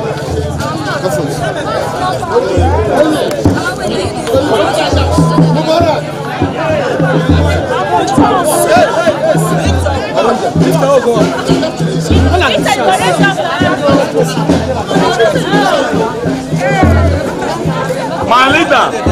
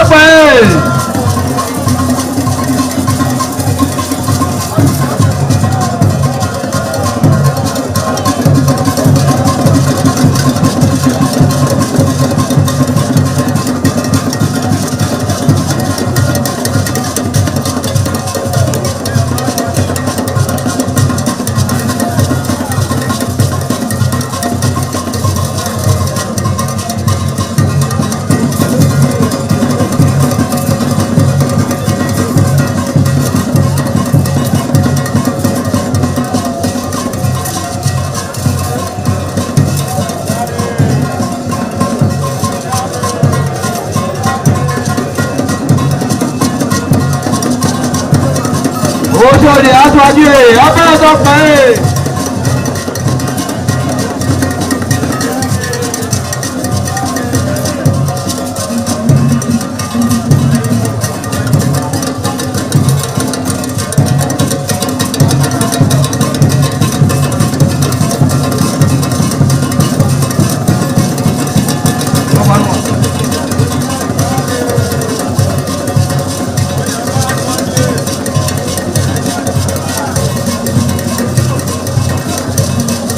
Àyàbá sókè abẹ́rẹ́ pẹ́.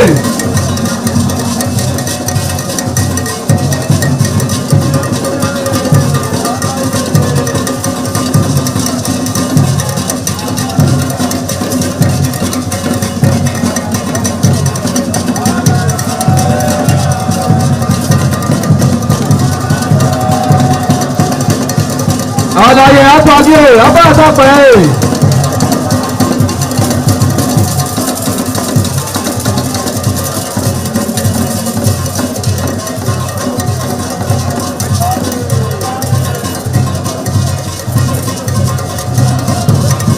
Ẹgbẹ̀júwà.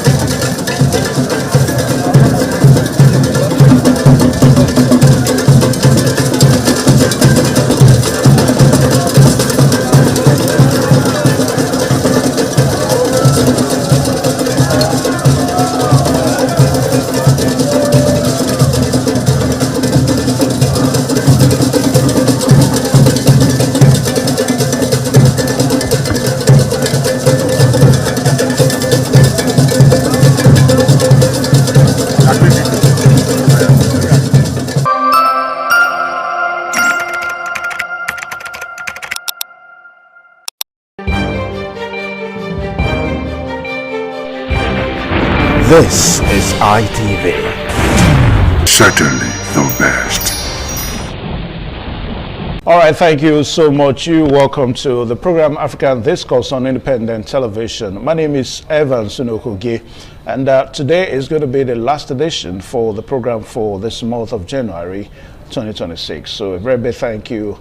You've been watching from the very first edition we had this month and this year.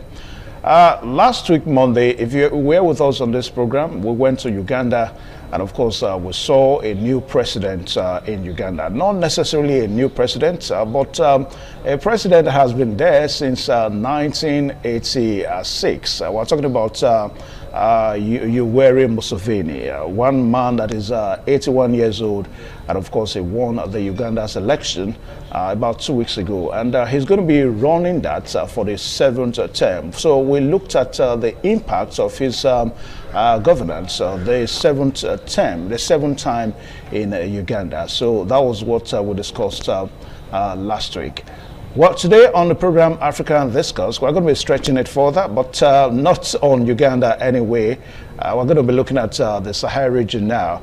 And when we talk about the Sahel region, we are talking about ordinarily a region that is primarily made up of about 5 countries. We understand that Niger is there, Burkina Faso is there, Nigeria is there, Mali is there. And of course, the issue of the Sahel region really became prominent when the military junta started taking toll on governance in West Africa. So today on the program African Discourse, we are going to look at Africa's Sahel region and also see the impact of militarization on terrorism.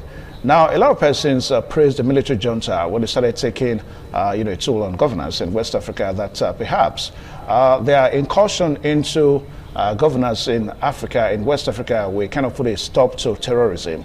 But that seems to be a big issue now on the lips of analysts because Africa, most especially the Sahel region, is still having terrorism issues as it stands. So all this will form the basis upon which we're going to be talking about today on the program African Discourse.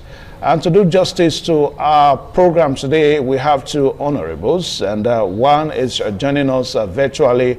Honorable Destiny Orayerio in Abulile is joining us virtually from Abuja. Honorable, good afternoon.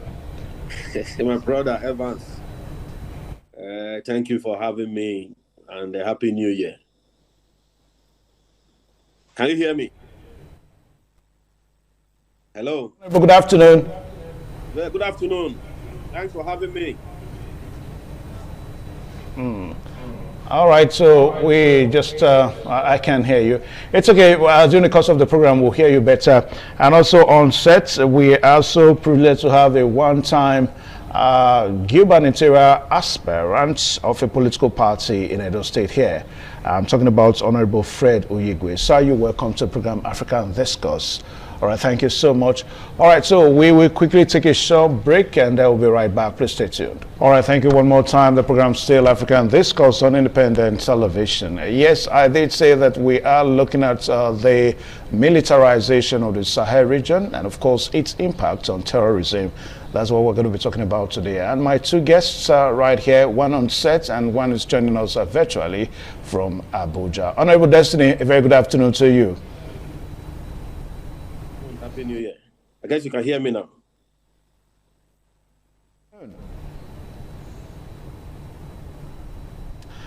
All right. Okay. Honorable Fred Oyigwe is also here with us. Good afternoon, Honorable Fred.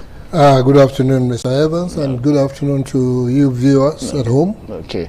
All right, so some of the information that we are following on our topic today is that the Sahel region is experiencing intense militarization, and we understand that this militarization is driven by a surge in jihadist violence and the coup belts of military regimes known as the coup in Mali, the one in Burkina Faso, in Niger, and this has started since 2020, and it's shifting foreign security alliances, and this has also resulted in escalating violence, increased civilian casualties, and also reliance on external mercenaries such as the Wagner group. So all these are the major issues in the Sahel region.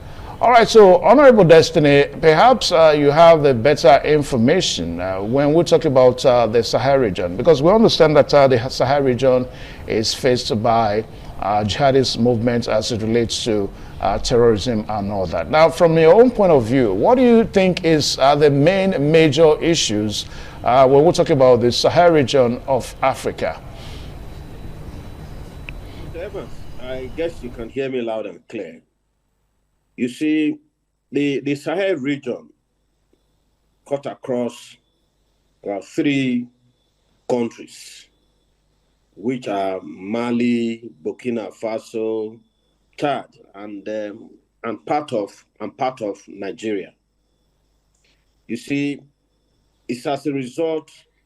Yes, many have said, as you rightly introduced, the issue of coup d'etat and the likes, which is gradually, drifting to the part of the Nigeria, which is part of the Sahel region.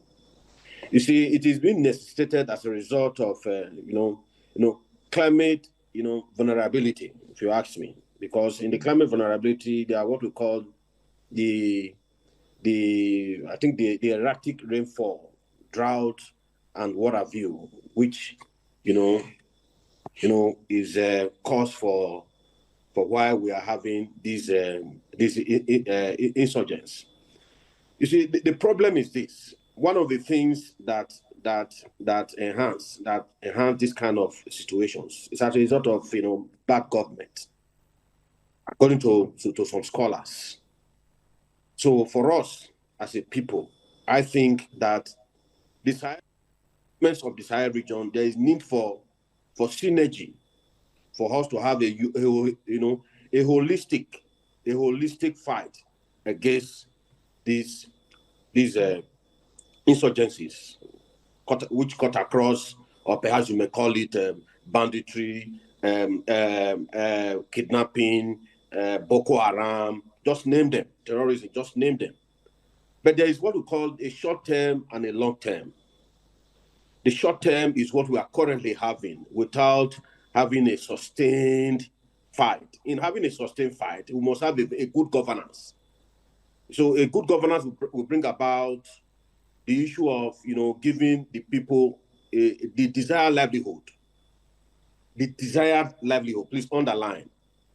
It was Nelson Mandela that once said that every man has a kind of lifestyle that they want to live.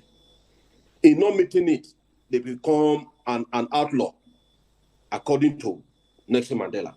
So for us as a people, the government must be sincere, underline please, to the citizen by bringing the dividends of governance to the people. There are major primary governance of any government, which is the protection of lives and property.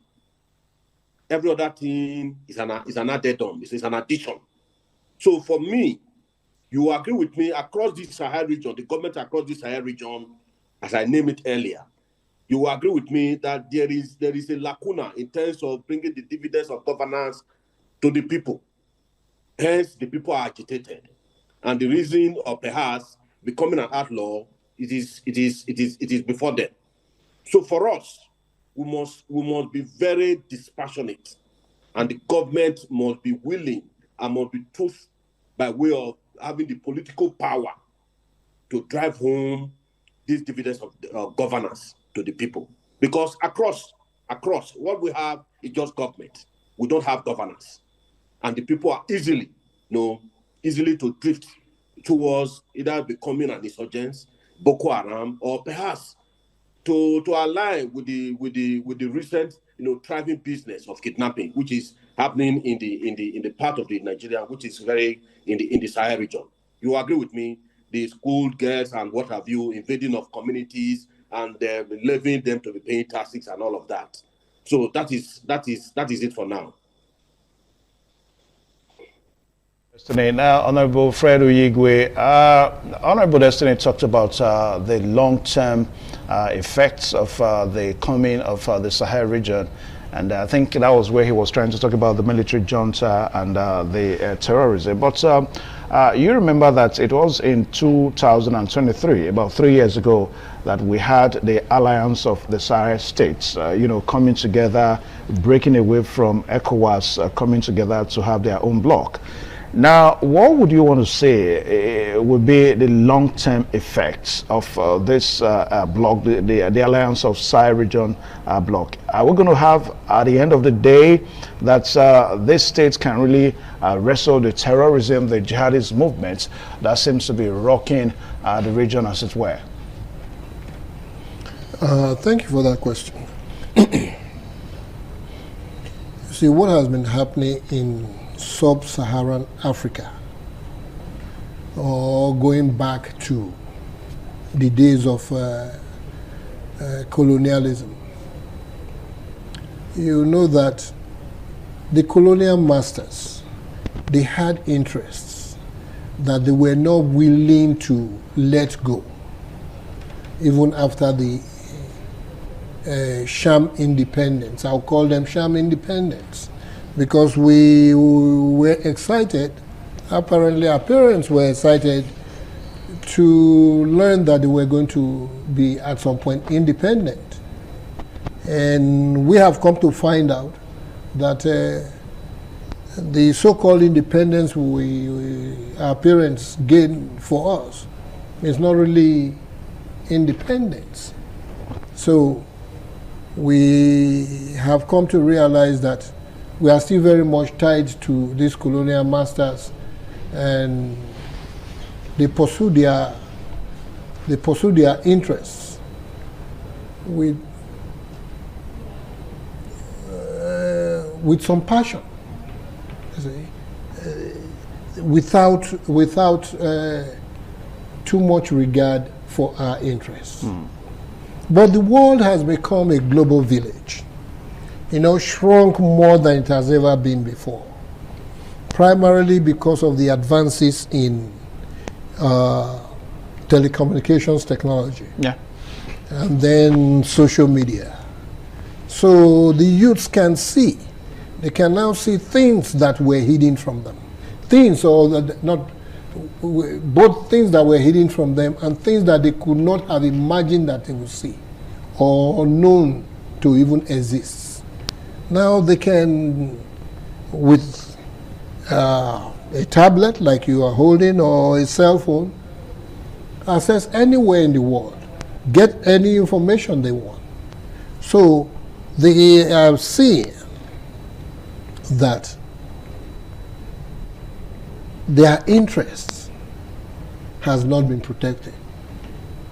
Their interests over the years have been sidelined. So so they have to wrestle for it. They have to now struggle all over again to gain that independence that they falsely believed they had gotten.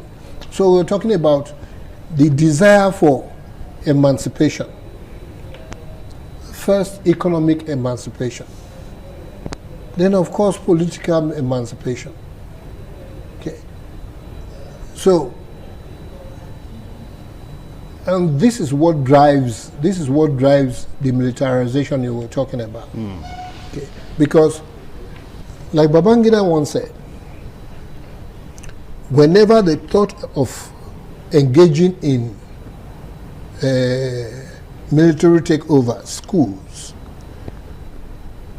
they usually felt the pulse of the opinion of the masses. You know, if the masses were not grieved, then they knew that attempting to take over would not be received favorably. So that is what we are seeing in the Sahel region. Those three regions, they were able to see that the people, the masses, are being shortchanged. The leaders, the so-called democratic leaders that were heading these countries, were beholden to foreign powers. The colonial masters. Former colonial masters. And they realized that to get off the apron strings of the colonial masters, we have to cut those ties.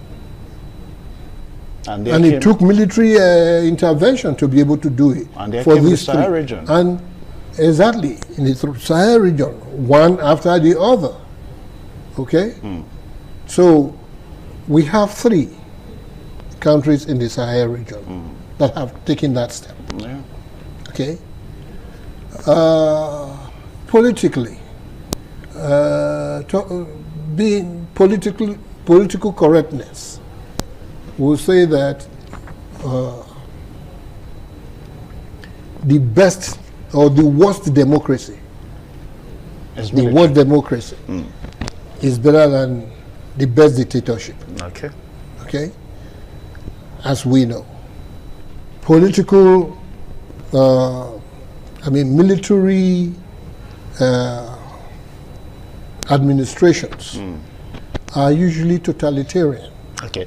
They are usually dictators. So the militarization of the Sahel region may not be, we understand that it's not the best though, so yes. It may not be a kind of an antidote to the jihadist movement that we have here. Is that what you're saying? No, I said political correctness. Yeah. Political correctness would dictate so. Yeah. Okay? But we have seen, and I don't advocate that, we have seen nations ruled by one strong man that have prospered. Okay? China would seem to be an example of such. But it's not just a strong man, they have a system, okay, that builds up to what they have. As a matter of fact, China operates a unique kind of democracy because the people have an input. They go through steps to be able to fill the top positions. Okay. Okay.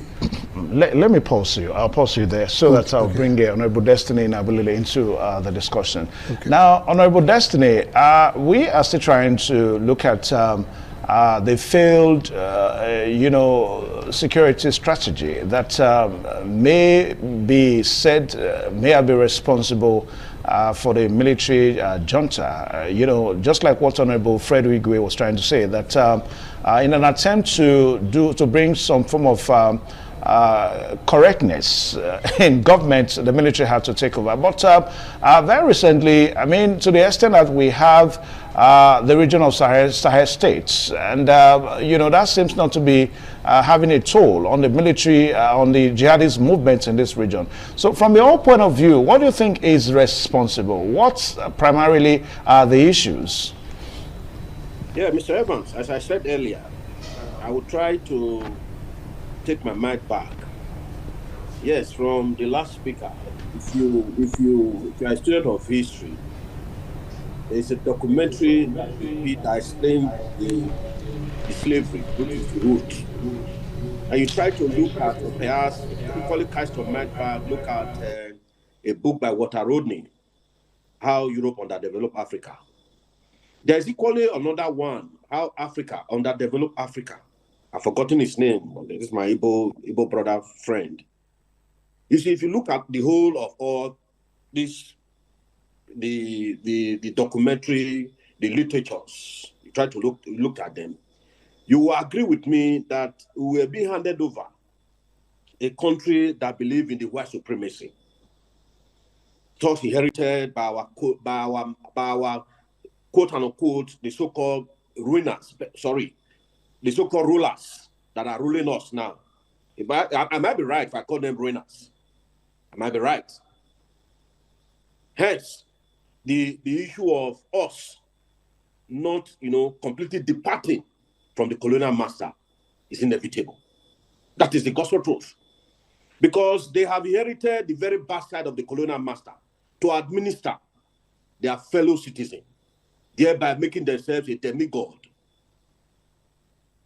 They determine who gets what, when, and how, without necessarily having a recourse to the larger citizen or the electorate. That is why we have what is ongoing, the disturbance, the conundrum in the Sahel region.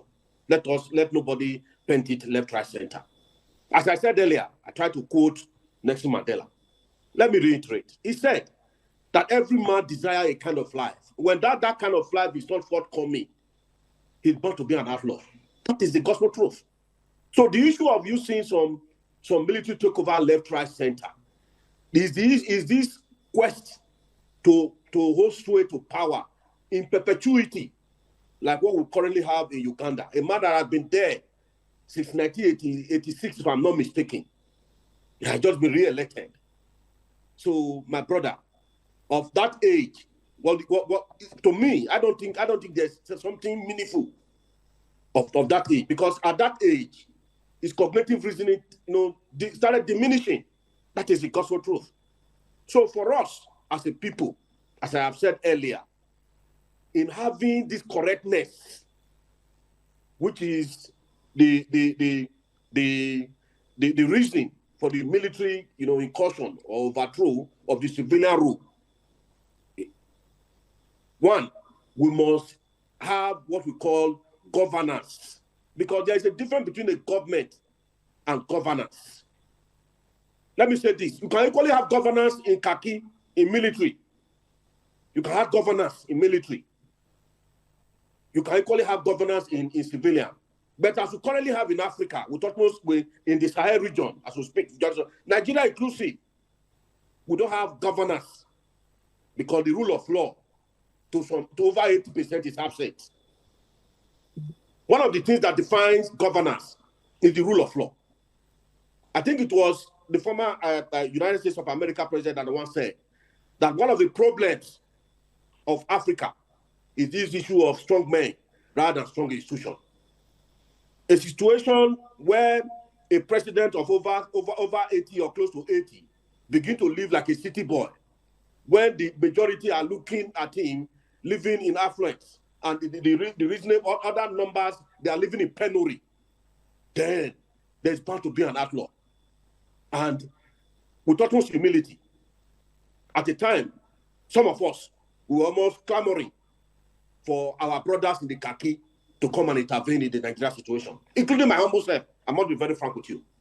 So for us, as a people, in getting this correctness in civilian administration by not allowing the khaki, I'm using Nigeria as a case study now, they must begin to bring in the letters of governance to play by way of allowing the rule of law to take place and allowing the people to have a say because they are a majority.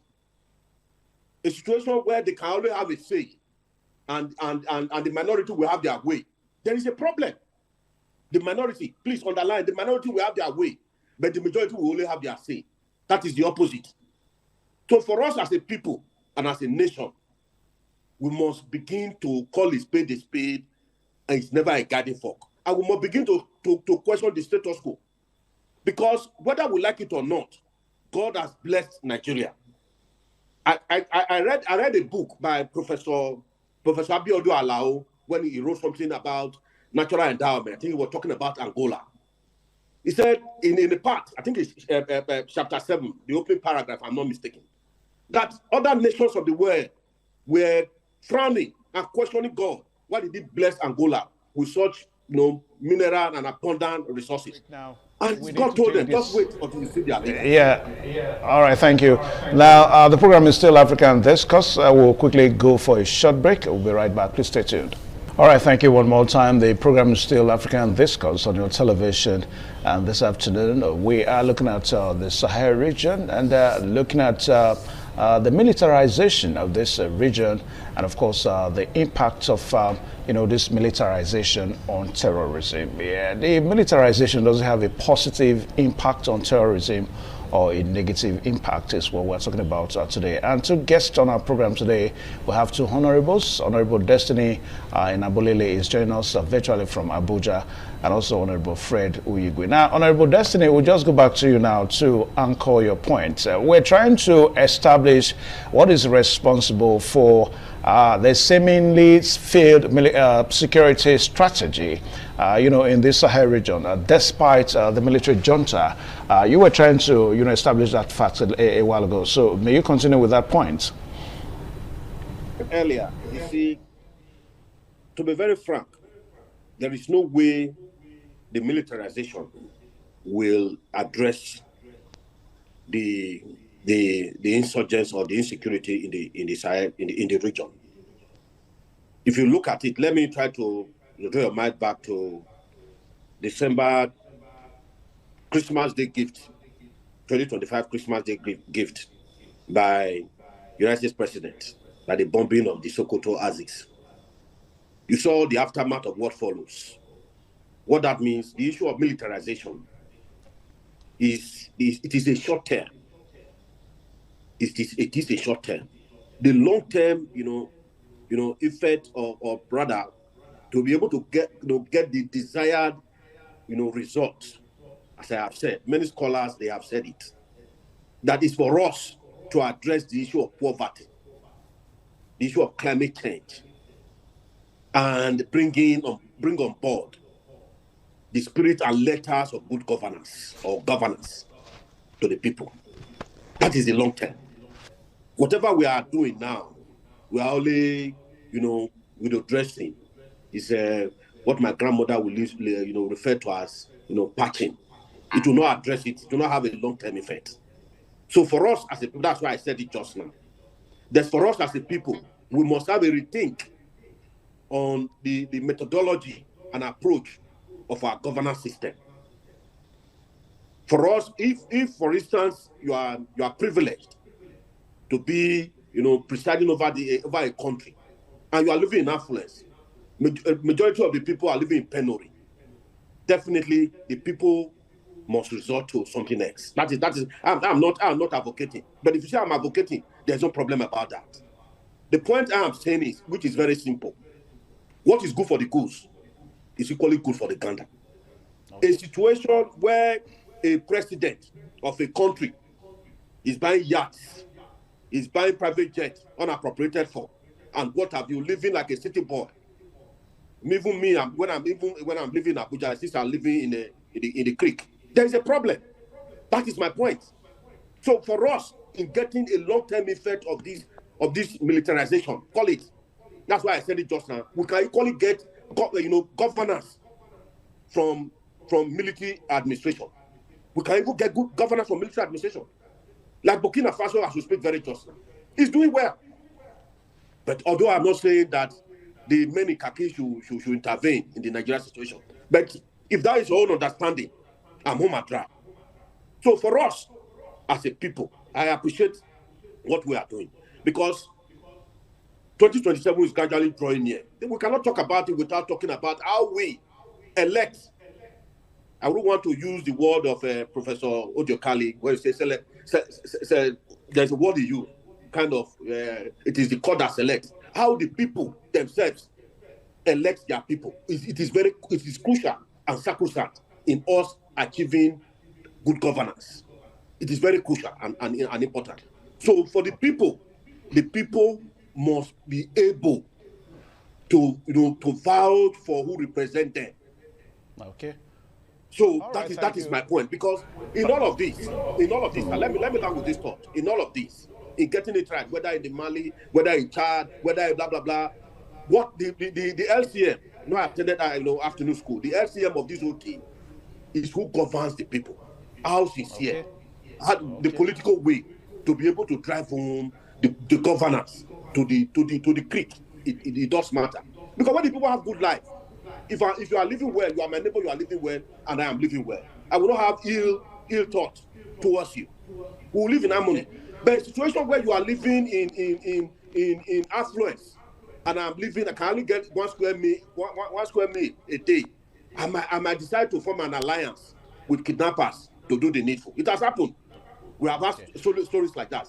So for us, all right, thank you. Talking to the thank you, Honorable. Yeah, thank you so much. Now, Honorable Fred Uigwe, let's bring it down a little bit now, because we've also seen other factors, which personally I want to describe them as external factors. I mean, we'll talk about the mercenary factors now. These are external factors. Ordinarily, they are not part of this continent. They are not part of the region. But for the fact that due to the terrorism, the jihadist movement, we've seen these mercenary factors creeping into the region. I mean, the other time we saw how the Wagner, you know, sponsored by the Russian government, how they came into the Sahel region.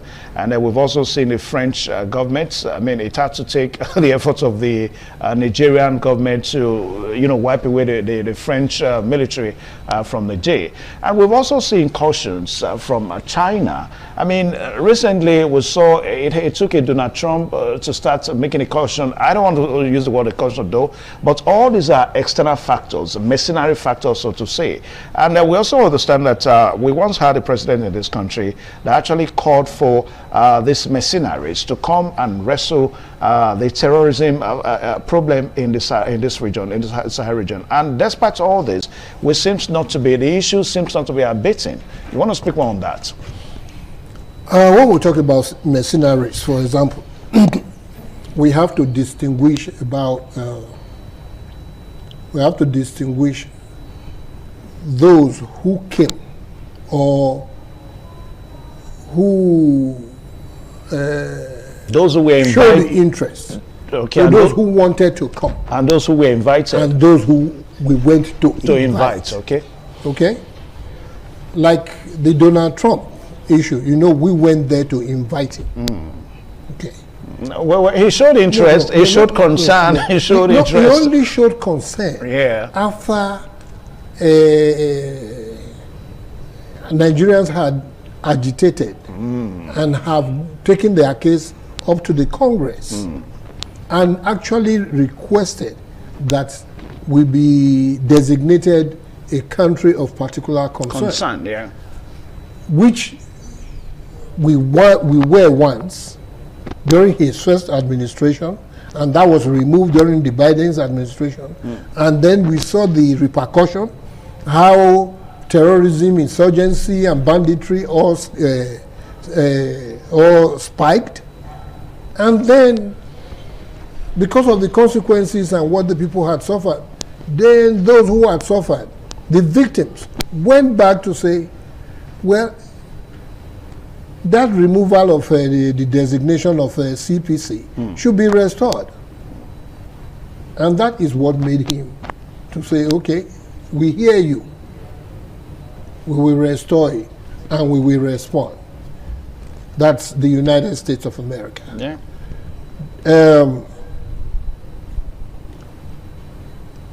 Goodluck Ebele Jonathan, former president of Nigeria. After the adoption of the Chibok girls, that was on April 14th, 2014. With us going closer to a new round of election in 2015, he invited mercenaries from the south, because without stabilizing the security situation in the northeast, it was not going to be possible for us to have a credible national election that will capture all the geographical regions of the nation. So he invited a group from South Africa. And I listened to a documentary by I think one of their proprietors, and he said that the only reason they pulled out after almost 2 months was because they were not being paid. That the mercenaries were not being paid? Yes, that they were not being paid.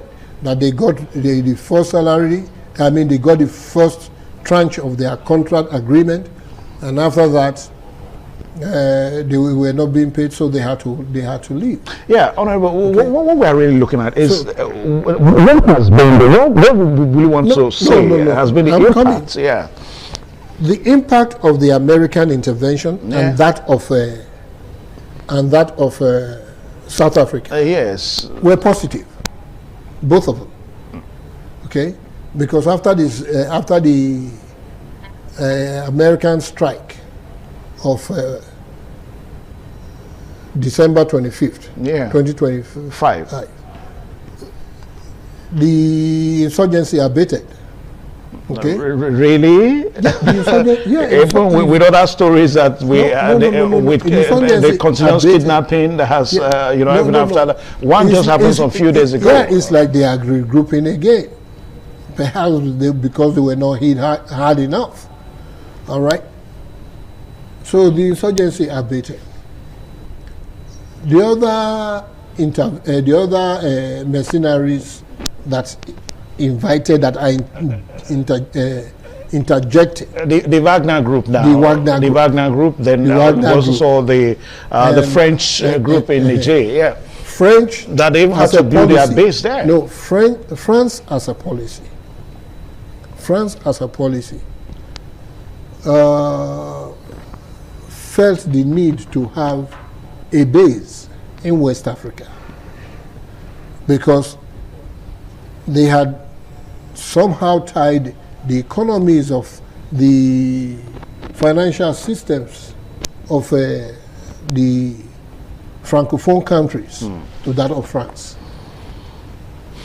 Okay, and they were using their military base to enforce what they were forcing the Francophone countries to do. So they planted their military base in Niger. Yeah. Okay.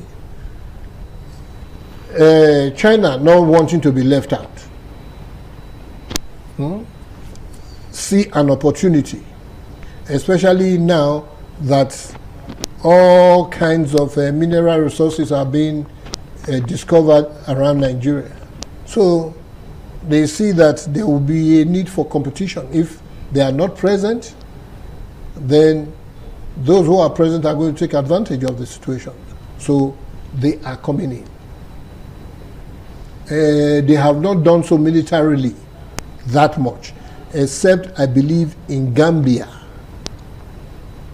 You know, they set up a military base or police base in Gambia. So China wants to come in, France, Britain, the United States, India too. And their intentions are questionable. And all of them, because we have natural resources. Outside of natural resources, there's a great potential. Africa now has, I think, a population of 1.3 billion, and of which about 60% are youths. So there is potential for growth. What Africa portends in the next 20, 30 years is going to be economically impactful to the world. And so all of them want to be a part of it. Okay. And it is for us as Africans to create that environment that we allow us collaborate, relate, negotiate with all these interests on a favorable, from a favorable standpoint. Okay, from a stronger standpoint than we have always negotiated. We have not always negotiated to the benefit of our interests and advantages. Take our political situation, for example. I was just thinking, how is it that if we are going to have a presidential election in Nigeria, our own presidential candidates will travel to the UK, to Chatham House, and be having a debate? Who does that? Or around the world? His candidacy may have to be approved. Yes. So, what are we trying to get? Approval? Like they have some votes there to cast? The votes are here. Why then do we need the approval? So there's something wrong with our system. Okay. These are things that we need to fix. Okay. All right. So as we comment our dissent now because of time factor, Honorable Inabulele, I'll quickly bring you in again. I want you to talk on the humanitarian crisis because this militarization in the Sahel region has also, been responsible for some humanitarian crisis that the region has known. I mean, the issue of jihadist movement, the issue of terrorism is on one side, creating problems on a daily basis. Now, how do we mitigate this humanitarian crisis that the presence of the coming of the Sahel region, so to say? How do we mitigate it? I said it earlier. I said there is a long term and there is a short term. What my elder brother at the studio just said is just a short term, like what happened, like the Christmas Day gift from the United States of America. It was a short term. You saw what happened thereafter. After the bombing, we have seen series of kidnapping left, right, center. It does not address it. What addressed this kind of crisis is for us to be able to situate it properly. We must address poverty. We must address climate change. And again, in the spirit of governance, the letter of governance, good governance, or call it whatever, must be addressed squarely, the only way. And in trying to answer your question, you see, when an airstrike is targeted, there's no way you can't take out what you call it will definitely affect a civilian. That is the non-actor in the act of terrorism. They are innocent persons. And the issue of the economy, the issue of the economy, you saw what happened in Sokoto, for instance. So there was this cry, and to be very sincere with you, it will definitely affect farmlands, because majority of the northern people, they are into farming. So definitely there's an economic crisis, would now lead to us having a humanitarian, crisis and assistance. So for us as a people, you can see world over, countries are being, insular. They are kind of, isolated. They are taken to their share because of what is currently, evolving as a result of Trump and American, policy to the world. You can see them now pulling out of many multilateral organizations, so to speak. You see, in the near future, in the coming days, in the coming years, Nigeria and Sahel regions, states, countries, when I say state countries, must begin to develop what will address this crisis. And what is it that's going to address this crisis? You ask me. It's to be truthful to power, by way of using it to the betterment of all of us, not for a selected few. I keep on saying it. Let nobody deceive us. There are certain things that we can do for ourselves. Disturbing our Lord Jesus Christ to come and help us, it is an aberration. God has blessed Nigeria with mineral, just name them, and natural resources. Since 1960, that, according to my other brother, I said there was a language he used, that they handed over the governance and the administration of our country to us. What have we achieved? What does this mineral and natural resources address? Has it addressed our question? Has it answered our question? The answer is no.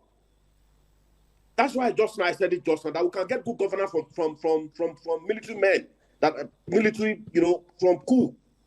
For instance, if I cast a mind back, just suppose vis-a-vis the civilian rule and the military rule. Some scholars have agreed that what we have achieved as a nation was during the military, which is subject to debate.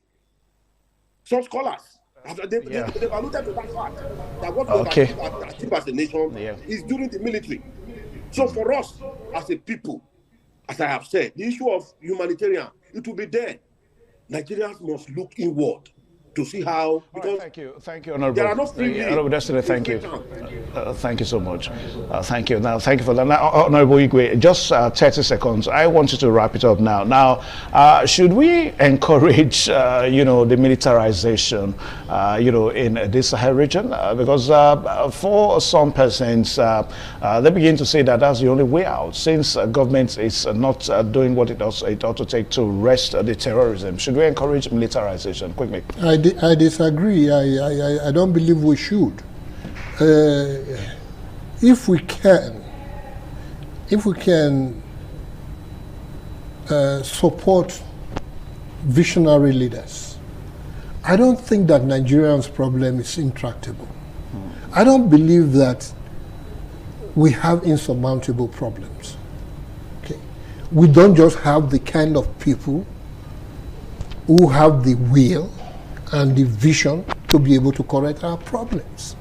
So we need to identify such people and then put them in positions of power. If through democratic processes, better. Okay? The problem we are suffering, sir. Yeah. The problem we are suffering, sir. I'll tell you this. If the Constitution handed over to us the so-called 1999 Constitution as amended, which was initially the 79 Constitution. Okay? It was not written to create or to foster a level playing ground. All right, so what you're saying is that we need to get our governance right. Yes, okay. So that we can begin to correct the anomalies, those checks and balances. You see, functionaries, people you elect and all that, they will abuse the system. Okay. If the system allows them the opportunity to abuse it. All right, Honorable, I'll pause you there. Yes, I'll pause you there because of time. So if we can, if we do elect leaders who are truly patriotic and who really look, Nigeria is blessed. All right, thank you so much. Blessed with brains. Thank you so much because people who can sit down and really dissect our problems as a nation and solve them. Okay. All right, so I want to say thank you so much, Honorable, for coming on the program today. Now, a viewer, watching right there, just tweeted that the militarization is fueled by weak governance and corruption and extreme poverty and the inability of states to provide security, making the region highly vulnerable to insecurity. Just as these two honorables have said here, that the militarization is fueled by bad governance. That's just the basis of it all, and that's what Honorable Destiny also said too. So I want to say thank you so much, gentlemen, to Honorable Destiny Nabulele for joining the program today, African Discourse. All right, so this is where we'll bet the ship here today on the program until the same time next week, when we will come with another topic and also another set of guests. My name is Evan Sunokoge. Good afternoon. ITV, certainly the best.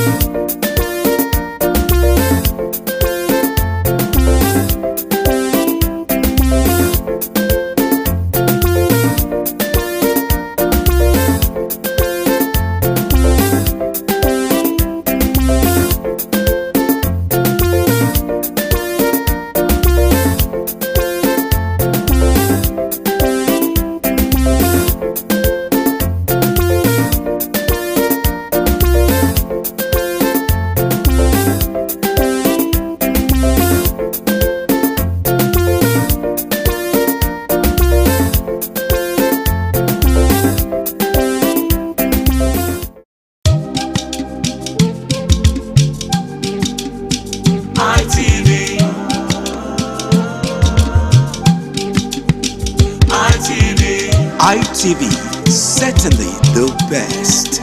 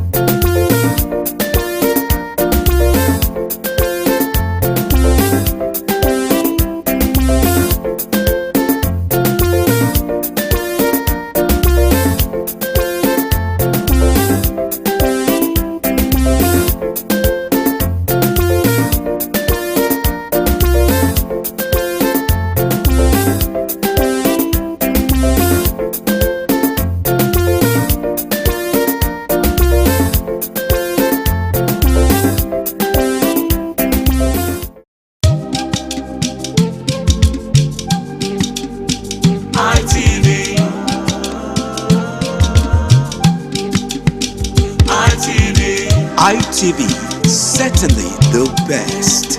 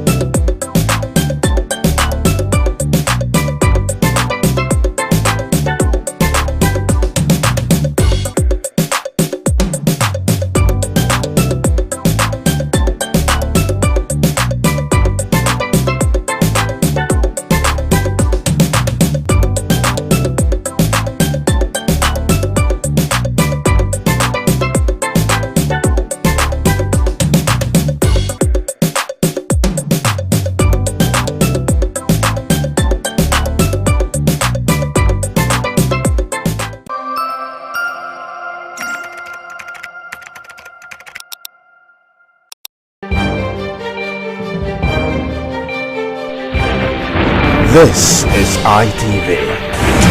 Certainly the best.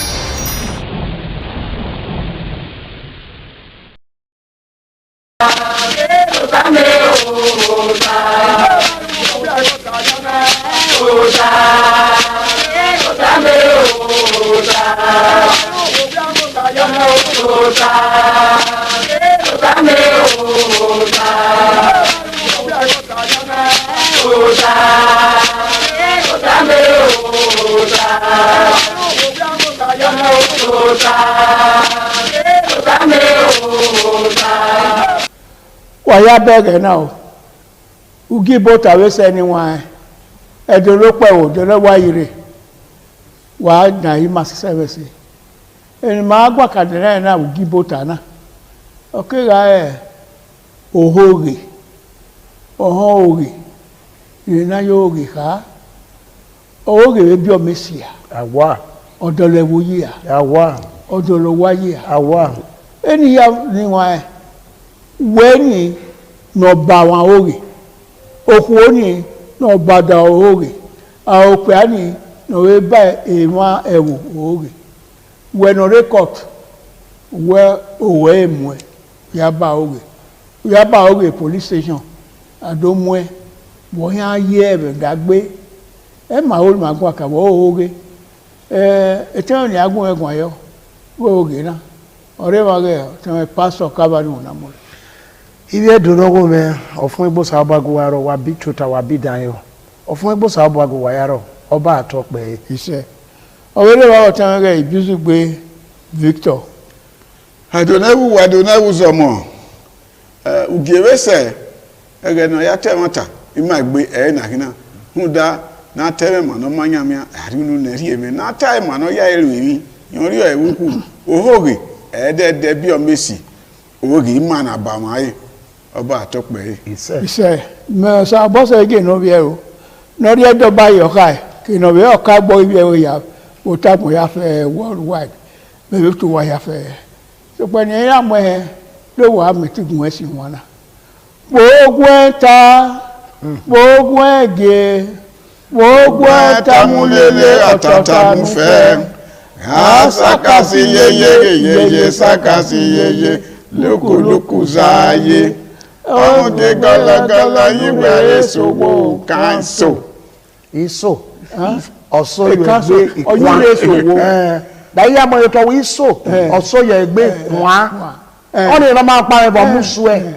Mara we yeso. Abe gbe mo da. Mara yeso. Ogwogwodo. Oyure sowo.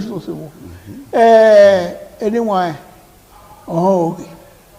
Oge de mai.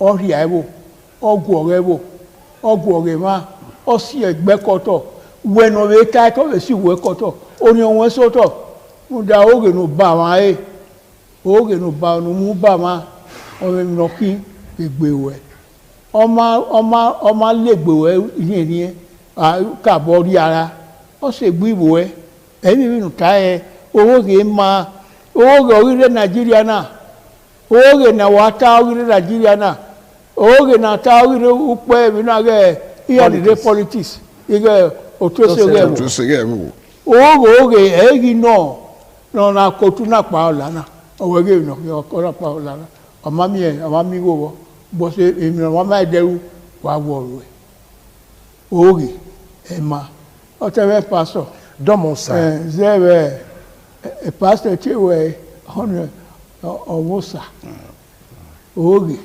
oye domosa osano wodo apagi toge ma unda gba ike don wa doge mane mana gbon ma se ti jo oge yi unda we si eke ni ma o mana si eke ni ana mi wo ma la tene mara ujaji so pa okobo o yeme na tama eji okobo ozuo benene gwa loto benene zi egbagbon ni egba okoto ni edo we ya gwa lote be na okobo ga heme o ga ye ko nwo wa na gwa ekan ka ezi egbe egba okoto yesu we ga itu okobo be de agbe oba wa gbagba ogun anyoke ka na kota ana di pu yo to na wo kin ogwe ọmọ náà gbọ́ ẹ lòbí ẹ náà tó oge mẹ́ra sán ẹ̀dẹ́ gàdí gbé yẹ igba sọ ma ó kun ara yòówù ẹ bẹ wí ni ẹ bẹ bàbá mọ̀mọ́gí ẹ dàmá ni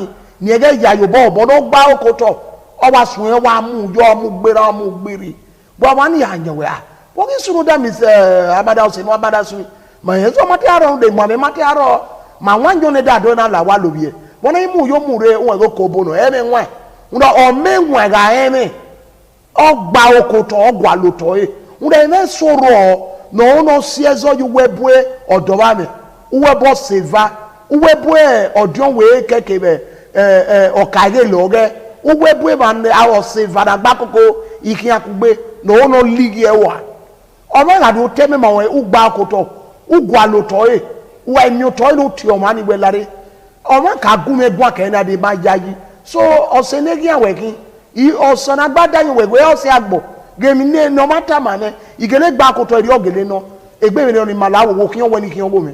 ikú ọmọ àgbà gùn ẹ̀gùn à ọ̀dọ́ náà sọ̀rọ̀ ìwà ìvá wẹ́pọ̀ ńdọ́ ọ̀hún ògè yẹn kí ebe sọ̀rọ̀ náà wàá sànà bàbá náà yà gbọ́ àlọ́ ògè tó tábà mẹ́.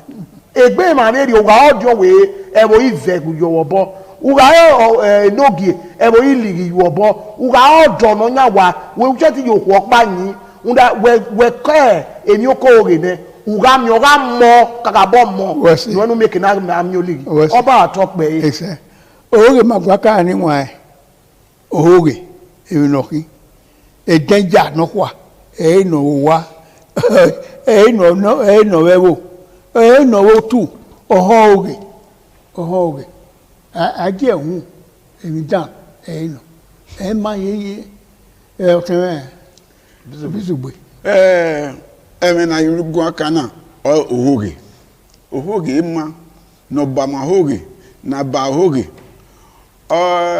salobo na egi ma mi em ohoge ebi o mesi okie ti o mo ho ema okie ti o mo hoge ema o mo hoge esu no ekeni eriri la to zagawa zero no tell me kataban aga hasade my so no ya to hoge aya okwa we iri we wa yema na we ga ayo me ma wo ayi nyen so nbo e de no ni se ti do to hoge ma emi ni eho ni ehu ona ho eni o we yemi na ri yepo oni wa bi agogo kan yire we ogba na yo hoge gba to fan no kwa ogbe mata emi ro pa ti fan no o we yire wo kieke o hoge e ma yeye ilé wọn náà yìí ni wà wẹ àmàdáwì mú pọgbọn gẹ ayé ẹ wọn àtàgbò gbà ní dágbédọ wọn àdọgẹ mìkì náà tán fún dọwẹ ọtẹwọn yìí ló kàn ẹ bán òkóbó àgàdo tààmú wẹ wẹẹrẹ gbọ àlùtọ yìí wà á yin ya ẹ mami òkóbó wo mùmú òkóbó rà ìwò ní ọ̀hún àyàn dáná ọyọ yẹ yaku ó mùmú ọsẹ tí dọlọrọ wọn àbẹ yìí ẹ dọlọrọ gbẹ yìí ọmọ àná yẹrẹ rí ọ ese ti bu ese ti diabo ese ti yese ọba atọpẹ anyway oge magwa kana oge ro wuwe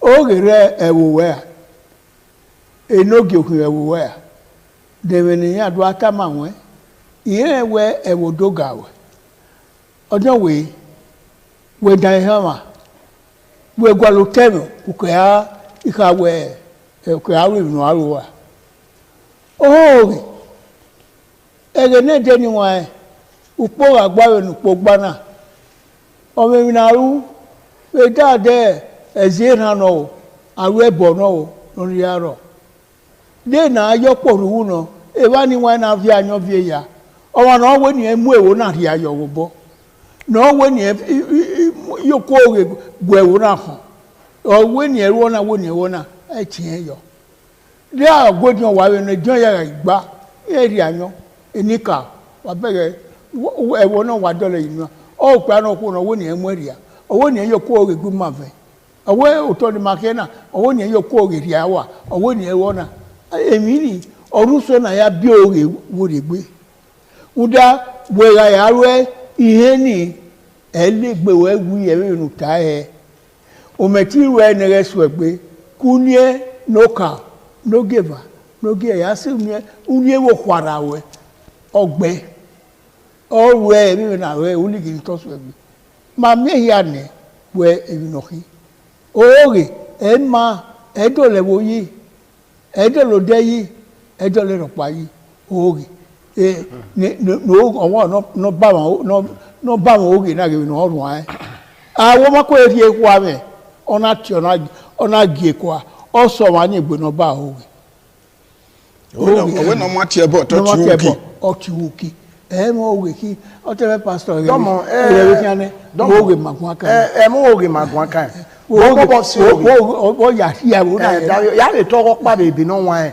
bo bo si owe o ma no ma we mo gba no awe we aganu na owe ji nu onu ya nu kwo ye ba nu ya la o igbovo ojo ma to oge dama to ma ni me mi we e ba ni ma keke amo ye ba na mo ma be yo o sa no do an no eze ba so pin ku we no we gbe e fo ko para re bi no wan o ko na ni a so pin bi no wan ma ka igbe aza no so pin e ma no ku e do ba e Kristi ina ju gbe mo bo iya we amu e wo alamu re dado wa ko na bi alamu re ugbugba fi lo gbe no wu Jesu yẹn náà ló sọ ní ma fi gbẹgbẹ à ní ma fi gbẹgbẹ ọmagun yẹn agun nda yẹn okobo náà ta ọkẹ sọra imowu Jesu náà gbùn kòtò wọn náà sọ náà gbùn kòtò bẹẹ n'oka o òkú ni ọpa wẹmú rẹ wọ́n wẹmú àdámú rẹ ẹ̀yìn àbọ̀ pè àgbà du ẹ̀kíní bàbá kì miere ní pè àgbà wà mú rẹ ẹ náà miewẹ dé ẹkú wá kárí ẹ̀rìn ẹ̀dá kó náà. wọ́n ní pa mọ́ ìwé òkọ́.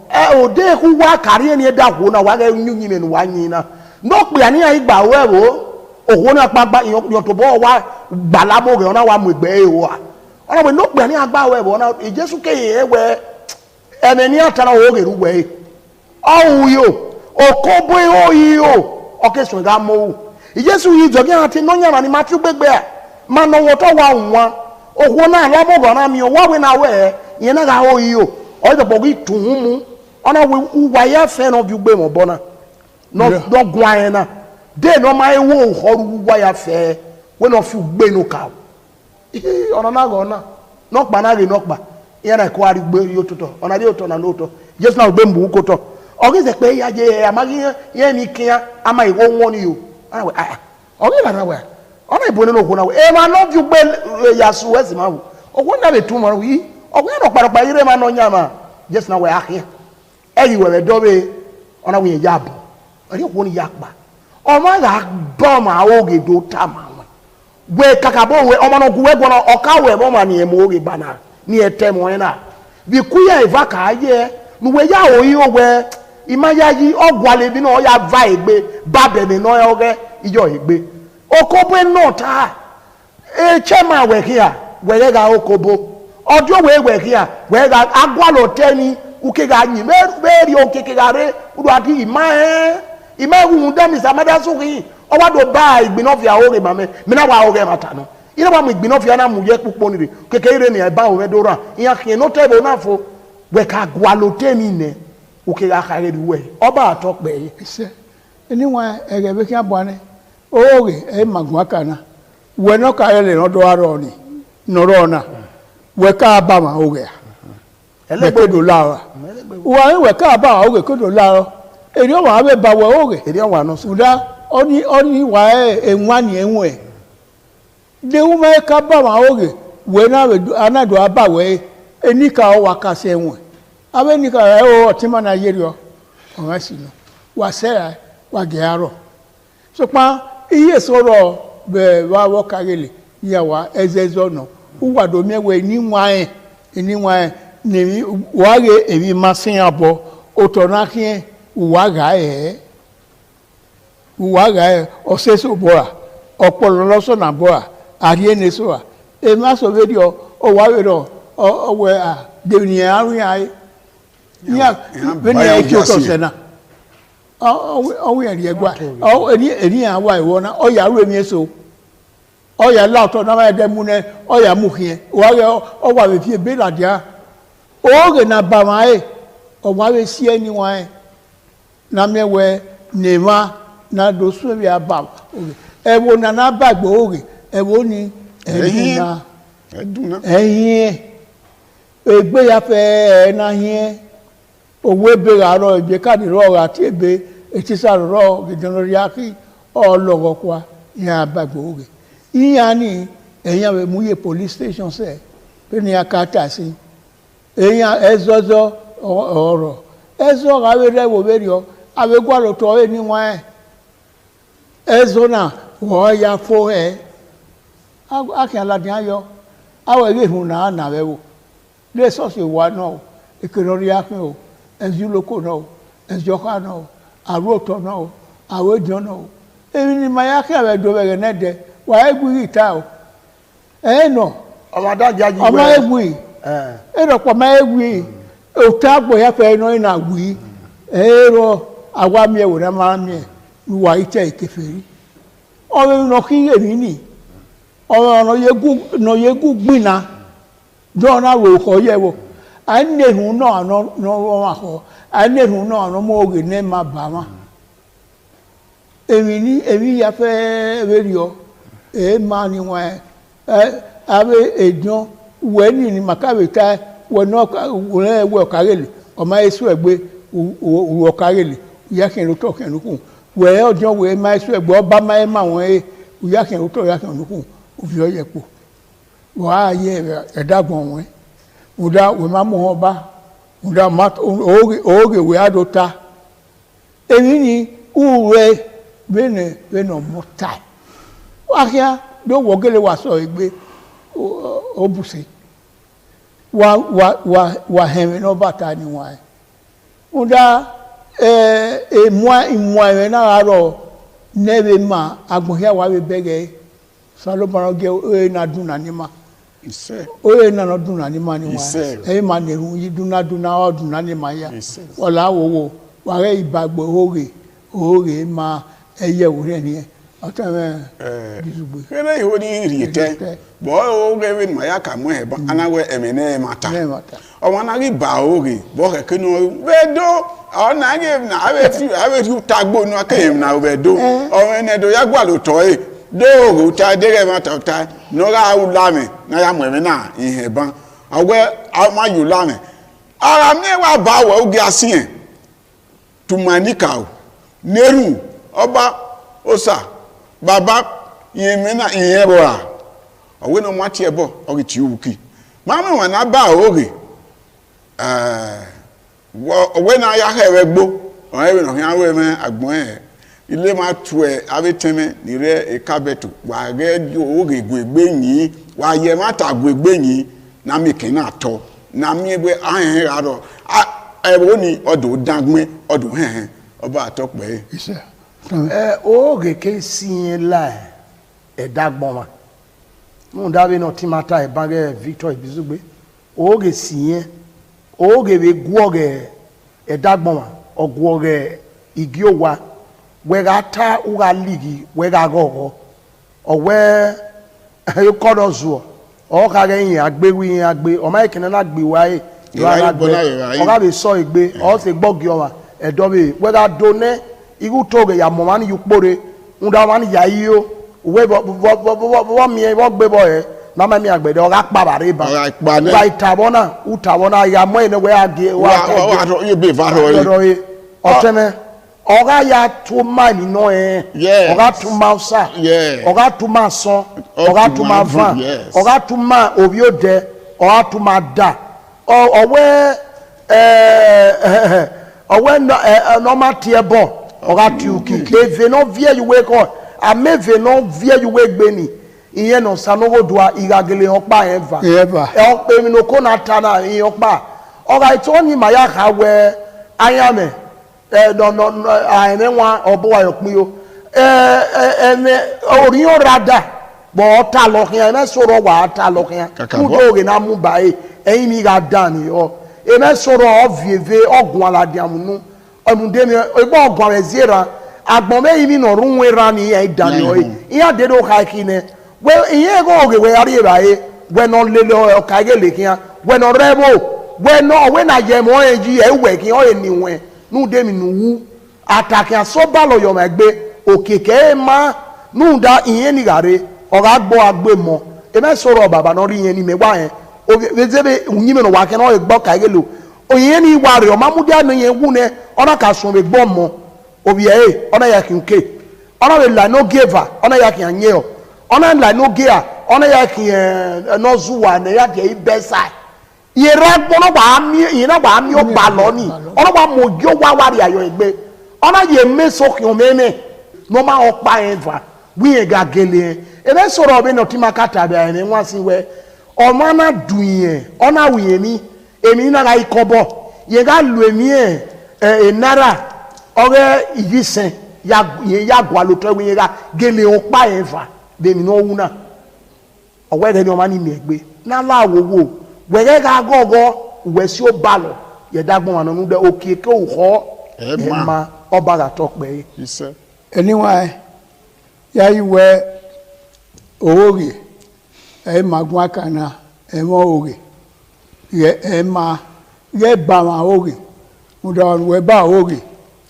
eyan ha ewe wa so ha ewe wa fa e nu ta e o akan odo akan odugbo owe ka ba oge ira opa eva owe no gbe na dege owa mi o ha etu ona ebo ri to eba bono to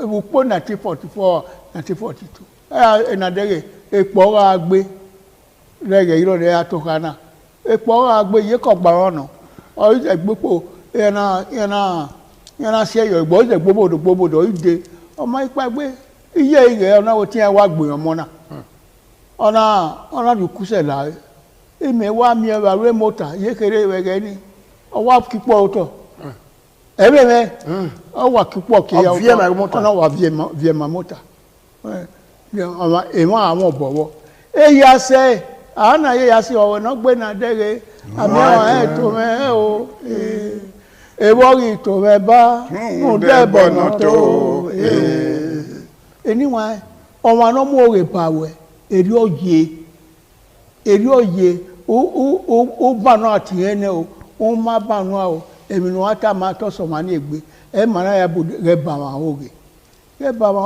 o ta we ba bo ba e ya ro ni wa emi no si edowo di o sabo legi di asiwa o di ke ise o so we ni mo ni ma bi le yin ni ama o yi ma te ni na ya fe ma wa na but no de kai mo to ne no de ka ya fe ewi no amaru uwa mu ebai adu agbo wa ni bai o e ma eve no ovie manika ovie magbon ovie mai ironi to bo ehia bueno to ge ni ironi oka dekunwe e do ni wa e ma mana mo gi bota o dine na yuto o sarobo la o adam po he na e Nigeria ya fe o sarobo la edo wa ma la o da ise wa ni gbe mara sarobo lo ge gbe ran wa ise wa no do eki wa idu eki musa ise wa me iwe gbedo ọba atope ise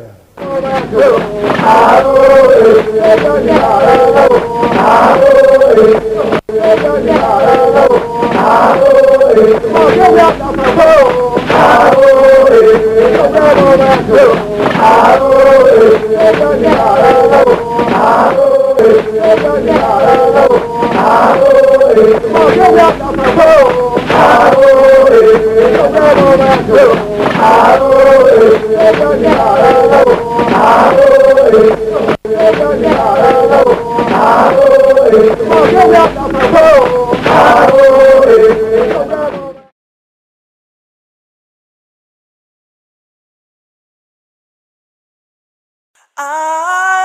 ITV, certainly the best.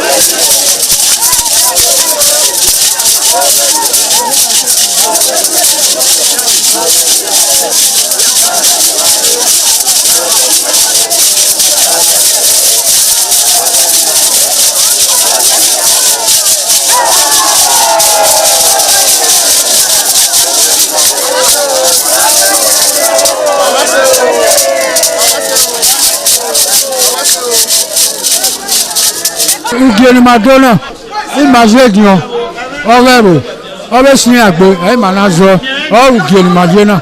You will have to serve the community for 30 years before you come to this stage. They will ordain you ordain title. Then by then you are one of the elder. This year now, we don't read the year, so that's why we can do this year.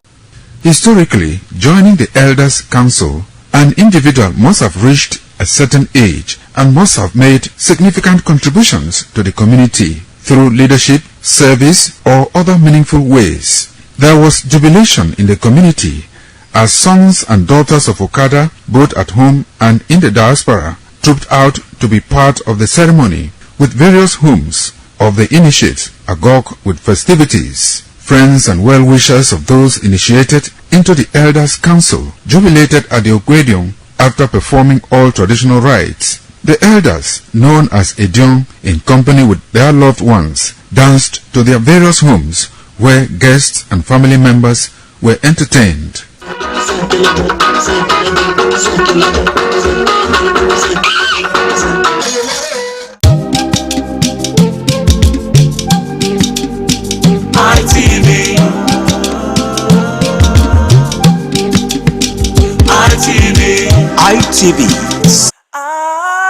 ITV, certainly the best.